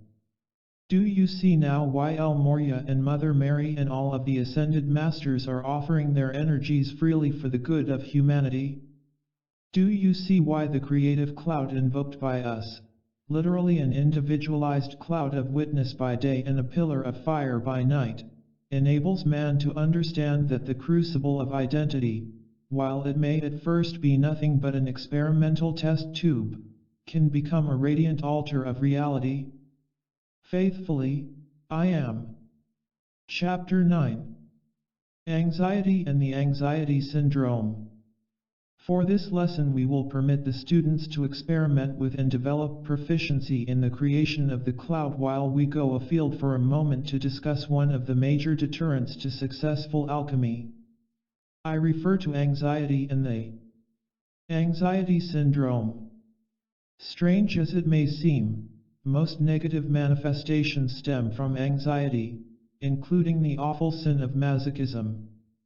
Since it is generally acknowledged that humanity have a desire to be happy and that they have the right to pursue happiness, we ask this question: would it not be wise for people in all walks of life to work toward the healing of those conditions which they bring upon themselves through their unfruitful anxieties?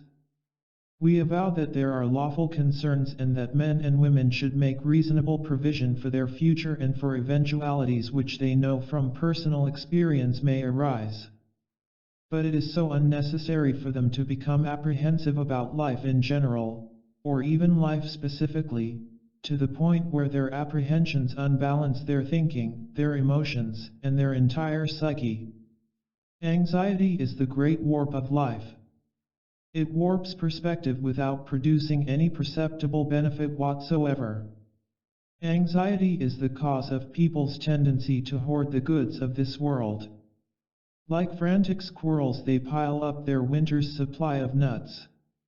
They accumulate an oversupply of every imaginable item, and they deprive themselves of happiness by their unwarranted concerns and their unnecessary and time-consuming preparations for every eventuality. Just as we do not expect that the students will cease to be providential, so we do not expect that they will become unduly involved in anticipating a doomsday that never arrives. Anxiety is a symptom of insecurity, it stems from man's incorrect concept of himself and from his lack of perspective. Many people feel unfulfilled, unloved, unwanted, and they are not sure of just what they should be doing with their lives. Their uncertainties under adverse conditions are easily turned into mental and emotional states of depression bordering on extreme self-deprecation. Considering these facts and bearing fully in mind the power of creative energy, we have decided that before going more deeply into our study of alchemy, we shall advocate for all of our students an utter mental, emotional, and even physical catharsis. We shall achieve thereby a purification of the consciousness and being of man, an emptying, if you will, of unstable conditions so that our alchemical creation may take place under the most sterile and clinical conditions possible. You see, it is so easy for a negative ingredient to creep into our formulae that we must take every possible precaution before we begin our experiments.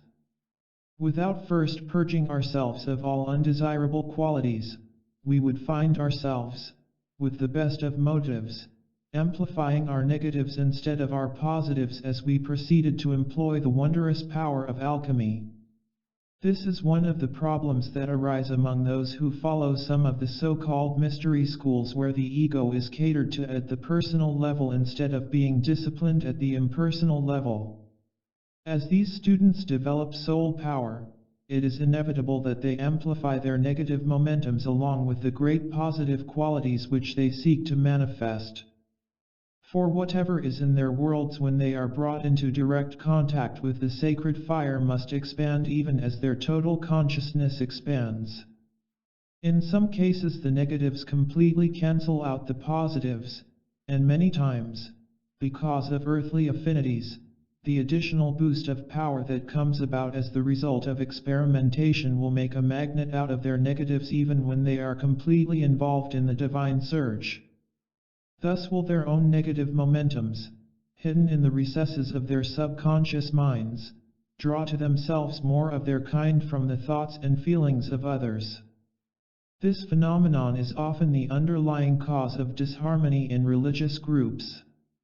Now we earnestly desire to have the body of God upon earth forewarned about these conditions, for unless the deterrent forces which are embedded in the psyche of man are brought under the power of divine grace and emptied of their content, i.e., of the misqualified energies which sustain their forms, they will appear as haunting specters waiting to devour the offspring of all benign activities and to literally turn man's light into darkness.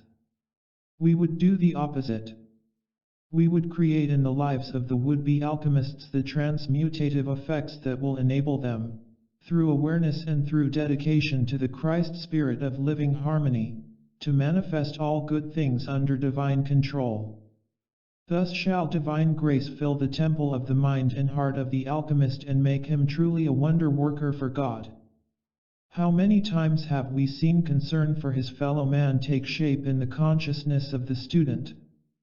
As he gazes upon world conditions or upon the problems of his own family, he is often almost obsessed with the desire to produce the miracle of saving grace for his loved ones as well as for those who are in need in the world around him.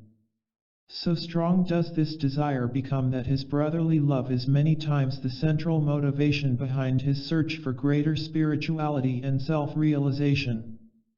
Ours is not to discourage those who would serve, but to help them realize their objectives in peace and in honor. Therefore, consider the lilies of the field, they toil not, neither do they spin, and yet I say unto you that even Solomon in all his glory was not arrayed like one of these. The care of God for the birds of the air, the great abundance manifest in nature and in the lilies of the field shows the supreme value that God places upon each of his children.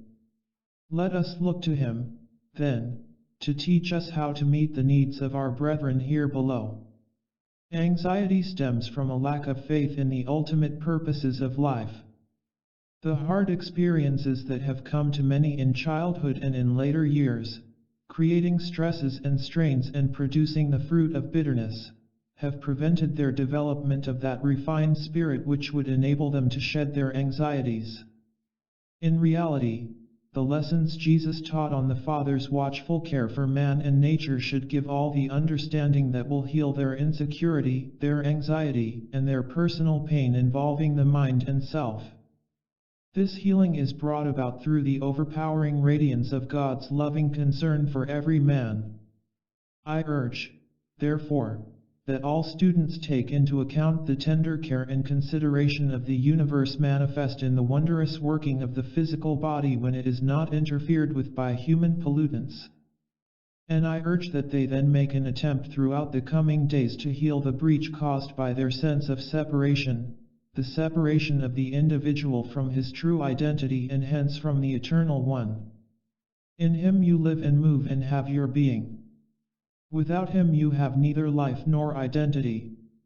Ask yourself this question: is it wise for you to pollute the divine identity by the intrusions of self-will and self-indulgence?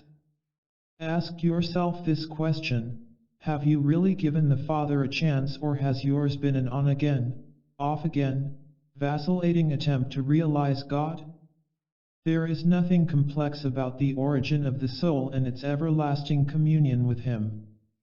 To become as a little child, then, as we shall see in our next lesson, is to prepare the way for the greatest manifestations of alchemy. Now, alchemy is not witchcraft, it is not variance. It is the exercise of a stable God-intended control over nature, and it involves far more than men imagine. Through alchemy the shedding of your anxieties can be accomplished. But first you must build a mountain of faith to counteract the negative thoughts of the world which are primarily responsible for man's failures. How is this so? Each time individuals have a failure and lament it, each time they have a problem and sorrow over it rather than commit it unto the Father, each time individuals resent their problems and see them not as the return of karma or as a test but as an act of deity whom they defy, they are building up in their own worlds frustration, resentment, anxiety, and confusion. And these momentums draw to their own doorsteps the negative conditions of the outside world. If ever there was a secondary enemy to anxiety, it is confusion. This, too, can and should be healed by the fires of the Christ mind. For we know that the Christ mind is calm yet capable of focusing the fiery energies of the Creator to overthrow evil both in the self and in society. But let us make clear that this is a fire whose burning is controlled by the mind. It can be slow or fast. It can leap like a young deer and take its freedom, its dominion, its God control, or it can stand in midair like hieroglyphs of living flame and say to all that would hinder the alchemical manifestation, pass no further. I urge you to consider, then, the negative thought pools of the world with a view to disengaging your energies and your activities from involvement with the misqualified energies contained therein. And I urge you to make your God determination that you are going to clean your consciousness inside and out of all residual substance which is there as the result of your contact with the cesspools of human consciousness. Anxiety must go. It must be replaced by faith and solemn confidence in the outworking of the divine plan. This certain knowing, I say, is a happy state. When you begin to understand fully what I mean, you will see that the developing of this confidence in the real is one of the greatest ways in which all deterrents to successful alchemy can be vanquished. In fact, all deterrents to abundant living can be knocked down as you cease to fight as one that beats the air, as St. Paul once said. You were born to win, and I say this to counter the lie that man was born to lose. And if you will make this statement, I am born to win, as an act of supreme faith, it will overcome the world's consciousness of failure, a deadly weight of sin if there ever was one. It does not matter what problems you have faced, for even the most dire situations will yield to the mighty force field of God potency that will be built up through your practice of spiritual alchemy. But why should man draw God's energies for alchemical experimentation and creation when his own world is still full of the miscreations of the mass mind and the weeds in his garden that will choke out his efforts and destroy the good fruit as well? I do not mean that you should not continue your experiments with the cloud. I do mean that you should understand the duality of life and realize that anxieties must go. But in order for this to take place, you must make the conscious determination that it shall be done. And if you do, I promise you that your experiments will not only be purer and more successful, but also that they will produce happiness and the fruits thereof for yourself and the whole human race. Oh, we have so much more, for each master loves each servant son. For freedom to all, I remain. Chapter 10. Nature yields to the childlike mind. The most important key we can release to the alchemist at this stage of his development is found in these words of Jesus: "Whosoever shall not receive the kingdom of God as a little child shall in no wise enter therein." All of the pristine beauties of nature, the ethereal highlights whose gentle glow can be sensed by the budding spiritual faculties of the children of God, hold as their essential content the sweet creative longing of a child. I do not wish to disabuse the minds of the children of men who have held such high and mighty opinions of the masters of cosmos of any false glamour with which they have clothed our office under the Godhead, almost as a gilding of the cosmic lily. However, I do feel the need to point out, not only from my own experience but also from the experiences of those who are above me in the hierarchy, that the higher we have gone in our contact with the deity, the more childlike, the more simple, the more beautiful has been his representation. Therefore we conclude that the innocence of nature herself is perhaps the greatest key to her potential for wondrous alchemical creations. We amplify, then, the need of the children of God to empty their minds of the dregs of turbulent emotions that have engaged their energies through the centuries and kept them bound to a senseless round of confusion and struggle. The great barrier to spiritual progress has been that men confuse holy innocence and becoming like a little child with playing the fool. The highest masters are childlike, sweet, and innocent. Nevertheless, when functioning in the world domain, they sharpen their worldly senses in order to execute judgment in human affairs. The reason I introduce the subject of becoming as a little child into our study of intermediate alchemy is that every factor of thought and feeling impresses itself upon the sensitive matrices of alchemical manifestation. No thought or feeling, then, can be termed unimportant or irrelevant. Without hesitation, I declare that the most important of all alchemical factors in drawing forth the highest aspects of creation is the childlike mind, pure and guileless.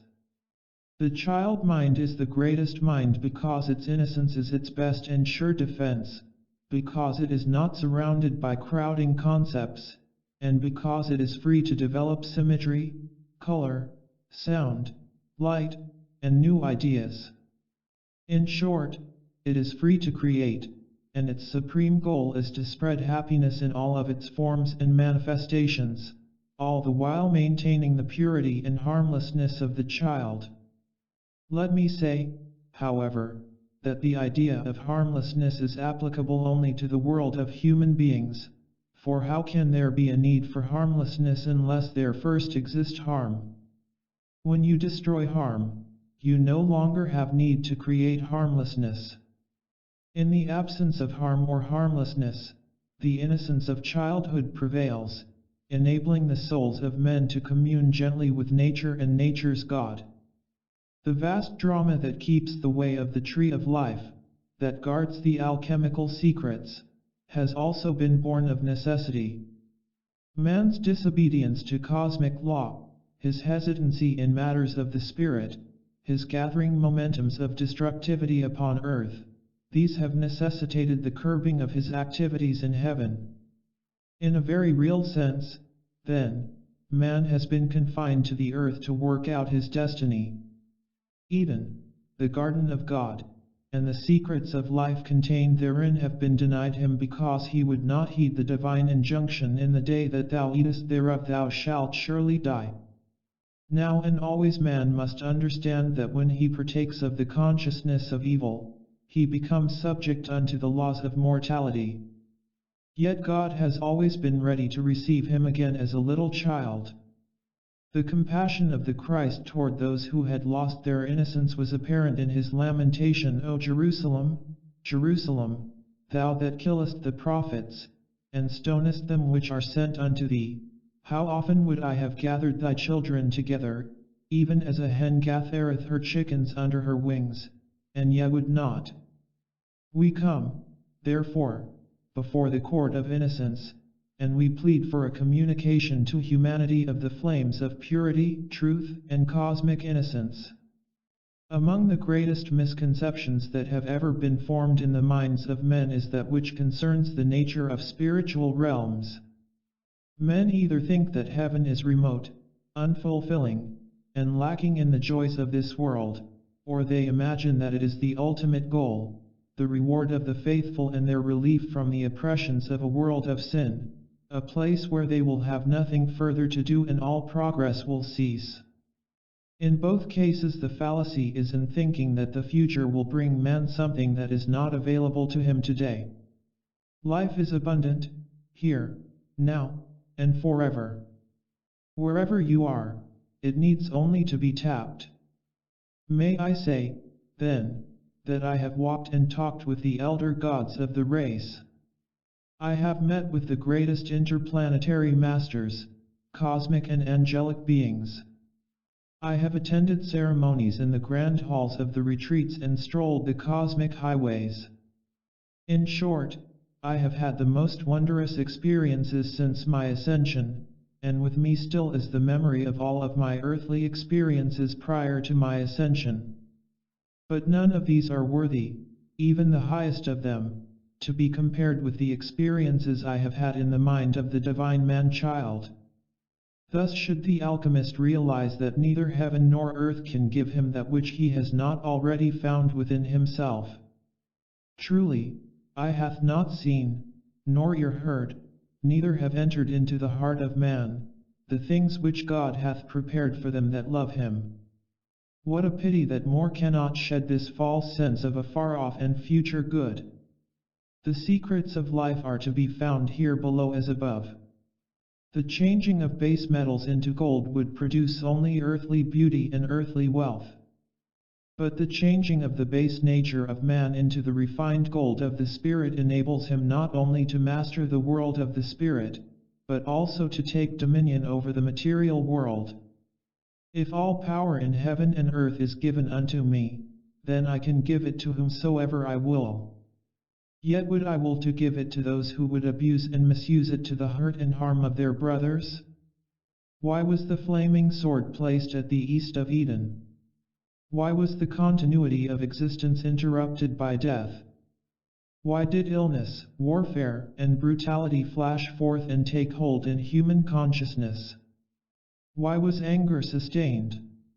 Was it not because people have been afraid of loss of self-respect, loss of individuality, loss of relativity? Actually, what have they to lose? Nothing but their fears, nothing but their negatives. For that which is tethered to reality can never be lost. Let men learn to empty themselves completely of their attachments to the earth, so shall they begin to enter into the childlike mind and spirit of creative innocence. The greatest angels who keep the way of the tree of life cannot deny those who have reunited with the holy innocent mind of God access to Eden. How can they, then, deny it to the divine alchemist in man, who in honor reaches forth to take the fruit of the tree of life that he may indeed live forever? The meaning of the allegory is quite simple. So long as man lives according to the earthy, according to the concepts of flesh and blood, he cannot inherit the kingdom of heaven, he cannot sustain the heavenly consciousness. But when in childlike innocence he enters into the divine domain, he finds that all of the universe is his, for now he belongs to all of the universe. This sweet surrender to the mighty currents of cosmic law and purity shows him the need to transfer from the higher octaves of light into the lower ramifications of self, the power and the glory, the victory and the overcoming, the transmittal and the transmutation.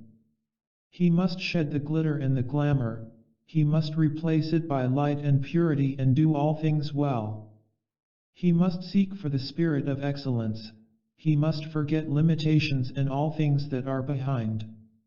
He must have faith in that which he cannot yet see and know that nature herself holds a cornucopia of loveliness and light waiting to be showered upon him when the magic word is spoken. How beautiful then is the cloud of witness. But how important are harmlessness and simplicity. How towering is faith. How gentle. Sweet yet mighty is the faith that moves mountains. Because we are approaching a time of greater discovery, I have carefully prepared the mind and consciousness of the students for the most beautiful experiences in the world, but I have not kept them confined to the domain of temporal life. I am creating in you states of inner awareness that will assist you in evolving spiritually, whereby, even if the body were shed, the mind of the Holy Spirit would flow through you and teach you the way of the Christ, the way of the Helper, the way of innocence, and the way of happiness. Humanity are bored, they are frustrated, they are ungentle. Through what you would call the hoopla of life, they have taken on the phoniness that the dark powers have created, spread abroad, and popularized as worldly sophistication, the antithesis of the childlike consciousness. Ye are the salt of the earth, but if the salt have lost his savor, wherewith shall it be salted? We reiterate the Master's statement because it reminds us that the essential flavor of living is in the cultivation of the inner sense of beauty and reality. That which you receive from God is never denied to anyone, they only deny it to themselves in their ignorance. We all have a responsibility to encourage the light to expand in all people, but each one must open the door for himself. Each one must enter into the realization that the Divine Redeemer is the Divine Creator and that since man's descent into the lower octaves of human consciousness, the Lord of Light has continued to emanate his radiance everywhere. He is available yet hidden. He is real, yet cloaked with unrealities. By the minds of men and their life experiences. He is light sometimes covered over with the darkness of men's misqualifications. He is the great supplier of every good and perfect thing. He combines the green shoot and the crystal snow. He combines the ethereal and the sky that glows with fiery sun from solar center. His loving heart bids all to enter. Take upon you, precious child, garments of mastery, meek and mild. Dominion need not bluster, yet dominion e'er shall muster each required grace to help the world keep pace with cosmic legions when facing senile moments. Youth and light appear when facing time's election. Shed, then, all your fears and glow. Eternal fires of youthful cosmic innocence. On the brink of discovery, we remain your faithful teachers of light and divine alchemy. Chapter 11. The highest alchemy. The sense of reality and the sense of delight with which the student aspiring to create concentrates upon the cloud determines its efficacy. In alchemy, as in all things, doubt and negation destroy, faith and happiness sustain. Man must come to recognize that space and time are necessary subdivisions of one sole reality, that the limitations which they embody, providing necessary boundaries, can become ladders to boundlessness and a veritable means whereby any electron in space can become a universe or the universe can become any electron. The drawing in of the sustaining breath of the Holy Spirit and the expelling thereof creates an eddying of consciousness in concentric, rapidly moving rings expanding out to the farthest periphery of manifestation. The finite mind may find it difficult at first to grasp this principle. To make it easier, let us explain that the consciousness of God that sustains the universe is also within man. Now, if the consciousness of God that sustains the universe is within man, is it unreasonable to suppose that man can also be within the consciousness that sustains the universe? In the macrocosmic-microcosmic interchange, in the great flow of life, of delight, of boundless joy, man senses the unity of all that lives, and he recognizes that his role as a receiver of benefits from the universe entails the necessary conveyance of benefits from his own creative consciousness back into the universe. There is joy in the construction of the temple of life, for temple order and temple service create in the individual a sense of building when all around him there is a tearing down of values, morals, and faith. But in the temple he finds his constructive role amidst the roles of destructivity men have elected for themselves. Many say, "Let us destruct that we may construct." Let them remember that before they can construct wisely and rightly, all destructive tendencies must be removed from their consciousness, for creative law, as it expands the reality of God into the framework of the natural order, automatically wipes out their imperfect images. There is no need to hold in consciousness a destructive sense or even a sense of condemnation. Beloved, Jesus said, "For God sent not his Son into the world to condemn the world, but that the world through him might be saved." The secret of the tree of life is to be found, but the seeker must first surrender his personal sense, his sense of separation from God and from life, so that the universal consciousness can flow into him. Thus the breath of the great alchemist shall become his own. It is not, then, the personal I that doeth the work, but the Father in me that worketh hitherto, and I work. The Father that worketh hitherto is the creative effort of the universe that enhances the vision of life's perfection for an onward moving humanity.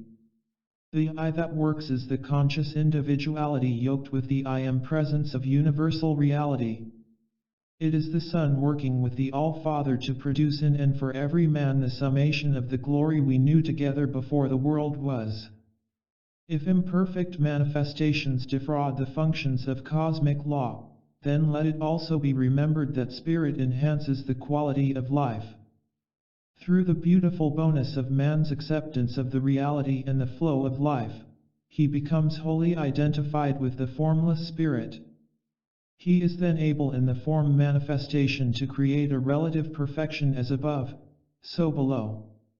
As the great Master admonished his disciples, "Be ye therefore perfect, even as your Father which is in heaven is perfect," so we would disabuse the minds of the would-be alchemists of the idea that form cannot be perfected within a relative framework.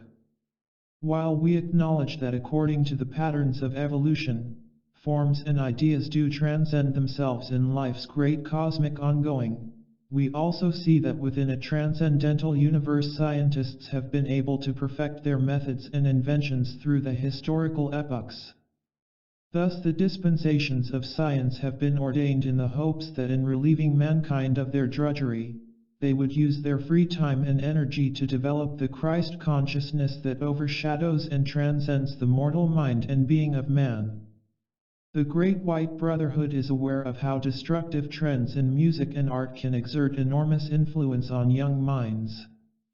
Many of the youth of today have no standard by which to judge that which is fed to them, simply because from early years they have been enmeshed in a web of darkness which seems to them to be a creation of light. It becomes difficult, then, to extend the wings of the Spirit to these young souls, for the human intellect inciting their rebellious egos has convinced them that free form and the absence of all restrictions is the means through which they will achieve self-realization. Nothing could be further from the truth, for self-discipline is the requirement of the hour. But these untamed souls would not surrender their human will for anything or anyone, and so it is easy for the Prince of Darkness to find disciples from among those who have been subverted from their earliest years. The highest alchemy is the precipitation of the Christ consciousness, and all to whom the breath of life has been given have a solemn obligation to pass on the precepts of holy wisdom before passing the torch of responsibility to the next generation. The ancient proverb, "Train up a child in the way he should go, and when he is old, he will not depart from it," becomes, then, life's injunction to all humanity. Seeking a means of improving the strain and the quality of life, they should consider and reconsider its mandates until they are effectively interwoven into the whole structure of striving toward the future. Immorality, greed, selfishness, and dishonor have never provided for any age any recompense except the destruction of the spirals of the future. Only light can rise, whether in civilization or in individual man. Only light has the power to endow our cloud with the understanding that it is our own future, woven today from the controlled energies of our beings and determinately endowed with our highest vision and our richest faith, that will produce the fruit of givingness to the universe in the highest creative God quality. As I prepare you for more advanced efforts made on your behalf and on behalf of humanity, it is essential that I endow you to the best of my ability through spiritual means with the vision of what God is. Even in our higher octaves, it is impossible for us who are yet in a lesser individualized state to realize the fullness of who and what the greatest alchemist is. But we can approach the Holy of Holies, we can draw nigh by transcending ourselves even as He is ever transcending Himself, being changed from glory unto glory by the one universal Spirit. We are never bored and never tired by the changeless effort to change, for we are aware that with each step we take, an infinite leap occurs in the highness of us all. God identifies so beautifully with every part of life that there is a gladness in all creation when the higher self makes the giant leap. In the words of the Christ to His disciples of old, "I go before you into Jerusalem, the city of God, the city of peace, the cosmic parliament of man." These are the outgrowth of the Father's love, of the idea of the great transcendentalist, of the eternal alchemist, the Great Spirit, God the Father, Christ the King. He who brings down the mountains and raises the valleys, He who puts down the mighty from their seats and exalts them of low degree, does all things in order to produce the summum bonum of ultimate reality for every part of life. His givingness is beyond reproach, and if His precepts had been heeded in any age by any society, the thorns of that age would have been blunted and broken. The fragrances of the rose would have surrounded the age. The highest learning, culture, and beauty would have manifested. Pain and suffering would have ended in a relative sense and, through understanding, the golden arch would have been seen by all within the scope of their immediate realization. The golden door would have opened wide, and the heart of purpose would have been perceived behind it all. Nature and nature's God conspire to produce universes, worlds without end, the great diurnal magnetism, the universal endowment that, as male and female, as positive and negative, as spirit and matter, are designed to produce the wonder of life. Its glaring and awesome beauty may be everywhere, but to some it is a garish movement from which they shrink. To others it is a universal hymn of purpose. But to those of us who love nothing more dearly than to guide humanity by word and deed, it is the opportunity of the eternal Buddha, the opening bud of the flower of joyous reality whose fragrance is everywhere. It permeates the quality of life, it removes the odors of darkness, it encompasses all. It reveals the meaning and purpose of love that in sacrificing itself is reborn. What more shall I say as we stand on the threshold? I say, I kindle a blaze within your being. Be the flame tiny or great, may it ever expand and help you to make for yourself and for the glory of the great alchemist a life full of interest in taking dominion and in being one with the great exemplar. Oh, let us love together. Let us be together, and let us see together the far-off movement that yearns to draw nigh. Graciously, I remain. Chapter 12. The Way of the Tree of Life. The fervor we seek to convey can be assimilated. The fire of our mind and spirit can be absorbed through a simple reading and application of the consciousness of the heart. We know that man can inductively enter into a higher state. The sincere reading and rereading of our words until they become a very part of the consciousness of the disciple aspirant can and does create in him a key by which his own alchemical expertise is developed.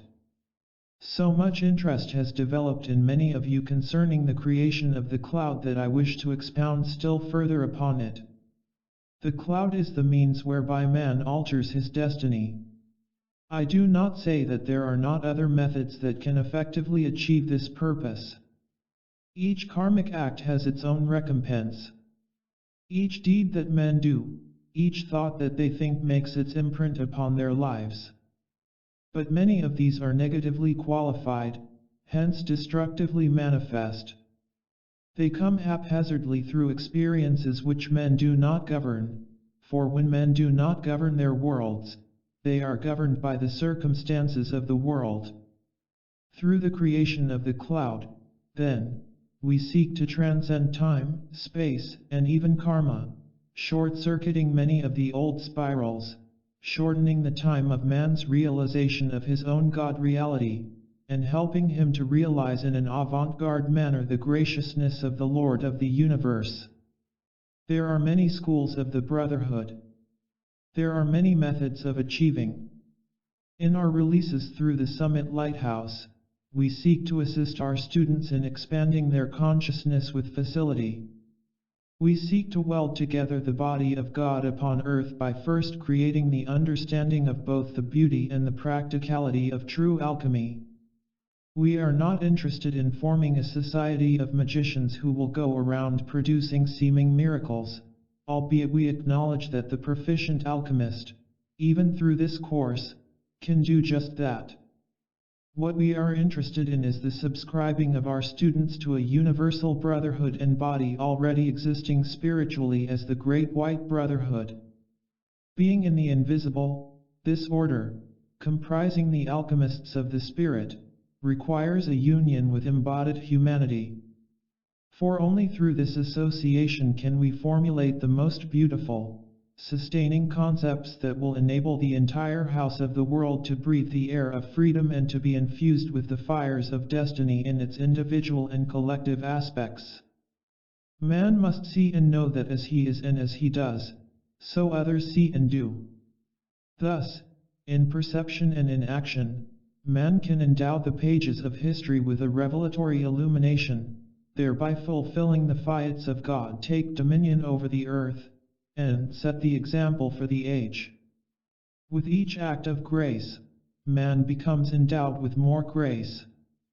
Each step of self-mastery raises him higher in the cosmic peerage, until he is crowned at last through the eternal mysteries with the full realization of his own potential. Our cloud, then, in answer to some of your questions, can become physically tangible. It need not be so in order to endow you with the highest graces. Through the cloud you can draw to yourselves God's holy witnesses that have lived in all generations, that have called him blessed, that he has blessed. You can be freed through the light and fire of the cloud from the mediocrity of the present age and from the degradations of past ages and their cumulative effects upon the human psyche. You can, as it were, rend the veil of the Holy of Holies if your purpose be communion with the Most High, as was Moses in the Sinai desert. You can realize through the cloud the full perfection of your glorious I Am presence. Then through your contact with the I Am presence, the presence of all being, you can develop a culture of the spirit at lower levels that will provide stairways of safety upon which others may climb.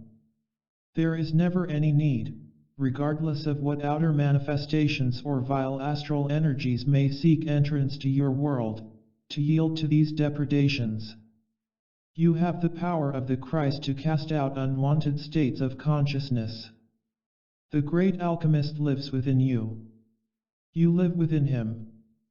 Therefore, through your conscious experimentations with the cloud, you can surround yourself with the means of producing change. In our examinations of those who through the ages have worked with the cloud, we have taken note that those who have been convinced of the reality of the cloud, those who have dared to endow their consciousness and being with the very qualities of the cloud itself, have become more and more efficient in its use. For them each daily experiment in creating change has become easier. I hope that I have conveyed to you in this intermediate course the ideas one have sought to convey. Please understand, however, that the full power and glory can only unfold within the concepts of the total course. It is my hope, as it was to create this series when I first produced studies in alchemy, to one day produce for you advanced studies in alchemy. We shall then be able to offer humanity a beautiful trilogy, the first section laying the groundwork of ideas through the golden flame of illumination, the second herein pronouncing the love ray that through the cloud of the Holy Spirit endows your ideas with life, and the third section explaining how to make permanent that which you create through the power of the spoken word. This trilogy will be especially valuable to those who are not only concerned with magic, but who also recognize that alchemy is the means of renewing youth, first in the inward parts of man and then throughout his entire consciousness and manifestation. And if this be accomplished, it cannot help but be the means of enhancing individual and world thought. Now as you ponder the correct experiment for your efforts in alchemy, remember that the stereotypes that abound in the world are not all ugly. In fact, there are many historical and cultural literary masterpieces that embody divine stereotypes, or archetypes as we would call them. It is not necessary for the student in his alchemical experiments to shun all that appears to be of the ordinary. In many cases, rather than ferret out the commonplace, it is more important that you avoid the classification of a condition as trite, for in reality it may be a great idea. Do not fear to embrace beautiful thoughts because someone else thought of them first. The time will come when you will develop a greater uniqueness. But until you become more proficient with your experiments, it is more important that you go upon a safe highway, that is, if speed combined with exactitude be your desire. There comes a time when man passes beyond the pale of that which his own experience patterns can teach him. Then the immortals stand ready, even as they do while he is still learning the lessons of earth, to help him expand in every facet of his endeavors, whether human or divine. Progress is never governed as much by what man desires to do or to be, or even by what the world has to offer, as it is by his realization that he can be all that God wants him to be, if he will just accept that simple thought. Seek not, then, the bizarre, rather be content to be a good man or a good woman. Place yourself in the hands of God, in the hands of the Father of all, who cares for the birds of the air and the fragile flowers that glow for the breath of a moment. Do you not think that he cares more for you than for the grass of the field that withereth away, he who esteems you enough to give you his consciousness, to create for you a universal mother, nature herself, and to impregnate that nature with the fires of his own spirit, all for you, all for you? Yet man is as the grass of the field when he esteems himself so to be, when in mediocrity, selfishness, deceit, and a sense of personal struggle, he strives only for outer recognition. Let men seek not to be thought great of other men, but to recognize internally the greatness of God that is inherent in all of life's manifestations. Then their alchemy will hold within it the alchemy of becoming perfected. I do not say there are not other great mysteries waiting to be revealed in connection with alchemy. I know that there are. I do say that the way of the tree of life, which is the perfect secret, that God has guarded from the curious and profane, remains a penetrable mystery. To him who is not ashamed to wear his wings, to him who understands the diligence of each day, to him who is content to place his hand in loving trust that destiny is ours, to him who is willing to forsake a past that has not produced the blossoming beauty he craves, to him whose heart reaches up as a cup to the highest and sweetest, the noblest and best Lord of all, in the desire to have imparted to himself and every part of life the best of gifts. He speaks in summoned, loving tones of inward communion. O Father, not my will but thine be done. To him there is conveyed the highest crown, the word dominion. He is the Son, the alchemist, the beloved one. He can divide the loaves and fishes, walk upon the waves, fulfill his own and others' wishes, and be the great benefactor. In him the immortal spirit prevails. The ultimate Thule is seen. I sign myself sincerely, your immortal friend. Book 3. A Trilogy on the Threefold Flame. The Alchemy of Power, Wisdom, and Love. And now abide faith, hope, charity, these three, but the greatest of these is charity. Chapter 1. Power. Gracious men and women. Persistency is recognized as a quality which eventuates in the manifestation of some aspect of perfection. The courage which men externalize by holding fast to a specific momentum in the face of every attempt to prevent its manifestation is a thing of beauty, a joy to every heart, and most wondrous to behold. The very thought of power in itself brings delight to the hearts of men. The power of the universe depicted in the heavens tells men of that seemingly far-off aspect of God for which their souls hunger but unto which it appears impossible to draw nigh. Hope, together with the element of faith, has enabled men to release some degree of power into their worlds and to subject it to their control. A. Power defined. Now, power has taken many forms.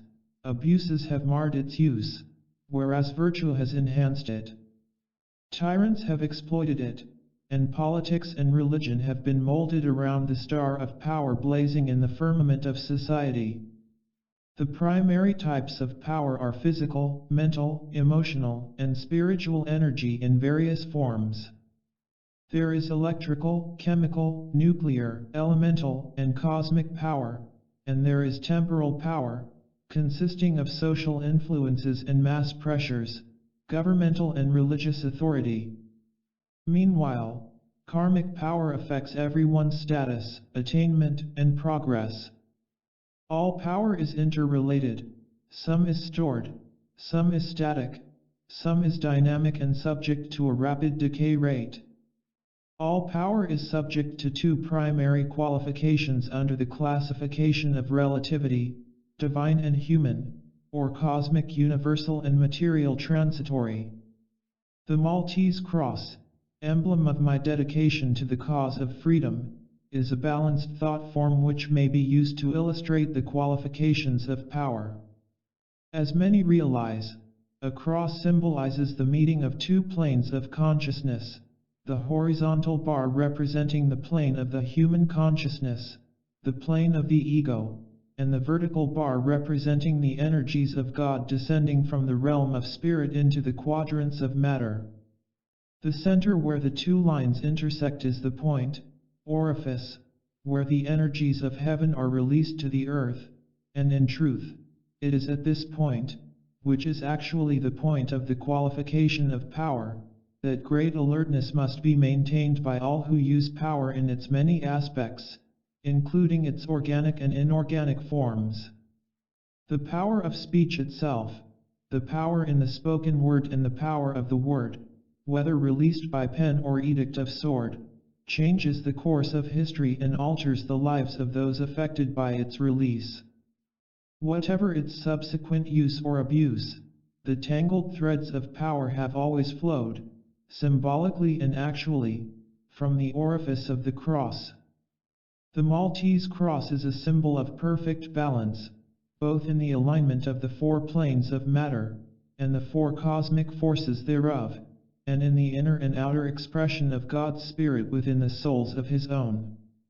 As such, the Maltese cross illustrates the drawing forth of light's energy and consciousness from on high, through the north arm, for the manifestation in the world of form of God's omnipotence, omniscience, and omnipresence, through the west, south and east arms respectively. And, as we shall soon see, in this cosmic interchange between God and man the universal light is beamed forth as above, so below, to the right, to the left and in the center, in a perfect equilibrium of power, wisdom, and love. Blessed ones, it is easy to complicate that which is simple, but it is often most difficult to simplify that which is really complicated. This I shall attempt to do for you in this study. Bear in mind that when a child first begins the study of arithmetic, he is dealing with simple sums and the concrete. In his world of counting things he can little conceive of the intricate threads of logarithms and abstract equations. Man should, then, realize that the perfectionment of the soul in God must take into account the training of the child man and the fact that so-called cradles of negation, e.g., compartments in the world of form, have been created as classrooms or schools of soul testing where transmutation and noble changes can be effected that will result in an expansion of the flame of freedom, raising every son of liberty into the totality of his identity and divine manhood. In simplifying the understanding concerning the release of power, it will be shown that the bodies of man, for by definition, are receptacles of that power. Thus his physical, mental, emotional, and etheric sheaths of consciousness are recipients of the charge of power that is released through the electronic pattern of the Maltese cross. For the purposes of this study, it is best that we consider the dawn, the beginning of each day, as the arbitrary point of origin for power's release, when self-conscious awareness once again floods the altar of individuality and men begin again to think and to perceive. For this, too, is an employment of power, but one which is often abused by neglect. Few today are aware of the degree of power which God has conferred upon man through the gift of consciousness. Few are aware that they possess the power of focalization and intensification in the proper exercise of their attention through individual consciousness, nor do they realize that the interpretive and discriminatory action of the God Self enables them to take firm hold of the reins of power, to be in control of their lives, and to be less distracted by the social and karmic responsibilities that are daily thrust upon them. B. Self-dominion, your reins of power.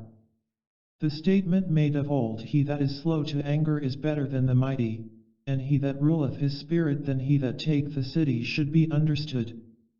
Were it so, more adepts and masters would arise in every generation to take the reins of dominion over themselves and their worlds. It is an act of utter compassion for universal law and for universal love for you to obtain dominion over the finite self. When this happens in your life, and happen it shall as the law is made known, you will realize that you cannot remain a novice and still be a master. Although you live in the plane of the human consciousness, you must not be subject to its depredations. Inasmuch as the world is filled with idle minds, and idling minds, even when housed in a dedicated consciousness, are often tools of the sinister force, the devil's workshop, as they say. It behooves the student of deeper truth to recognize that he alone can and must govern his own world through the right use of power. In this sphere of cosmic coexistence, where the energies of the macrocosm and the microcosm flow as one, there is a daily release of great power from the Godhead and a subsequent abuse of that power by mankind. Some men watch the abuses of others and then respond with an equal or greater abuse of power. Thus they gauge their power train according to the qualifications of power by individuals and society. This is not action, but reaction. Others, sometimes consciously and deliberately and at times thoughtlessly or unconsciously, generate discordant thought forms and auric emanations from their beings through the triggering action of bad habits and momentums. I would like to list some of these abuses of power in order that you might perceive how people become the unwitting tools of subtle qualities of negation and how they take in, amplify, and discharge this noxious substance into the planetary atmosphere. First, there is boredom, an indifferent state of mind wherein all seems quite profitless to the individual who cannot see beyond the vanity of this world to the reality of the next. In this disenfranchising state, akin to a vacuum, men denude their souls of vitality. Then there is dissatisfaction, in which men assess their own progress or lack of it and, by dishonesty in self, or self-deceit, are unwilling to admit their role in fashioning their own weaknesses. Instead, they effect a transfer of responsibility to others, assigning them the blame for their own failures or lack of progress. Often carried on at subconscious levels, this ruse of the carnal mind remains the primary cause of personal stagnation. Then, too, there are numerous types of fear. One of its most devastating forms which I desire to call to your attention is that which even the sincere sometimes attribute to the Godhead, given men's propensity to fashion their gods after themselves. It is the altogether human quality of whimsy, which stems from a deep-seated insecurity. Although they themselves have a whimsical nature, they cannot bear the thought of being subject to a whimsical God. Therefore they conclude, for dark and unclear reasons unknown even to themselves, that their life streams are not in favor with the universe and that they must withdraw therefrom. In this anxious frame of mind they may tend toward aggressive forms of rebellion, or their attitude may become one of servility, wherein they easily tolerate feelings of lethargy, depression, and hopelessness. There is the vibration of doubt, which we would also touch upon. Doubt stems from fear and from a lack of real self-knowledge, while self-doubt, as lurking suspicion, colors one's doubts of everyone else. Some, who believe themselves to be fearless and in possession of greater knowledge than they in fact have, may not accept the statement I am making. Nevertheless, I shall affirm its truth, and when in the light of greater understanding men will have dispelled their own self-ignorance, their doubts, too, will fly out the window. But men must allow themselves time enough to achieve this. As the Master said, in your patience possess ye your souls. Now, there are many other traits and influences that we could go into here, but I do not choose to prolong the enumeration of negatives to which mankind are host. Rather, I would point out, on the basis of a thorough analysis of those I have listed, that mankind's abuses of power are created primarily as a result of their ignorance and misunderstanding of the laws governing the flow and use of energy. Moreover, to the great masses inhabiting the planet, from whom even a rudimentary knowledge of the science of karma has been withheld, it is somewhat difficult to explain the cycles of reincarnation that predestine the return of abused power to the one who has misused it. The horror with which some who profess to be religious view any doctrine that is not approved by the Church of their fathers is a millstone about their necks. How unfortunate!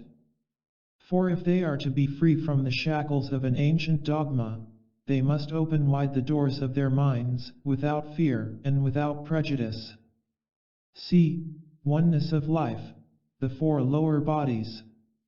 Now, it must be understood with cherishment that all life is one, and that an abuse of power on the part of any member of the world body has its effect upon all. But by a like token, the correct use of power by anyone upon the planet brings its blessing to all. Power is energy. Energy stored in the physical body can be measured as the sum total of the energy content of all of the body cells. When this energy is spent, it becomes necessary to in some way reinfuse the cells with energy in order to renew the power of the body. To infuse the body cells with new and vital energy when those cells are already clogged with accumulations of negatively qualified substance, residual deposits of power misused through wrong thought and feeling, is to partially negate the flow of energy in the body. This can cause fatigue, or a loss of power, which, if unchecked, eventually results in so-called death, the cessation of the flow of power from the presence to the physical form. Consider the value of flushing out these accumulations by spiritual electronics, and then gradually building up the light in the four lower bodies by the fourfold alchemy of the Maltese cross, and the science of the spoken word. Thus it is most necessary to understand the relationship of the four lower bodies as you pursue the rebuilding of the temple of man as a wise master builder. The mental body interpenetrates the physical body as water interpenetrates a sponge. Having its own reservoir of power, it is not dependent upon the physical body except as the focal point for the flow and distribution of power. Yet, the four lower bodies of man are so interrelated that if the mental body is to operate at optimum efficiency, the other three must be in perfect alignment with it and with each other. The densities that the mental body encounters in the physical body, such as the harmful residue of nicotine, drugs, and impure food, or even the substance of fear, doubt, and mental rebellion accumulated from past lives, clog the brain cells and imprison the light of the atom, effectively impeding the free flow of light to the physical consciousness and thereby impairing the function of the mental faculties. When misused, the power of the emotional body becomes the most violent and volatile of the four lower bodies. When agitated by undisciplined feelings, these emotional energies have a tendency to lead men astray in their thinking and in their actions. The flow of power to the mental body is also greatly subject to the power of the etheric, or memory, body. In memory's storehouse, the writings of all past actions in present and previous embodiments stand as an electronic record of considerable weight and influence. The power of this record, together with the momentums generated by the misuse of energy, is a subtle pressure that affects the present moment for good or for ill, relatively speaking, unless it is brought under the control of the balancing power of the great God flame within the heart, the immortal flame of power, wisdom, and love. D. The Maltese Cross. Symbol of God-controlled power. The Maltese Cross, symbol of the perfect balance of the God flame, as in heaven, so on earth, provides a thought and energy matrix whereby the ill effects of personal and planetary karma can be brought under control and the power of virtue released in their place, that mankind's use of power might no longer corrupt life on earth. It has been said that power tends to corrupt and absolute power corrupts absolutely. Power can be used as the bow of the infinite archer to release an arrow of perfection into the heart of man's goal of happiness. As the pursuit of happiness is an acknowledged treasure, let all who would permanently enjoy it ponder the Maltese cross as a simple thought form through which great truths may be revealed for the blessing of all. Looking at the Maltese cross placed upright before us, we see that the four symmetrical arms extending from the center are triangular in shape, wide at the outside, giving the appearance of a fanning action. The upper, or north, arm descending to the center resembles the upper vessel of an hourglass. Actually, it is a funnel through which the great energies of God, the power of God, are descending into the cup, chalice, of being. The wide opening reminds us of the infinite energies of the Source and of God's ability to convey these to man. Therefore we know that we need not accept limitation in any form, whether in receiving or giving the limitless light of cosmos. The point of qualification at the center of the cross indicates that you must always consciously determine within your heart and mind to qualify your God-given energy with the purity of the divine intent and with the virtues of your Christ identity. You need not be weak or weakened when confronted by waves of discordant energy, whether your own or another's. Nor is it necessary for you to be rude in your rebuttal of human error, for it is not the person, but the impersonal energy personally misdirected that must be challenged. Therefore, establish yourself in a firm, unyielding consciousness that rejects evil as the lie of man's misqualification, and as you breathe in the essence of the sacred fire, flower of power, determined to strip that lie of its negative power manifesting as thorns of abuse. It must be recognized that when the energy action descends from God to man through the upper arm, narrowing through the funnel to flow into the crucible of being at the point of the cross, it passes through the nexus and fans out into the three lower triangles to manifest as power, wisdom, and love in the world of material form. Thus, the infinite energies of God are molded by the qualifications of man's attention focused at the heart of the cross, the seat of his conscious mind. By this means power congeals in the physical world, taking the form of the thoughts, the feelings, the acts, and the spoken word of man, the release of its potential being entirely dependent upon the motivation and the will of his consciousness. The balance between the upper arm, which receives the energies of spirit, and the three lower arms, through which spirit's energies coalesce both in and as matter, provides for the balanced manifestation of God's power as above, so below, from the planes of primary causation to the physical effect, as it is taught in the Hermetic science. The Maltese cross, symbol of God-controlled power. If man's qualification of his quotient of spiritual energy released over the crystal cord from the I Am presence to the heart chakra were retained in purity from the moment it entered the crucible of his consciousness, all that is in manifestation in the microcosm would reflect the perfection of the macrocosm. Think of that. The energies of the three lower arms, fanning out in a balanced action from the center of the Maltese cross, proceed, then, from the plane of pure being into the form, or action, phase of the threefold flame. Power by itself, in the left arm, retains the negative polarity unless and until it is qualified with the positive polarity of divine love, in the right arm. Ponder well this statement. Now, the left arm of the cross denotes the negative, or minus, charge of spiritual energy qualified by the blue flame of power. The right arm denotes the positive, or plus, charge qualified by the pink flame of love. And the lower arm, denoting the central axis of the plus and minus fling, is qualified by the golden flame of illumination, which imbues both the positive and negative poles with wisdom's God direction and purpose.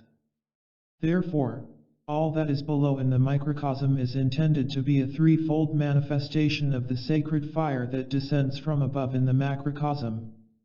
The energy released from the Godhead, the day star from on high, the lodestone of power, or the I Am presence, scintillating in the octaves of perfection, immediately upon entering the lower octaves of matter assumes the negative pole of being in what is called the night side of manifestation. This is the minus side of life, where the plus fling of potential released from spirit enters into material qualification. The energies garnered in spirit, when preceded by right thought in the left arm, gain the impetus for God virtue by the power of love's cohesion and attraction as they are released into action through the right arm.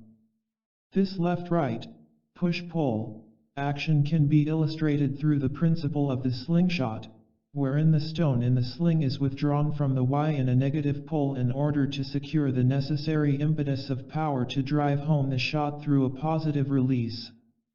You will recall that it is written in the first chapter of Genesis that the Lord God made the greater light to rule the day and the lesser light to rule the night. The north arm of the cross represents the day side of being, and the three lower arms the night side. The left arm of the Maltese cross, being the negative arm of the Trinity in form, is itself symbolical of the negative side of life in which the three lower arms are suspended. Then, too, it is the left arm that denotes the physical nature of man as a cradle, or crucible, into which God pours his power as a condensation of the fiery intensity of his light. This he does in the hope that man will rise above that cradle crucible and transcend the world of experience which the alchemist perceives as the night side of life, a temporal densification of spirit, a laboratory in matter where he is obliged to prove the scientific laws of being in order to return to the permanent abode of spirit. It is out of the dense spheres of this world of experience, which the Hindus refer to as the world of Maya, that the soul of man must rise, purified and made white, into the purity of the great God flame of his being. The Maltese cross has another significance. When the perfect integration of God and man is complete, there is a sunburst effect emitting light from the dot in the center of the cross. Within the cosmic circle of allness at the dot symbolical of individuality, there is focused the balance of spirit and matter, a divine oneness of all planes, a union of the Father-Mother God fulfilling the spirals of Alpha to Omega. Through the sacred heart of the soul wed to the universal Christ in the alchemical marriage, the light is come, the light does shine. God is in truth the all in all, not only in principle but also in practical application. For this God, whose Christ, as Paul said, is all and in all, is the all in all within the individualized manifestation made in his image and likeness. Thus is the fullness of God's kingdom conferred upon his sons and daughters, thus through the pattern of the Maltese cross is the concept of thine is the power realized. God's power, as his light energy consciousness is, then, entrusted to every man. And it is in the right use of this power in every way, according to the spiritual/physical laws of alchemy which I herewith declare to you in part, leaving the rest to your mystical communion with Cosmos, that man can surely come to understand more of the universe and obtain the victory of eternal life. I realize that my writings on alchemy were a disappointment to some students because of their faulty levels of expectation.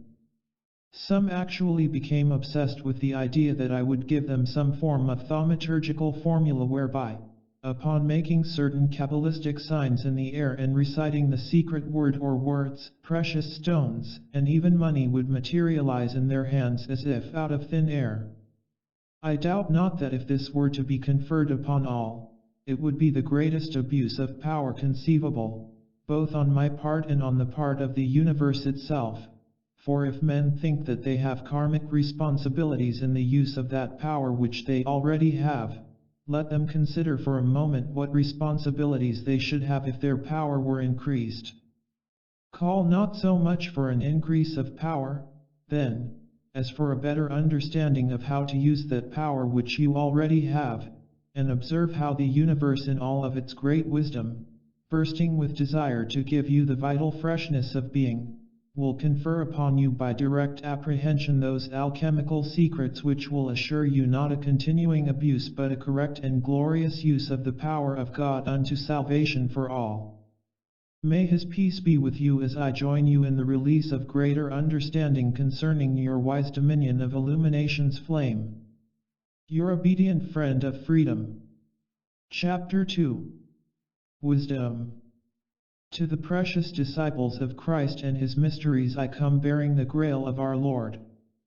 Listen well lest you skip over the unspoken, the unwritten, the principal thing.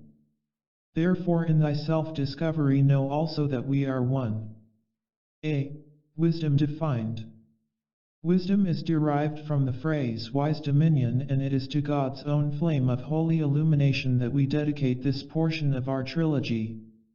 The age-old admonishment, wisdom is the principal thing, therefore get wisdom, and with all thy getting get understanding, relates to the acquisition of divine wisdom. Let me here make a distinction between wisdom and knowledge, There are men and women who can easily retain the lines of entire series of plays, and they can speak those lines before a sizable audience with great accuracy and dramatic impact. These same individuals would be at a loss if they were to be called upon to write the play or to assemble the words and ideas which embody its continuity. Thus, it is not sufficient to possess mere knowledge based on the power of the memory to retain experience. Memory alone does not assure man the proper use or release of stored knowledge at the precise moment when it is needed, nor does it assure mankind the exercise of proper judgment or wisdom once the facts are made available. B. Re-embodiment, keystone in the arch of being. Now, as I have earlier mentioned, it would be most beneficial if the human monad would refrain from prejudgment in matters of cosmic doctrine, and even better if he could universally accept the reality of re-embodiment. For it is in the acceptance of this fact of life that he will truly discern the wisdom of the ages and more easily understand his reason for being. It is most difficult for people in any age, observing in the lifespan of a comparatively few short years a series of events relative to the personal self, to be able to judge the world in which they live and the society from which they have derived both bane and blessing, and then to be able to perceive matters pertaining to the spirit and properly assess them. By correctly understanding and accepting his own re-embodiment, the individual develops a cosmic sense of the continuity of self, past, present, and future, and is better equipped to see behind the surface effects of today's circumstances the underlying personal causes that stretch back across the dust of centuries. Simply because men lack conscious memory of a previous existence does not deny the validity of this truth. Many have experienced the sudden feeling of having done before that which they are doing for the first time in this life. Others recall in a flash of recognition, déjà vu, that they have seen a face or place before. Then, of course, there is love at first sight, which is to be explained by soul recognition from past lives or inner-level awareness. Many have noted with interest the incidence of genius, that some call a gift or talent, in art, music, and science, or other aptitudes that appear at an early age, indicating the soul's resumption of the broken thread of identity. Modern physicians take note of the distinct personality of babies on the day of their birth. And all over the world fascinating stories have been documented concerning people's recall of vivid scenes and experiences from a past life. Man has been justifiably skeptical of some of this. Yet truth reveals itself not as a pseudoscience but as the very science of being without end. Think how glorious, how full of hope life can be to all who therefore see before them not death but only self-transformation as the alchemy of positive change, to all who see in the law of re-embodiment an opportunity for the slow learners and the rebellious to recover in new dignity from error's stains, rising at last from the astral sea of identity, the personal morass of mortality, into the morning of eternal hope and the crown of victorious life. A world fabricated to be the platform for billions of life streams, all created as mere moths destined to fall into the flame and be consumed, a world that is a kaleidoscope of changing scenes and ideas drifting, sense stability, in an endless sea of spinning nebulae and swirling gases, holds no promise for the children of the sun other than to eat, drink and be merry, and to die like mortals. What marvel that men have accepted any religion at all when the factor of re-embodiment is denied by the religions and many of their leaders. You see, it was by removing this teaching from the so-called mysteries of the early church that there came into existence the very grave distortions of life's purposes in both church and state that have challenged society to the present day. When the wisdom of God is imparted to man, it makes him aware of the fact that the sum total of all that he is, whether he likes it or not, is the result of his own doings. He sees on the instant the need, as well as the power, to change his ways and to draw himself into alignment with cosmic law. Faith in God mounts up, for hope joins hands with faith, and the personal mistakes of the past appear to be possible of present rectification. The understanding of current failures reveals them to be the result of wrongful acts, human error, rather than a deliberate resistance to life. And men and women are enabled once again to enter the mainstream of life and to participate in a cosmic drama wherein divine wisdom eventuates in a union of such celestial dimension as to stagger the imagination. The greatest of rockets, ancient and modern, have a platform or launching pad from which they thrust off into the heavens. So it is with men and women in their search for cosmic truth. From the platform of present existence they must seek and find the threads of cosmic light that will lead them through the golden door and beyond to etheric realms where blazes illumination's flame. Thus, from wisdom's fount as well as inner study, the seeking, striving ones must learn to see God in action in themselves and summon Him to take command of their affairs on earth. How great is the suffering that Christians have endured through the elimination of this one point of spiritual truth. By denying embodiment they have denied their souls the keystone in the arch of being. You see, there are certain fine points of cosmic law that in a relative sense are not as important as this one.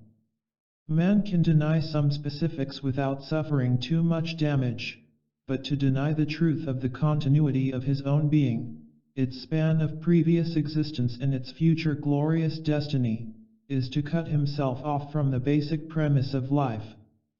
See, the eternal now, doorway to the future. The eternal now is more important than either the past or the future. It is the doorway into the future even as it is memories linked to all that passes through the heart of man's experience. Beloved ones, eternal life is divine wisdom. For by the acquisition of many fragments of eternal life, segmented as lifetimes, man has stored up for himself treasures in the heaven of being. Accordingly, the guidelines of the Ascended Masters' universities for the training of souls in the way of personal adeptship are firmly fixed, based on the great law of experience, the cumulative record in the great causal body of the universe.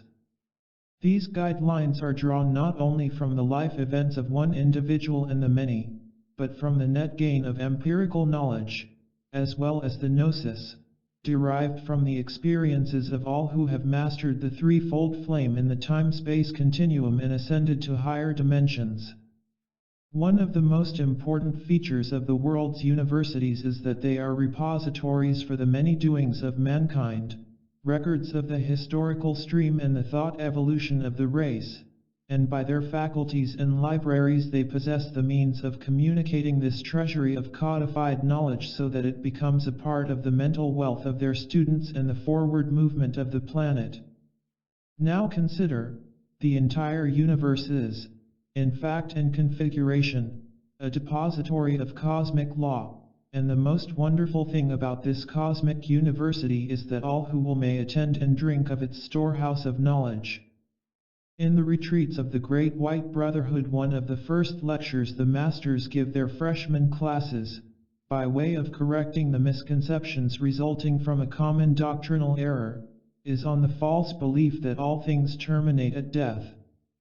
If death or illness were to be permanent, if human discord, sin, and unhappiness were to remain as an unremovable stain upon the soul, the master of a man's destiny, and their influences could not be broken here or hereafter, if life's opportunity were to cease by the calamity of sudden and untimely death, no further chapters to be written in the book of life, then individual man could never assimilate the wondrous blessings held in store for all by the mind of God.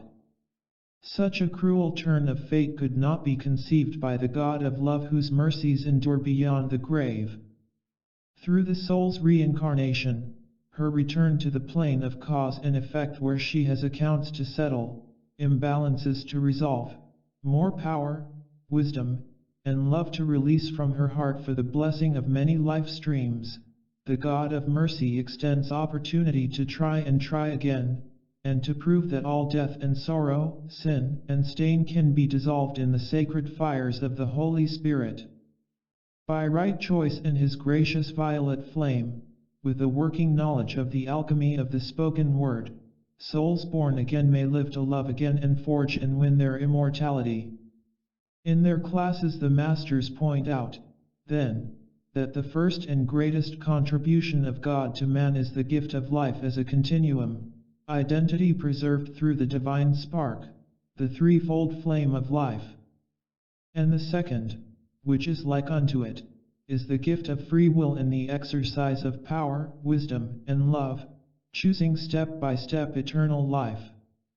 Alas, the densities and opacities of the world of form, spread over the human mind as a mask of imperfection, have for untold generations robbed mankind of this his birthright of spiritual wisdom and experience unto the glories of the endless day. D. The etheric realm, upper and lower strata. Let me take you, then, into new levels of awareness where we will confront certain facts as yet little known by people at large. Many have thought about the existence of other worlds and other civilizations. Some have speculated concerning the penetrability of matter and the simultaneity of force fields in time and space whereby other worlds might co-occupy the position of this blessed earth, yet in other dimensions. When the laws of frequencies and wave emanations are better understood by the scientists of the world, the facts of this reality will be revealed. At this writing it is my intent to speak briefly of the etheric realm. Upon departing from the physical world and drawing their last allotted breath, the spirits of men are often taken into the etheric realm, a higher octave of the matter plane corresponding to their more refined, or finer, etheric body, which to them has the solid appearance of the physical.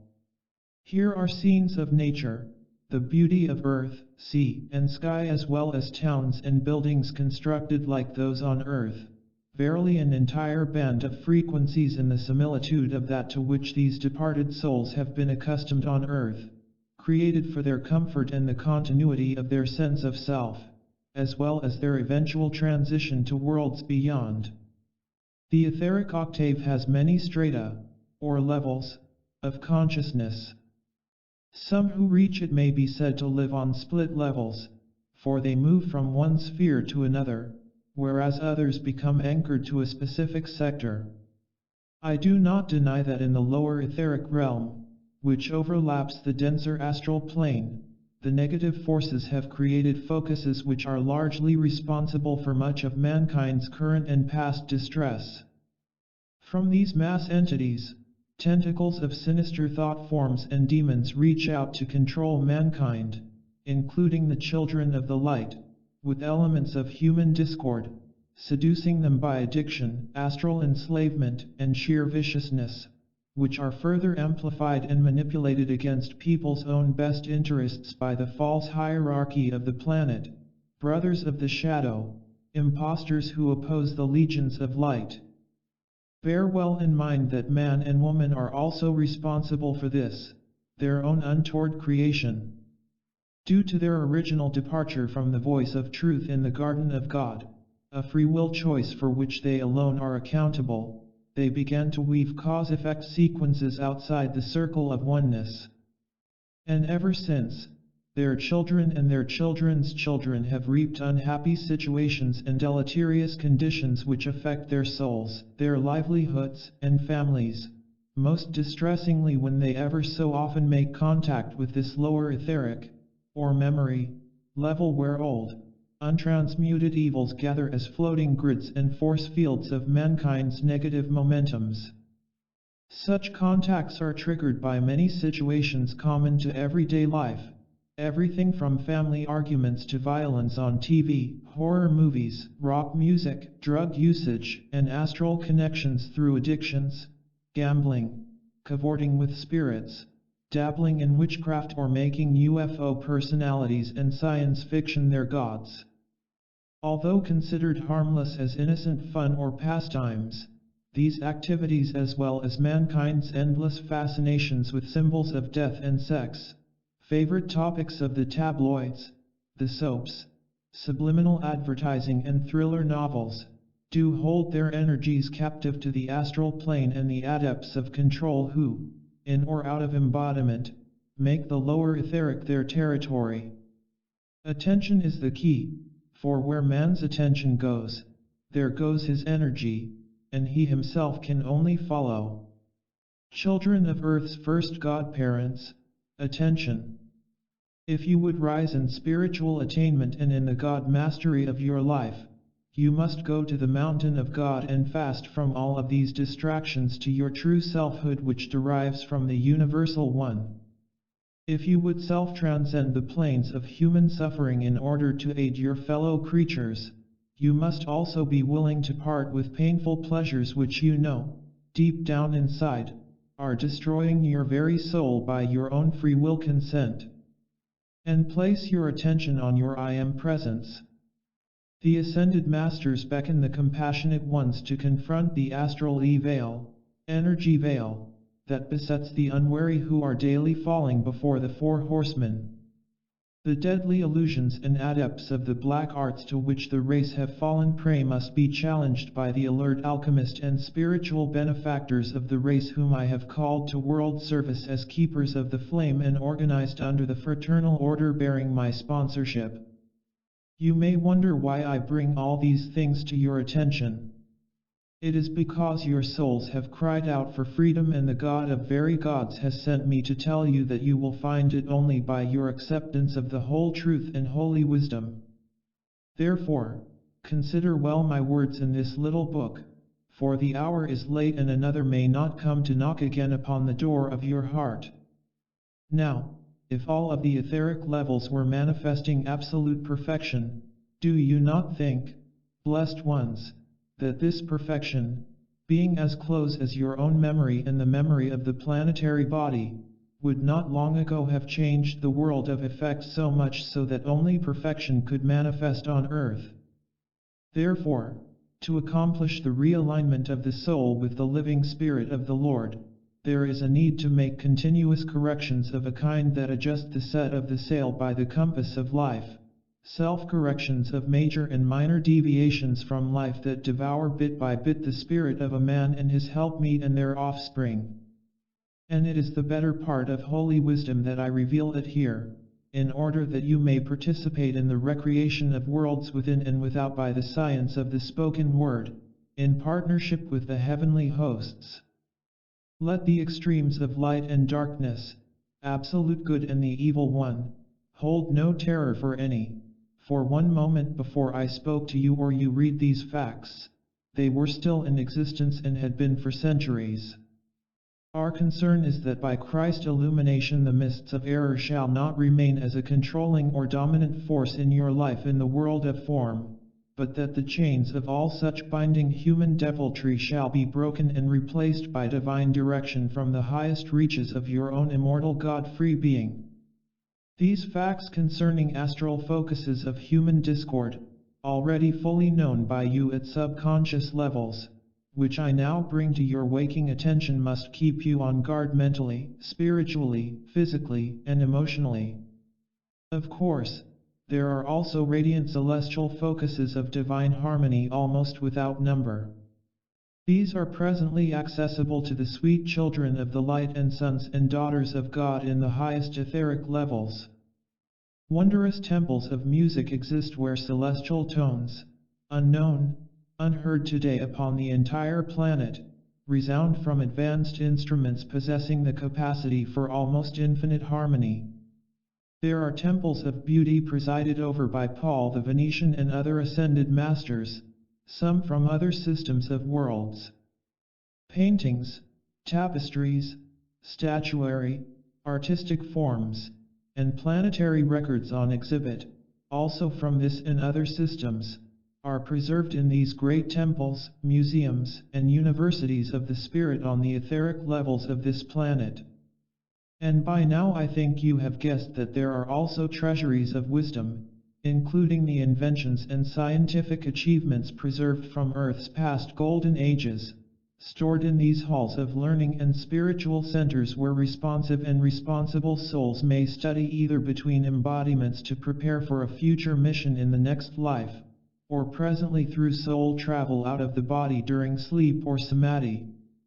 The latter subject I have reserved for the keepers of the flame lessons, for your exercises in soul travel require our close attention and guardian action. But let us now face certain facts of man's being, fundamental to the quest for the grail of self-knowledge in the etheric octave. For by determined self-mastery in the first steps he may arrive at the portal of opportunity for world service. Wisdom's way by the threefold flame. The mere acquisition of knowledge, without the wisdom to discriminate in its use, as we have noted, is not productive of the right kind of fruit but often becomes a wholly ego-centered activity. Wherefore, when the flame of wisdom is utilized by a life stream, invoked from the heart of his own beloved God presence, and the dross of wrong thinking colored by human emotion is burned out of the cells of the mind and the lower mental body, then the way is cleared for a flow of great wisdom into man's consciousness and use. To tap the resources of the cosmic universities, men need pure hearts. We do not deny that the violent rebels against the cause of Almighty God have taken heaven by force, as has been said, piercing the veil by psychic means, drugs, satanic rite, and the black arts. They have penetrated beyond the strata of the ordinary, at times employing various chemicals, herbs, and human pharmacopoeia in order to escape the realm of the present self and present karmic responsibilities, yet finding but temporal reward for their stealing of forbidden fruit, for the law does not allow them to keep their ill-gotten gains.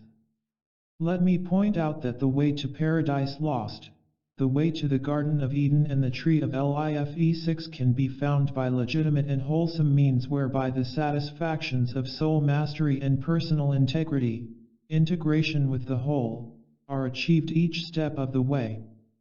This is a part of holy wisdom. For merely to acquire power without understanding the meaning of justice and mercy, as I have long stressed, is an error for which the life stream is fully accountable, both here and hereafter. Inasmuch as mankind's karma holds them accountable for so much already, I see no reason why they should further complicate matters by acquiring power without acquiring the wisdom to properly apply it and the love to restrain its selfish abuse.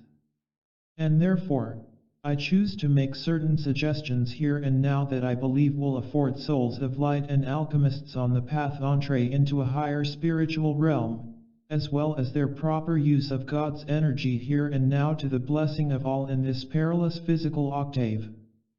Some of you are aware of the fact that the threefold flame, which is being interpreted in part in this trilogy, is only 1/16 of an inch high within the average human heart.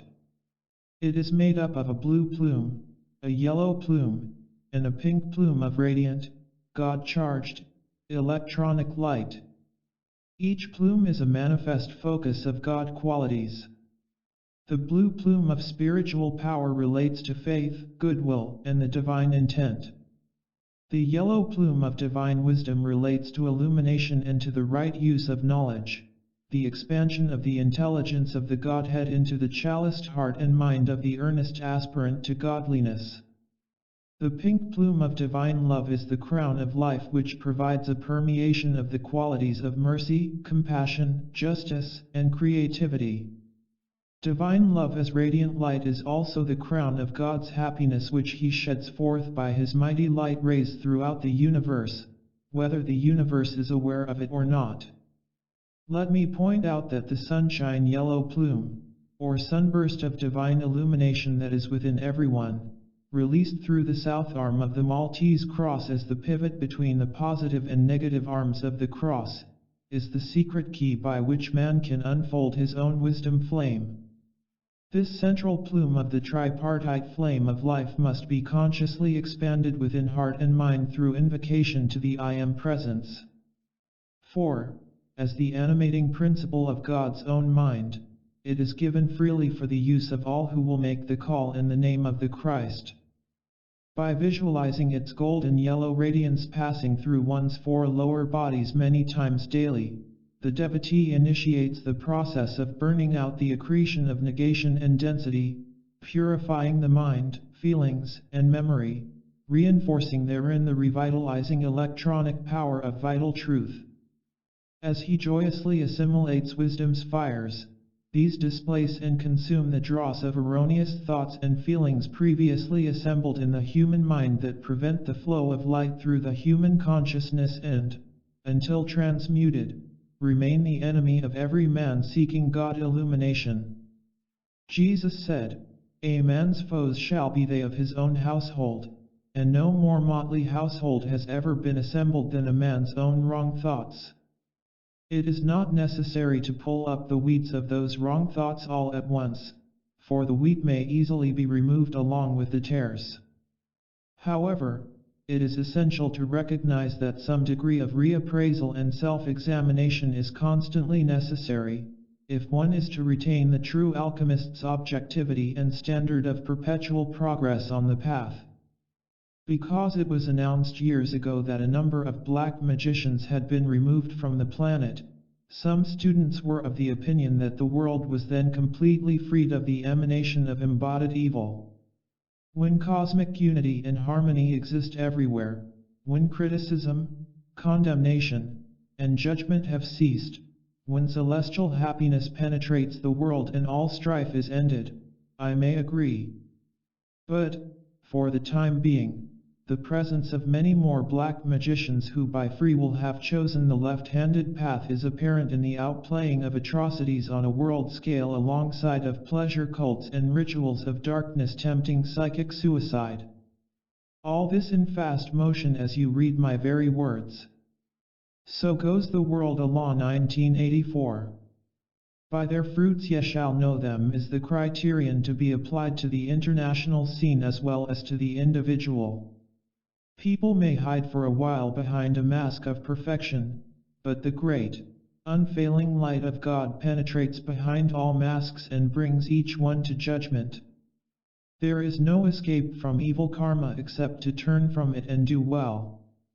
Let every man be aware, then, that it is his duty and responsibility to nurture self-concern, for by concern for himself as to what thoughts he shall admit to his mind, and what motives and feelings he shall allow to tarry in the chamber of his heart, he is able to purify that mental world of his and to guard it by purity's flame in such a manner as to be of greater benefit and service to others.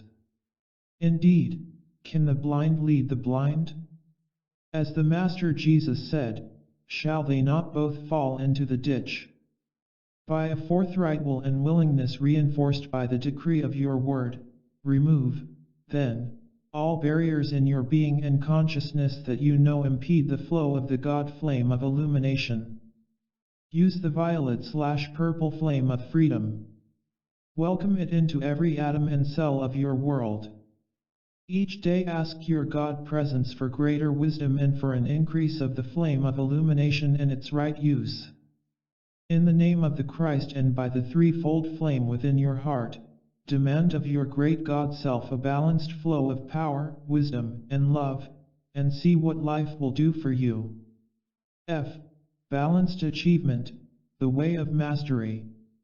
Imbalance, where giantism occurs in one aspect of the threefold flame, causing it to be out of proportion to the others, prevents the achievement of daily goals as well as the goal of individual Christ mastery.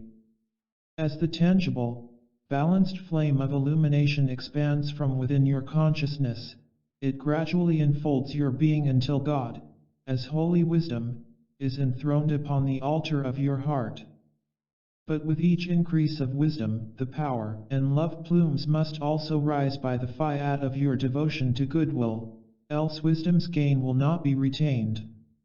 Likewise, with each getting of power there must come the attainment of wisdom and love in perfect complement, so, too, love is actualized only through an equivalency of power and wisdom.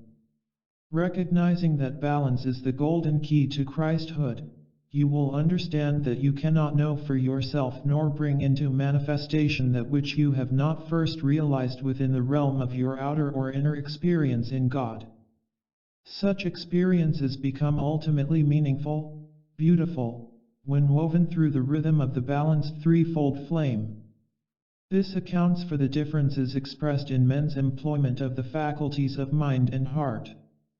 While some have denied themselves the graces of heaven, others, the so-called ignorant or uneducated, are not necessarily bereft of the blessings of holy wisdom, neither do the learned always receive them as a little child.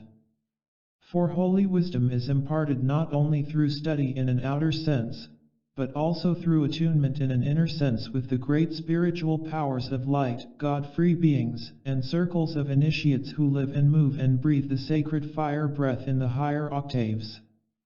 Masters of the Far East and those who have risen from ancient temples of Lemuria and South America frequent the retreats of the Great White Brotherhood on the highest etheric planes, receiving, as the law allows, those who mount the spiral staircase of the degrees to seek and find their abode of the Spirit.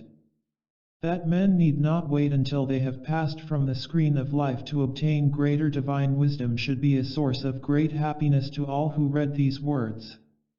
It is true, in fact, that for those who do not successfully attain the goal of the ascension at the close of this embodiment, their succeeding incarnation will be enriched through present diligence to precepts herein imparted, and let me assure you that for those who do attain the goal, whatever is done in God's name today is the achievement of eternity. Nothing divine is ephemeral, nor can it be taken from anyone. All divine blessings are permanent, and this is their wondrous inherent quality. With all thy getting, let it not be the mere fretting away of the hours. With so many waiting at the portals of birth, yearning to breathe the planetary air, even though polluted, and to bask in the sunlight here, let those who have this opportunity to right all wrong, to obtain entrance into the eternal kingdom, to overcome error, to enthrone the rightful deity, and to challenge every false opinion except from the Godhead the scepter of their own wisdom's dominion.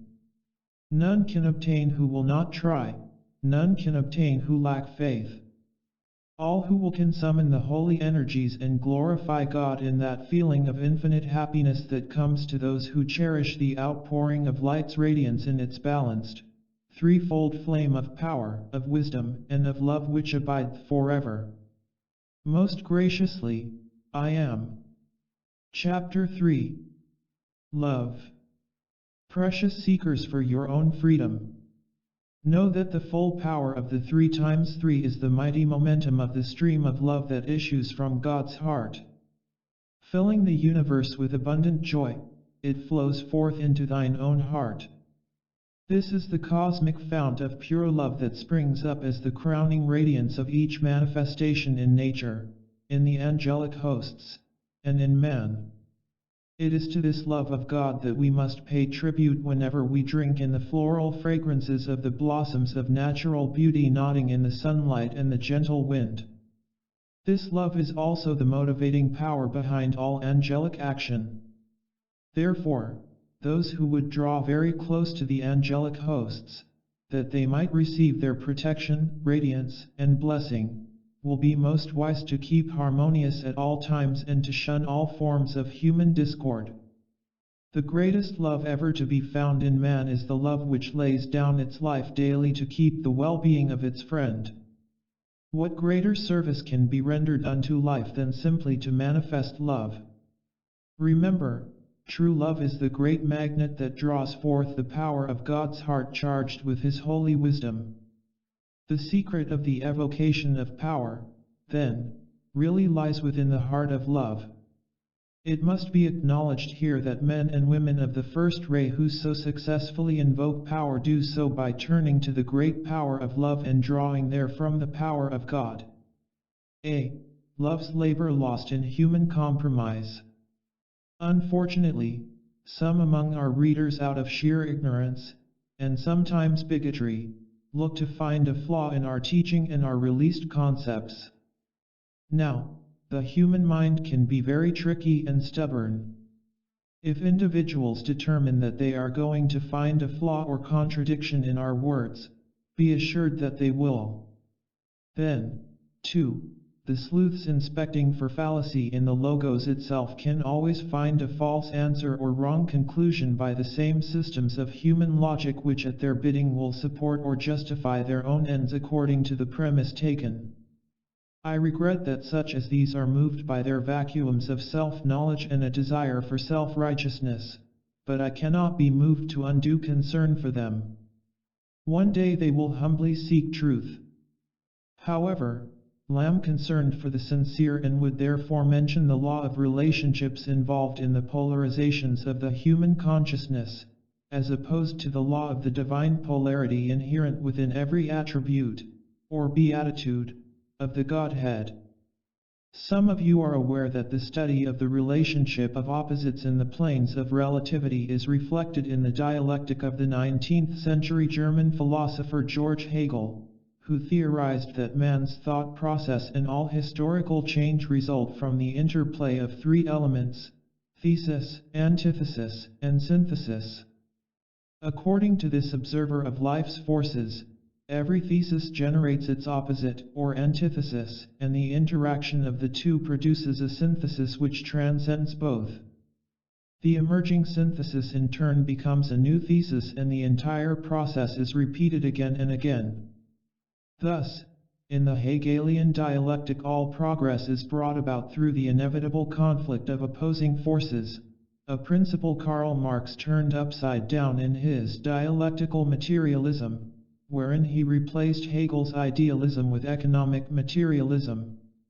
Whereas Hegel supported the value of the state and saw in the dialectical process the unfoldment of spiritual principle, Marx branded the state a mechanism of exploitation and claimed that all progress arises from conflicts involving the economic means of production. You who understand the premise of the Ascended Master's teachings to be the law of the One do not always take into account this law of relativity governing relative good and evil, perceived by psychologists, scientists, and the worldly philosophers. Moreover, in the world of Maya, where good and evil are always relatively in opposition, we must also reckon with the negative misqualification of the absolutes of power, wisdom, and love upon which we have been discoursing. Therefore we would touch upon both the human and the divine equations. The law of the One, based on the unity of being, also functions within the framework of human reason and human events, and when it comes full circle in the individual's experience supports truth and exposes error. But in the human two-eyed perception of the world acquired after the departure from the Edenic self-knowledge in and as the One, when the world view of man and woman was no longer single in the immaculate all-seeing eye of God but the same as that of the band of seducing fallen angels called serpents, there were unalterably two sides to every human equation, with the pendulum swing hot-cold, left-right, always just waiting to happen. Not so in the divine equation. Here the true divine polarity of Alpha and Omega, the plus-minus of the Godhead, and of each member of the Trinity are the masculine-feminine counterparts of being. These are complementary, not opposing, always fulfilling the law of the One as the divine whole. But in the human condition, just as there is a positive pole, so there is a negative pole to a given situation. These are opposing forces, rival rows in nature and mutually destructive. For example, if the thesis be human love, its antithesis will be some form of love's polar opposite, human hatred, fear, suspicion, or even mild dislike. Their synthesis will be a watered-down version of both with no commitment either to one or the other. This is the lukewarm state of mediocrity which Jesus spurned when he said, "Because thou art lukewarm, and neither cold nor hot, I will spew thee out of my mouth." And this is precisely why the economic evolution of mankind according to Marx and Lenin can never lead to the divine conclusion, self-transcendence according to the law of love, the law of the One which self-contains the true Trinity, power, wisdom, and love, as the triad of every man and woman's being. Apart from the double-minded who are unstable in all their ways, Divine truth stands still as a sun of love to melt the most brittle human concepts and to unveil the law of the One. B. The original premise and polarity of love. Now hear the word of the Lord. In the original premise of the Godhead, power, or the will to be, is the thesis. Wisdom is the antithesis and love is the synthesis. As wisdom magnetizes the intelligence inherent in the power of God, drawing it out into the word of all ideation now expressed, the twain become one, displaying the glorious revolution of love as the grand synthesis of power and wisdom. Love as the consummation of the essence of power/wisdom then becomes the new thesis which embodies the fullest realization of itself in the work of the Lord, incarnating the three-in-one in every manifest action. This true synthesis of the divine attributes reveals that love, wisdom, and power are in reality the one indivisible undivided whole which can never be divided or divisive, their atoms chanting as they chart the spheres, "We are one, we are one, we are one." But this is not all. The cosmic white fire of the Universal Mother now enters. Born out of the unity of the divine triad, she whom I like to call the luminous one steps forth out of her latency in the fiery nucleus of the threefold flame to become the antithesis, or divine polarity, of this thesis of the Trinity. And out of this union there is produced the synthesis of many manifestations of the whole, sons and daughters of God, each one a new premise embodying the fourfold attributes, Father, Son, Holy Spirit, and Mother.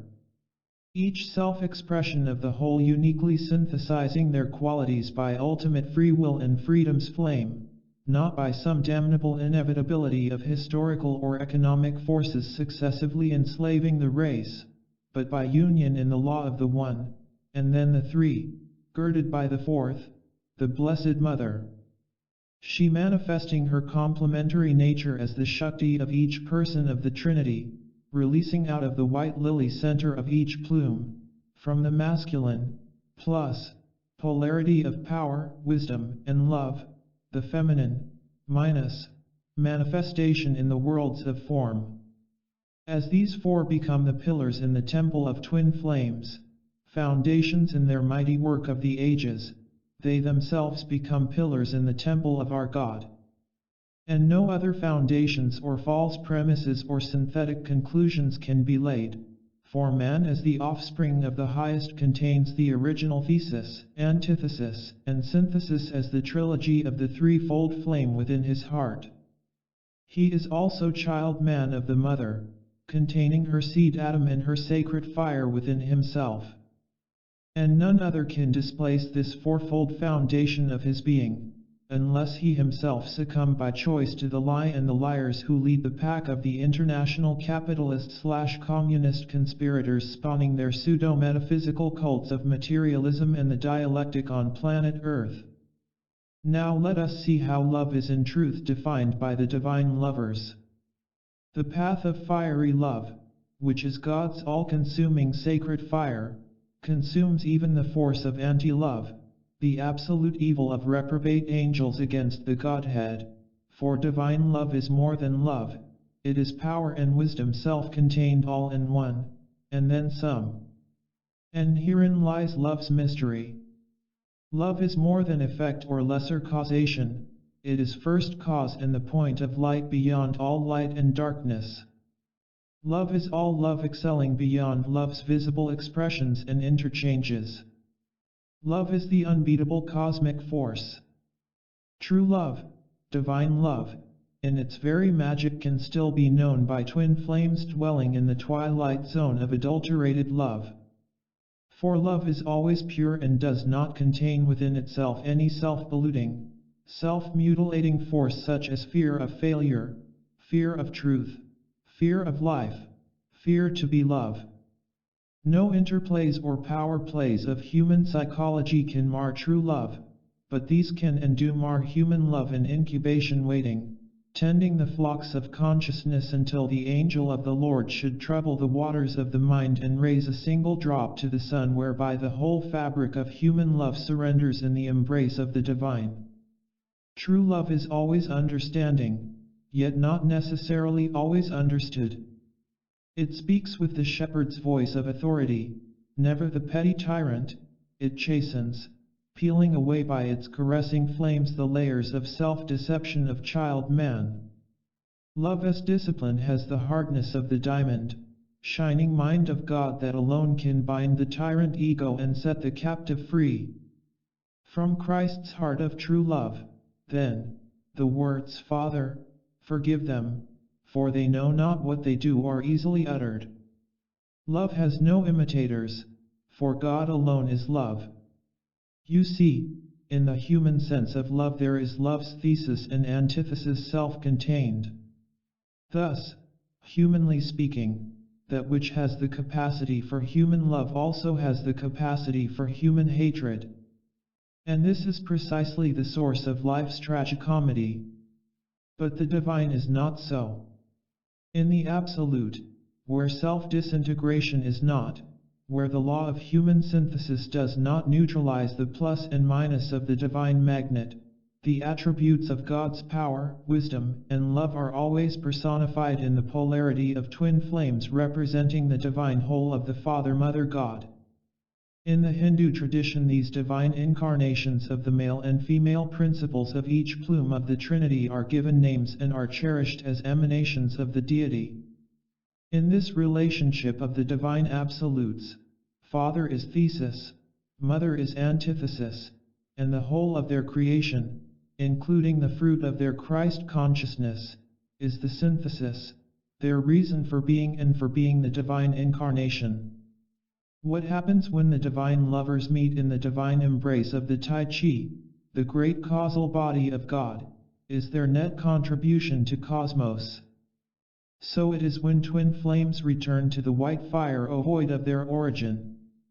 Only in this ultimate union, the celebration of the Holy Communion of Alpha and Omega, can the creative purpose of their being be fully realized.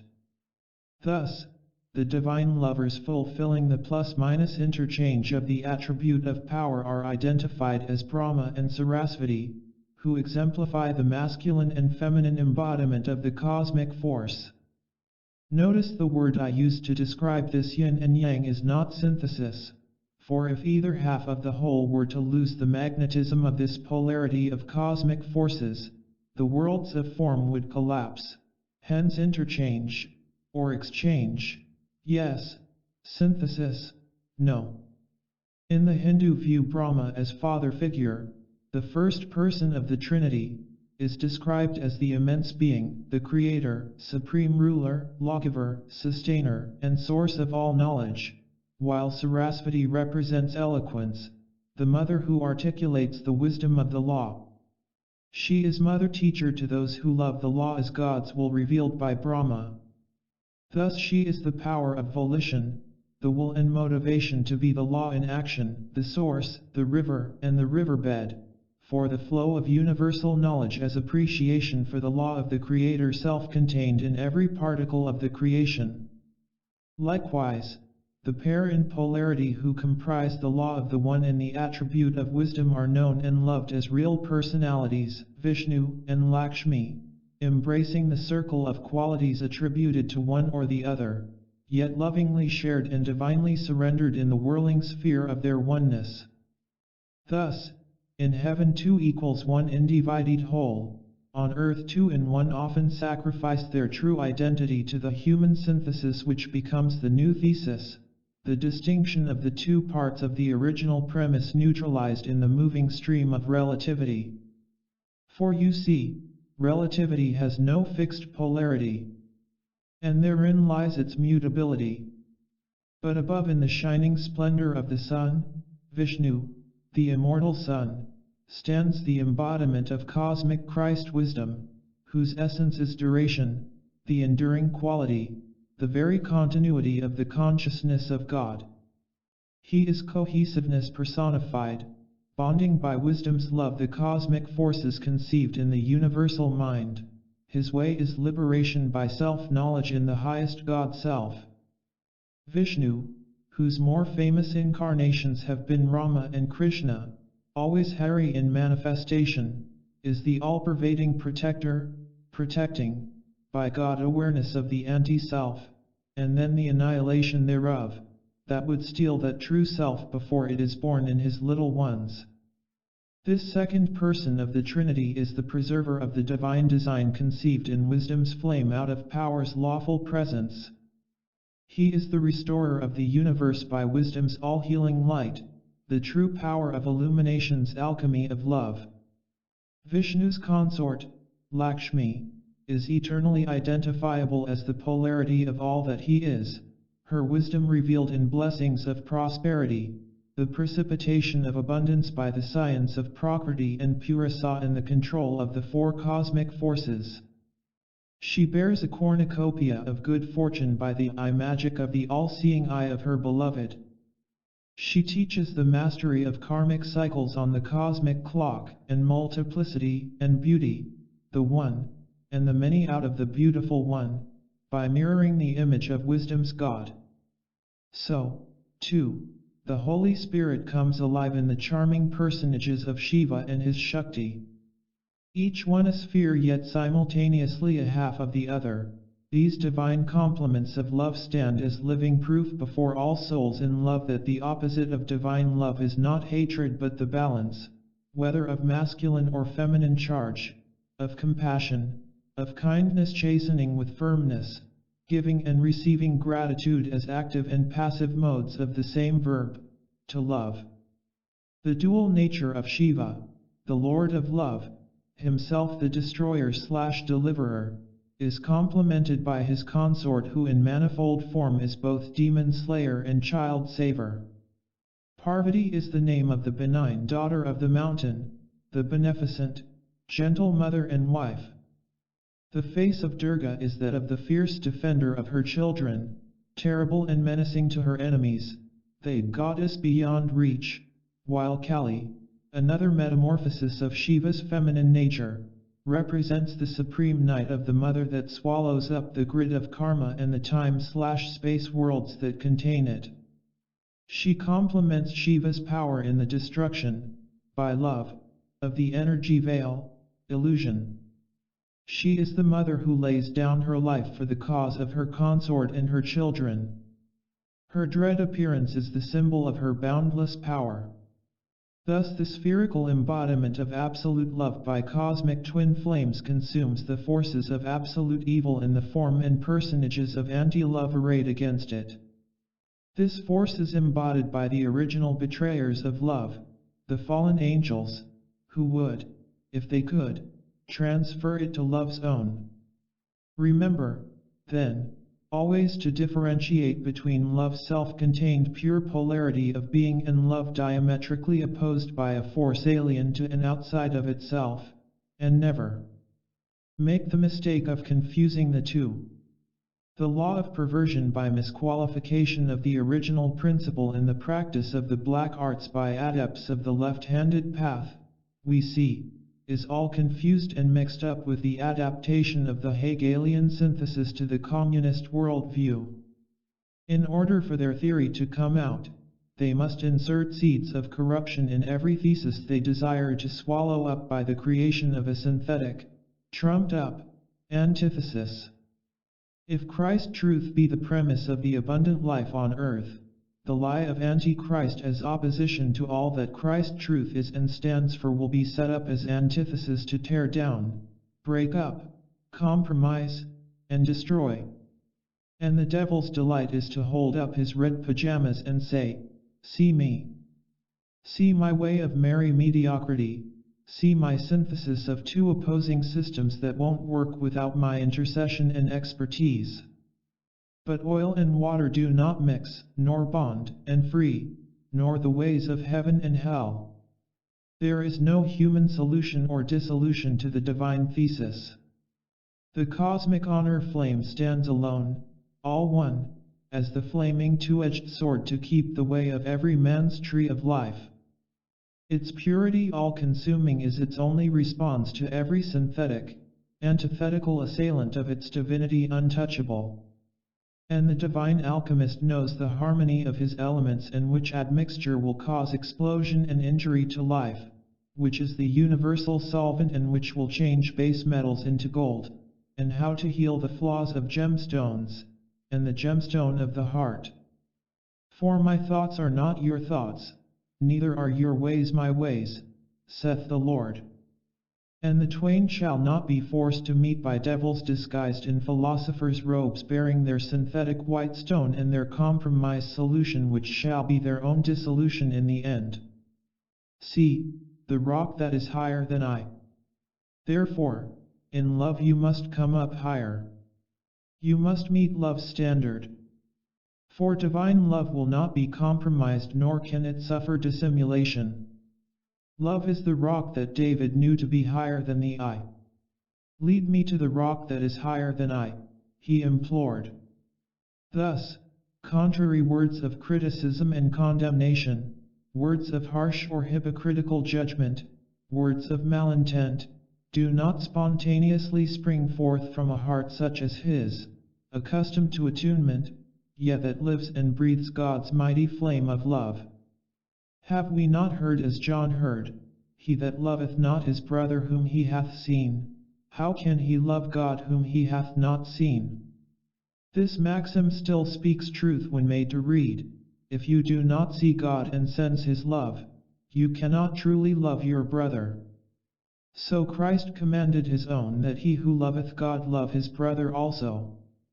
Therefore let your own actions be your index to your attainment on this path of the third ray. For they do speak, and speak they shall, more than to thyself. You see, the true love that inspired the universes can be drawn only from God's heart, the center of all being, the great source of life, power, truth, wisdom, and love, and every benign quality that springs therefrom. I would say, then, that inasmuch as there is no other source for love but God, and so many have for so long been absent from the Lord, verily they have lost even the spiritual mechanism within themselves to understand that which they no longer possess.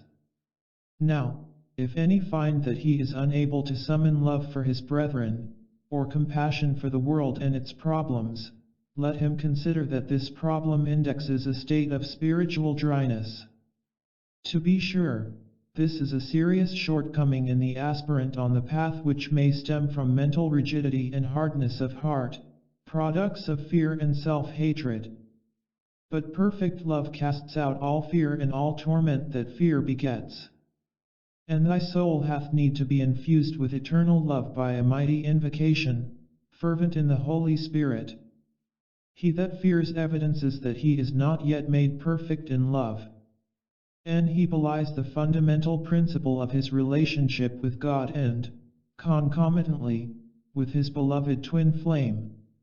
Without faith in this relationship there can be no other lasting love, for, as Paul says, without faith it is impossible to please God. And without faith in love it is impossible for us to be pleased with ourselves or with any of our relationships, all of which come under the canopy of the first fruits of our love trust with our Father, Mother God, and our divine counterpart. As Christ spake to his disciples, cast the net on the right side of the ship and ye shall find, so let all who would manifest more love recognize their need for greater attunement with Almighty love through the record in heaven of the Father, the Word, and His Holy Spirit. 16 For even those who do not feel the mighty heartbeat of universal love and who have been unsuccessful in amplifying its release on behalf of all life upon earth can through the heavenly trilogy correct their deficiency, which, I might add, is not to be taken lightly. Unless you, alchemist of the sacred fire, would be adept of the mysteries, continually enkindle love, love as compassion and kindness, love as tolerance and tactfulness, love as approbation and support, patience, long-suffering, and forbearance, love as gratefulness and merciful forgiveness, and actively expand it as a flame flower, a many-splendored rose whose tender petals unfold all of these qualities and so many more.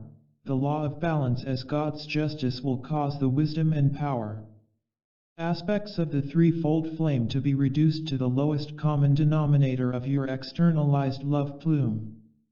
I cannot honestly say that I marvel at the number of spiritual seekers who desire power over themselves, for mastery, and over other parts of life, for control, while ignoring the great law that requires man to express a true and lasting love toward God and self and brother before he can possess both the wisdom and the power of that very love which gave birth to the creation. Remember that just as God cannot be invoked in part, the unfed flame asterisk, the fullness of the tripartite flame of power, wisdom, and love, must be invoked in its totality and completeness from the Father, the Son, and the Holy Spirit revealed by Jesus Christ. For it is their focus of the divine whole, the creative spark of God's desiring within you, and no partial manifestation can generate the cutting action of the whole that arrests light's antithesis, the darkness that would clutch thee to itself, torment, enslave, and possess thy soul. Only thy faithfulness to the Father and Son, thy hopefulness and charity in the Spirit of the perpetual Helper, will set free thy captive heart and release both light and spirit of the seeker from the dungeons of self-division and the divisive ones. Thus, day unto day does the glory and power of God's kingdom expand from within the threefold flame of the heart, rarest of all immortals. D. Divine love defined. We must acknowledge that there are many types of feelings which are called love but which, in reality, are not.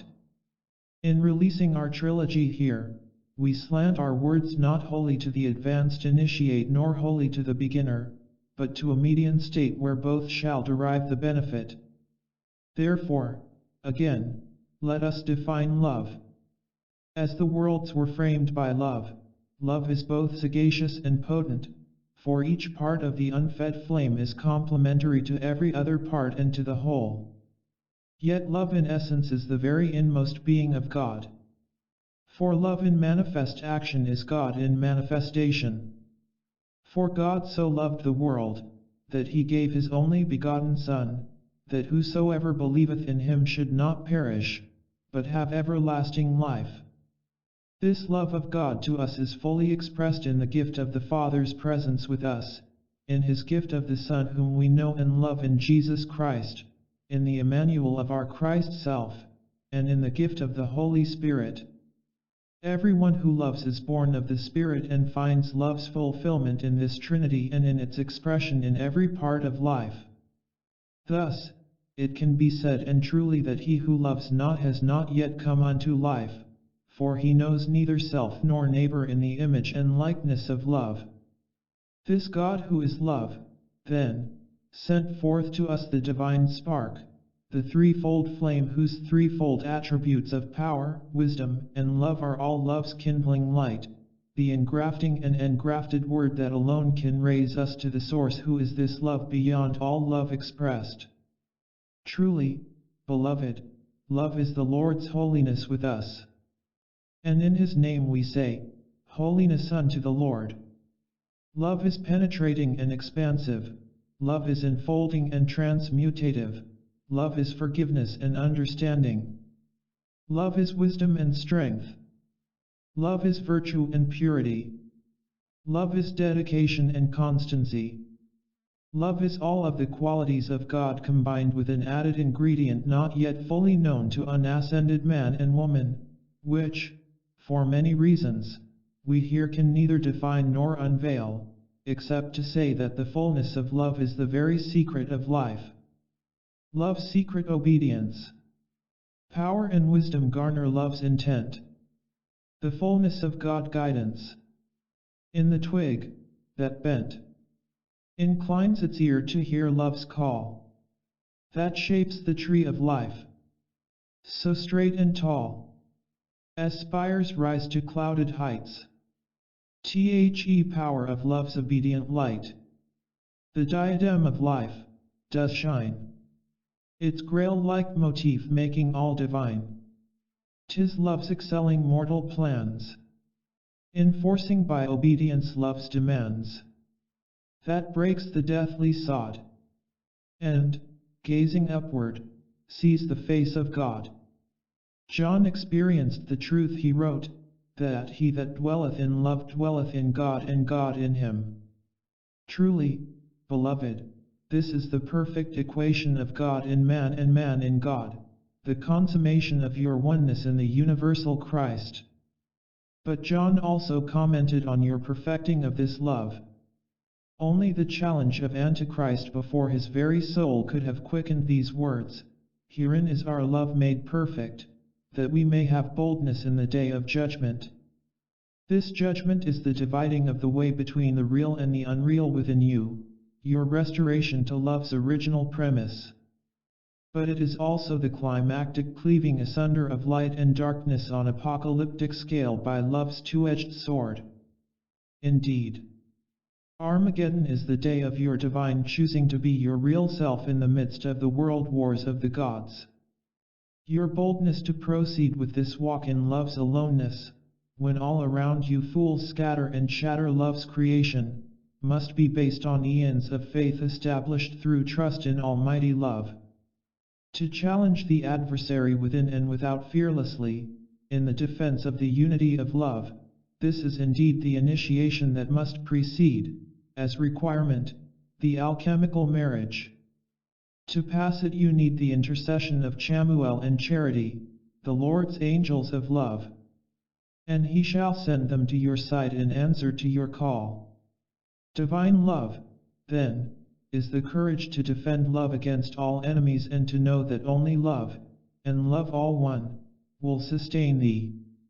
Having so said and so done, enter thou into the joy of the Lord. Self-love, family love, and human relationships. Now let us peer within the domain of the self of each individual, e'en of thine own self, and perceive the meaning of self-love. And row by row we shall without fear separate the tares from the wheat, and the tears as well, and step by step in love's own mastery you shall mount the spiral stairs of love's degrees.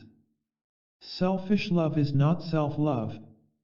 That which seeks not that it may share with every other part of God's life but that it may possess this life unto itself, holding people, things and ideas imprisoned in the domain of exclusivity, is but selfish love.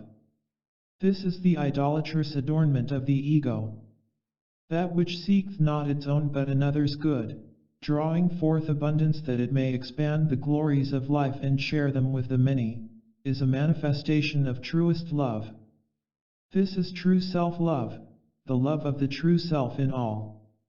Self-love, or the love of the real self, does not generate disrespect or aloofness. On the contrary, it regenerates man's faith in the inherent good of all and teaches him, even while admitting the possibility of human error, that error is no part of the real self. When human mistakes, which are but temporary recordings on the chart of man's experience, are cleared by noble deeds and the violet flame, and all inequities are righted by service to divine justice, the fruit of unselfish action will manifest on an altar swept clean of all inordinate desire. For the threshing floor of the heart made pure will provide a suitable altar upon which the unfed flame will more than flicker. Its rising pulsations will expand in the rhythm of life to elevate all whom it contacts, commencing with the aspirant himself. True self-love is the foundation of all other relationships. Now, there are many forms of human love and these relate principally to man's contact with other parts of life. There is the love of father and mother for one another and their children, and the love of the offspring for its parents. Love of siblings, relatives, neighbors, the servant and his Lord, the disciple and master. There is the love of angels for the lowly and of God for his highest creation. There is the love of the Guru and the one sent for every kila of goodwill. And there are chelists loving one another and the Guru positioned in every sector of cosmos singing praises unto the God-free beings who rule the spheres. And everywhere is love unfolding the mysteries of life. Patterning and filling in the pattern of the whole of love, the great law has seen fit to charge the parents of this world with the responsibility for bringing into manifestation the children of the Most High who represent the third point of the life triad. It follows, then, that maternal and paternal influences are destined, and were so intended, to be divinely sponsored matrices. The father person, representing the positive, masculine polarity of the Godhead, has a wonderful and kingly responsibility for each offspring, whereas the mother, who nurtures and guards the young child from the period of conception through gestation and birth, has a very close responsibility in bearing wisdom's lotus flame throughout the life of the incoming child. While we are on this subject, it is my earnest wish to clear up for all time certain misconceptions concerning childbearing in the world of form and the use of the vital and generative force by our sons and daughters on the path. First, let me say that unless there be some light-bearers who are aware of the frightful opposition to high souls seeking birth on this planet, who are willing in each era to offer themselves as vehicles for the incoming holy and advanced life streams, it would prove most difficult for us to assist in giving them the proper training from an early age which the great law requires in order for them to fulfill their mission to this darkened world, although it is now somewhat lightening and enlightening by devotees' decrees to the violet flame and thus soon to be recognized as freedom's star. In the name of heaven, beloved ones, the guarding of the body, mind, soul, and energy levels of an incoming holy child is an awesome responsibility. It is for this very reason that many desire to sponsor such holy children at inner levels and to act as their spiritual guardians, some being themselves beyond the age of childbearing. While they may elect to stand, as it were, as godfather or godmother for incoming life streams, a good and necessary service, let me point out that to the present hour the natural process of childbirth continues on earth, and consequently there is a desperate need for dedicated fathers and mothers. It is true that there are a number of studies being given attention at higher levels to alter the present system of giving birth, to cause the entire process to be painless and more immaculate, raising Earth's evolutions into a new Christ era. Yet we must be most practical and admit to the power of God's love to flow forth through His embodied sons and daughters both to generate and to regenerate all life upon earth. Now, you cannot deny, for all around you the evidence stands, that side by side with the light bearers the planet is filled with children who are obviously rebellious spirits. Many of these have been released by the lords of karma to re-embody in recent years, some of them having been detained for a considerable period in the compound, some since the sinking of Atlantis, others having been held in special spheres of assistance in healing temples, awaiting rebirth. Opportunities and restrictions governing the life of each incoming child are determined by their own karma and reviewed by the karmic board to determine what dispensations of mercy may be granted. Each soul receives the approval and seal of the Lord Mahakohan and beloved Mother Mary prior to entering the etheric birth canal. Remember, it is simply not possible for us to set aside cosmic law because someone knocking at the portals of birth deems himself wiser than he is.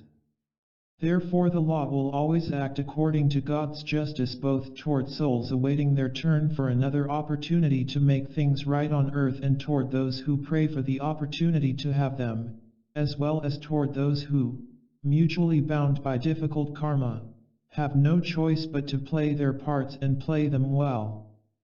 Sacred use of God's vital energy for procreative purposes by those who wish to sponsor a family dedicated to constructive purposes is not only admirable but commendable. I do not say that all will or necessarily should elect to pursue this path. Certainly free will must govern all matters of marriage and procreation, for much is at stake and the commitment is large. By a like token, do not think it vanity that desires to house and to nurture a grand life stream, whether that life stream be a karma-free being or one of considerable attainment on the path or a great benefactor of life, but let both parents acknowledge the pure desire to be simply and humbly the Lord's instruments. Remember, dear ones, that at the time when an advanced soul comes into embodiment there is always a scene of parting at higher levels and the full awareness that the mission of that one may or may not be successful. When entering a veil of flesh, there is never any guarantee that that individual will not, through some form of contention, become involved in a karmic situation necessitating a round of unpleasant experiences.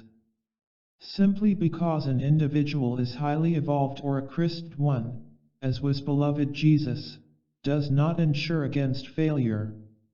There is always a risk, the eventuality that one's friends who had intended to be his guardians and the guardians of his light will betray that light.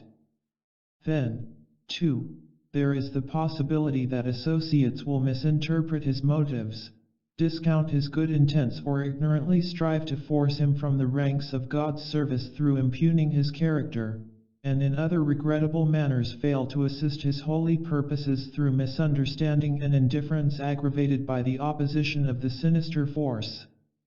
Let all recognize that upon the earth body in this present hour there are children of light and children of mammon. Although Jesus said, "The children of this world are in their generation wiser than the children of light," let all realize that the children of light must become wiser than the children of mammon. I do not deny that some of the children of mammon have behaved as children of light and that some children of light have behaved as children of mammon. This does not prove that the law is wrong. It simply proves the tenacity of the element of human discord, vanity, and sin on the one hand, and on the other the power of the Creator's inherent goodness that seeks to raise all life. It also proves that laggard qualities are contagious and that vigilance is required to hold an immaculate concept regardless of what appearances may be involved, and to guard the heirs of the promises from the astral contagions of modern life and bad examples parading everywhere. Certainly virtuous motherhood such as Mother Mary offered is yet the requirement of the hour. Inasmuch as I am dealing here with interrelationships between people, I want to point out that in the case of employer and employee, there ought never to exist any form of slavery or tyranny. It is as much the responsibility of the employee as the employer to see that this slavery does not exist. Therefore, let brotherly love continue. The word of the Lord recorded in the 2nd chapter of Genesis brings to mind love's enduring tribute to the creation of twin flames in the white fire ovoid, and their divine love which endures unto the blessing of all other human relationships. It is not good that the man should be alone, I will make him an helpmeet for him. Where the karma of twin flames does not allow their togetherness in a given life, soul mates as partners on the path brought together for a special service also provide the polarity for the cosmic wholeness to be nurtured on earth in the complementary roles of Alpha and Omega. This statement from Genesis concerning man's aloneness has also been correctly interpreted as meaning it is not good for the manifestation to be all one, therefore, I will make individual parts of my aloneness, or, as the Lord promised Abraham, I will multiply thy seed as the stars of the heaven, and as the sand which is upon the seashore. And so, let the love of the individual parts for one another and for the whole exceed self-love and excel unto an expansion of love within the creation in honor of the Creator, finding thereby reunion with the one life which is all and in all. F. Christ love. The great and awesome power of creativity that floods forth myriad and wondrous forms in nature and in man, that creates cosmic beings and angel messengers of fire, holds in cosmic mind the truth that a love not wholly integrated with the allness of the cosmos and the oneness thereof would not be God, would not be good. Inasmuch as goodness requires some objective manifestation of itself in order to love, the great creative will of God was and is to create many self-expressions in form, the wondrous design of twin flames descending from the sun to unveil in flesh the faces of Alpha and Omega in so many ways, sons and daughters of the Most High, children of the One basking in the love play of angels and elementals, guarded by nature spirits, luminous presences, and mighty beings of the Elohimic spheres. All in one grand hierarchical order, that each one, from an electron to a star, might, in receiving his love, return that love not only to the central sun and the Creator but also to all creatures he has made, dwelling now in the peripheral worlds of time and space. Few have reached the level of Saint Francis of Assisi in their comprehension of this concept concerning the multifaceted parts of the one undivided whole. I would, therefore, call to your attention the great depth of compassion and the true scientific understanding of the psychology of the soul, far in advance of his time, which your blessed Kuthumi externalized in his embodiment as dear Francis, and which remain to the present hour in his ascended state the outstanding qualities of his service with beloved Jesus in the office of world teacher. Truly his life was a message of God's love born in the chalice of the fiery heart of the saint for all life's expressions. Dear Francis' love for creatures great and small compassed the sea, the sky, and all. His love the outbreathed universe did frame, as stars and soul compassion's flame, on path where every open heart did sing, and hopes did rise like bird on wing. O love, thy flame shall bear one yet on high. O love that lives and cannot die, to cross the bar and then become a part of God's own fiery beating heart. For where I am in shining knowing free, I feel the power of truth fill me. What thrills me most as cup runs over now, is this great truth, that I am thou. How great was his example! Yet, the great example need not be anyone with whom you are familiar, or it may be anyone with whom you are familiar. In the history of Christendom, the great example finds its purest form and expression in the figure and divinely human personality of Jesus. And yet I do not blaspheme when I say that many men and women in embodiment today have, through their devotion to Jesus and to the great God Self, received the same sacred love tokens from God's heart that the Almighty imparted unto Jesus. The dove of the Holy Spirit has rested upon their heads, and its snow-white radiance of purity has flowed from their hearts. Though not always well known, the divine gifts of healing, of miracles, and of teaching and preaching the Word of God have been given unto them also. Some have founded no new religion, all have supported holy endeavors and sought to be examples of God's purity. Over the centuries, mature sons and daughters of God of considerable accomplishment in many fields, prophets, teachers, reformers, and not a few great lights, have brightened the planetary corner with their presence. And by their balanced expression and generous sharing of their developed threefold flame, to which the Savior by His grace has added His momentum, they have been way showers of the path of individual Christhood ordained by God, not for one son alone but for all heirs of His light. For unto all who believe in the reality of the Christ flame in Jesus, the Master has the power to make them, by love's enkindling power, by the engrafting of the Word, to make them, I say, more the Son of God. Thus it is written, John 1:12, and thus the ascended Master Jesus Christ initiates His disciples today by the heart-to-heart impartation of His flame unto those who work His works and embody His Word. I would, therefore, offer this plaudit on their behalf, this acknowledgment in freedom's name, that the world is not so poor as it sometimes considers itself to be in the manifestation of this great God essence of love, but that it already possesses a great wealth of divine love, a love all too often unrecognized even when seen, a love that commemorates Jesus' devotion to His fold and upholds the standard He set for those who would follow Him indeed. To them He also paid tribute with the words, A new commandment I give unto you, that ye love one another as I have loved you. By this shall all men know that ye are my disciples, if ye have love one to another. Greater love hath no man than this, that a man lay down his life for his friends. Ye are my friends, if ye do whatsoever I command you.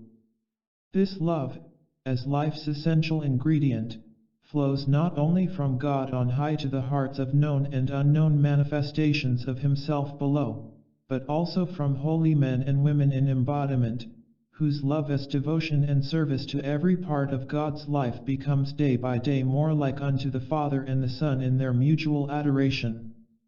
Man's penetration of the holy substance of God's essential love provides him, through the power of the Maha Kohan, with an infusion of that Allah which makes the world go round.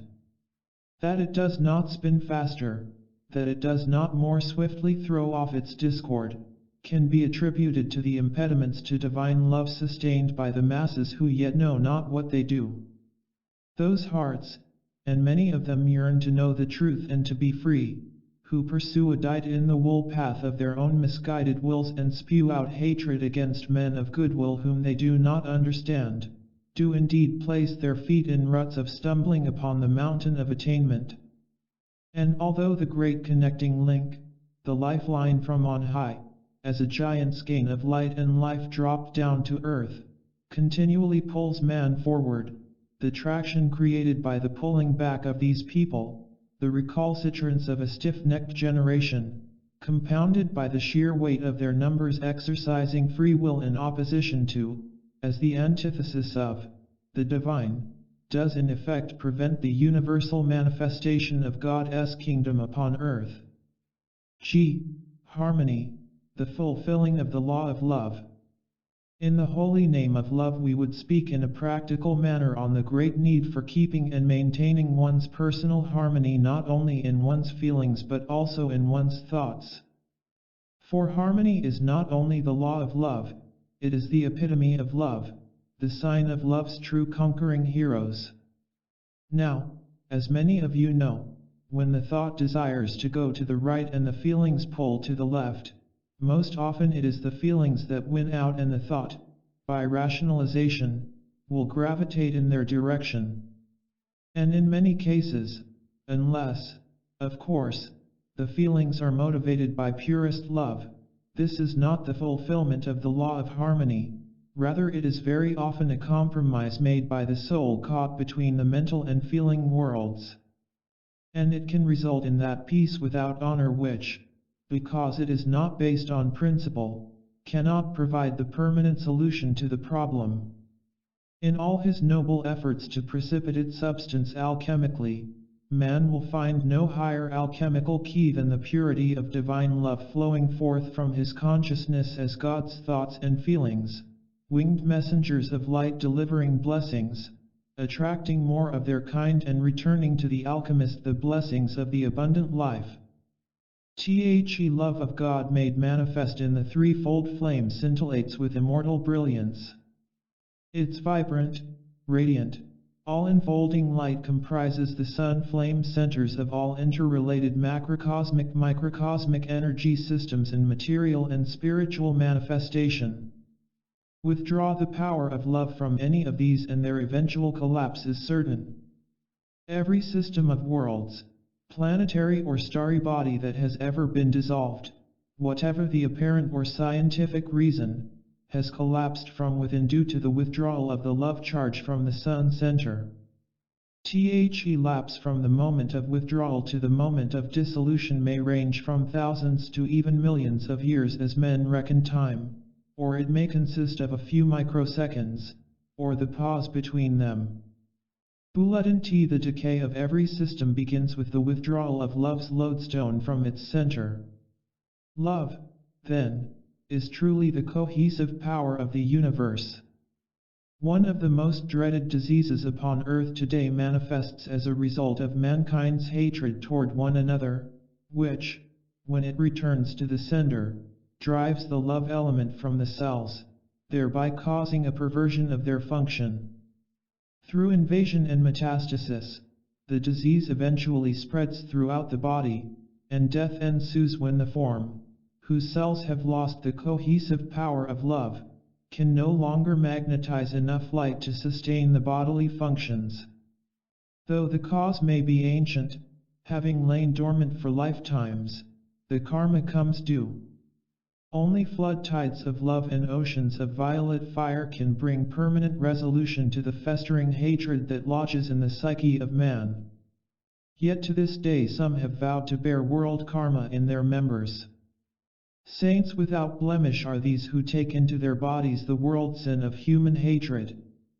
Thus, judge not the infirm, but help them. Uphold them. Heal them. By love. In healing the many types of cancer and other physical, mental, or emotional disorders, the invocation to divine love is essential. And the healer must be all love in action. Jesus' compassionate response to the cry of the two blind men, "Thou you Son of David, have mercy on us," was a personal action of divine love.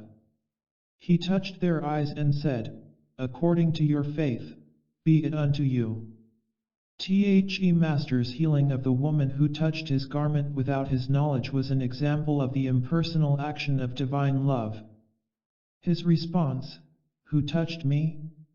For I perceive that light hath passed from me to her," showed that the impersonal Christ had healed her through him without his foreknowledge. Divine love as the living Christ, the Son behind every Son of Man, is both personal and impersonal, and it is fulfilled measure for measure, as ye are able, in every one of you through the cycles of the law of your being, the law that is ever love in manifestation.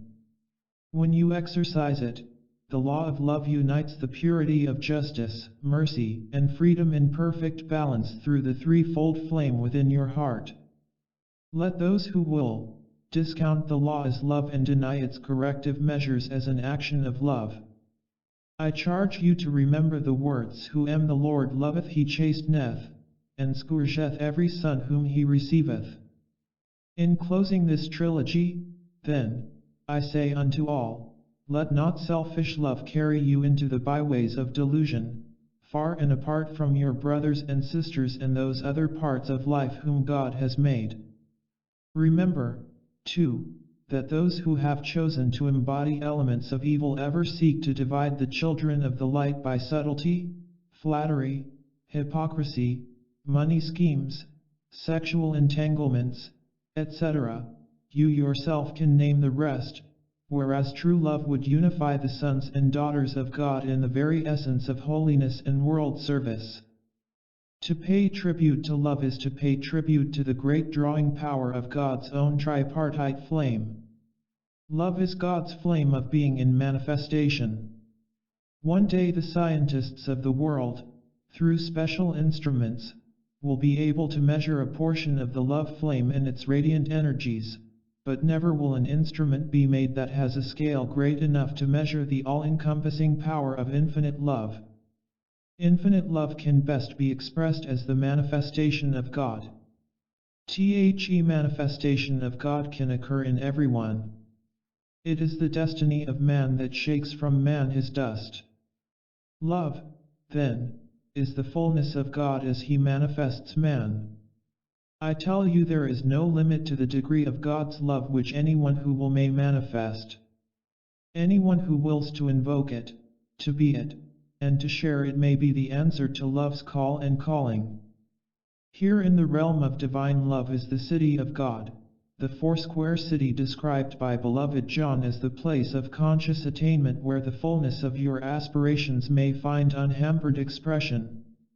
Here your soul looks out upon the great wide open spaces of the creation. Love has unlimited new worlds to conquer.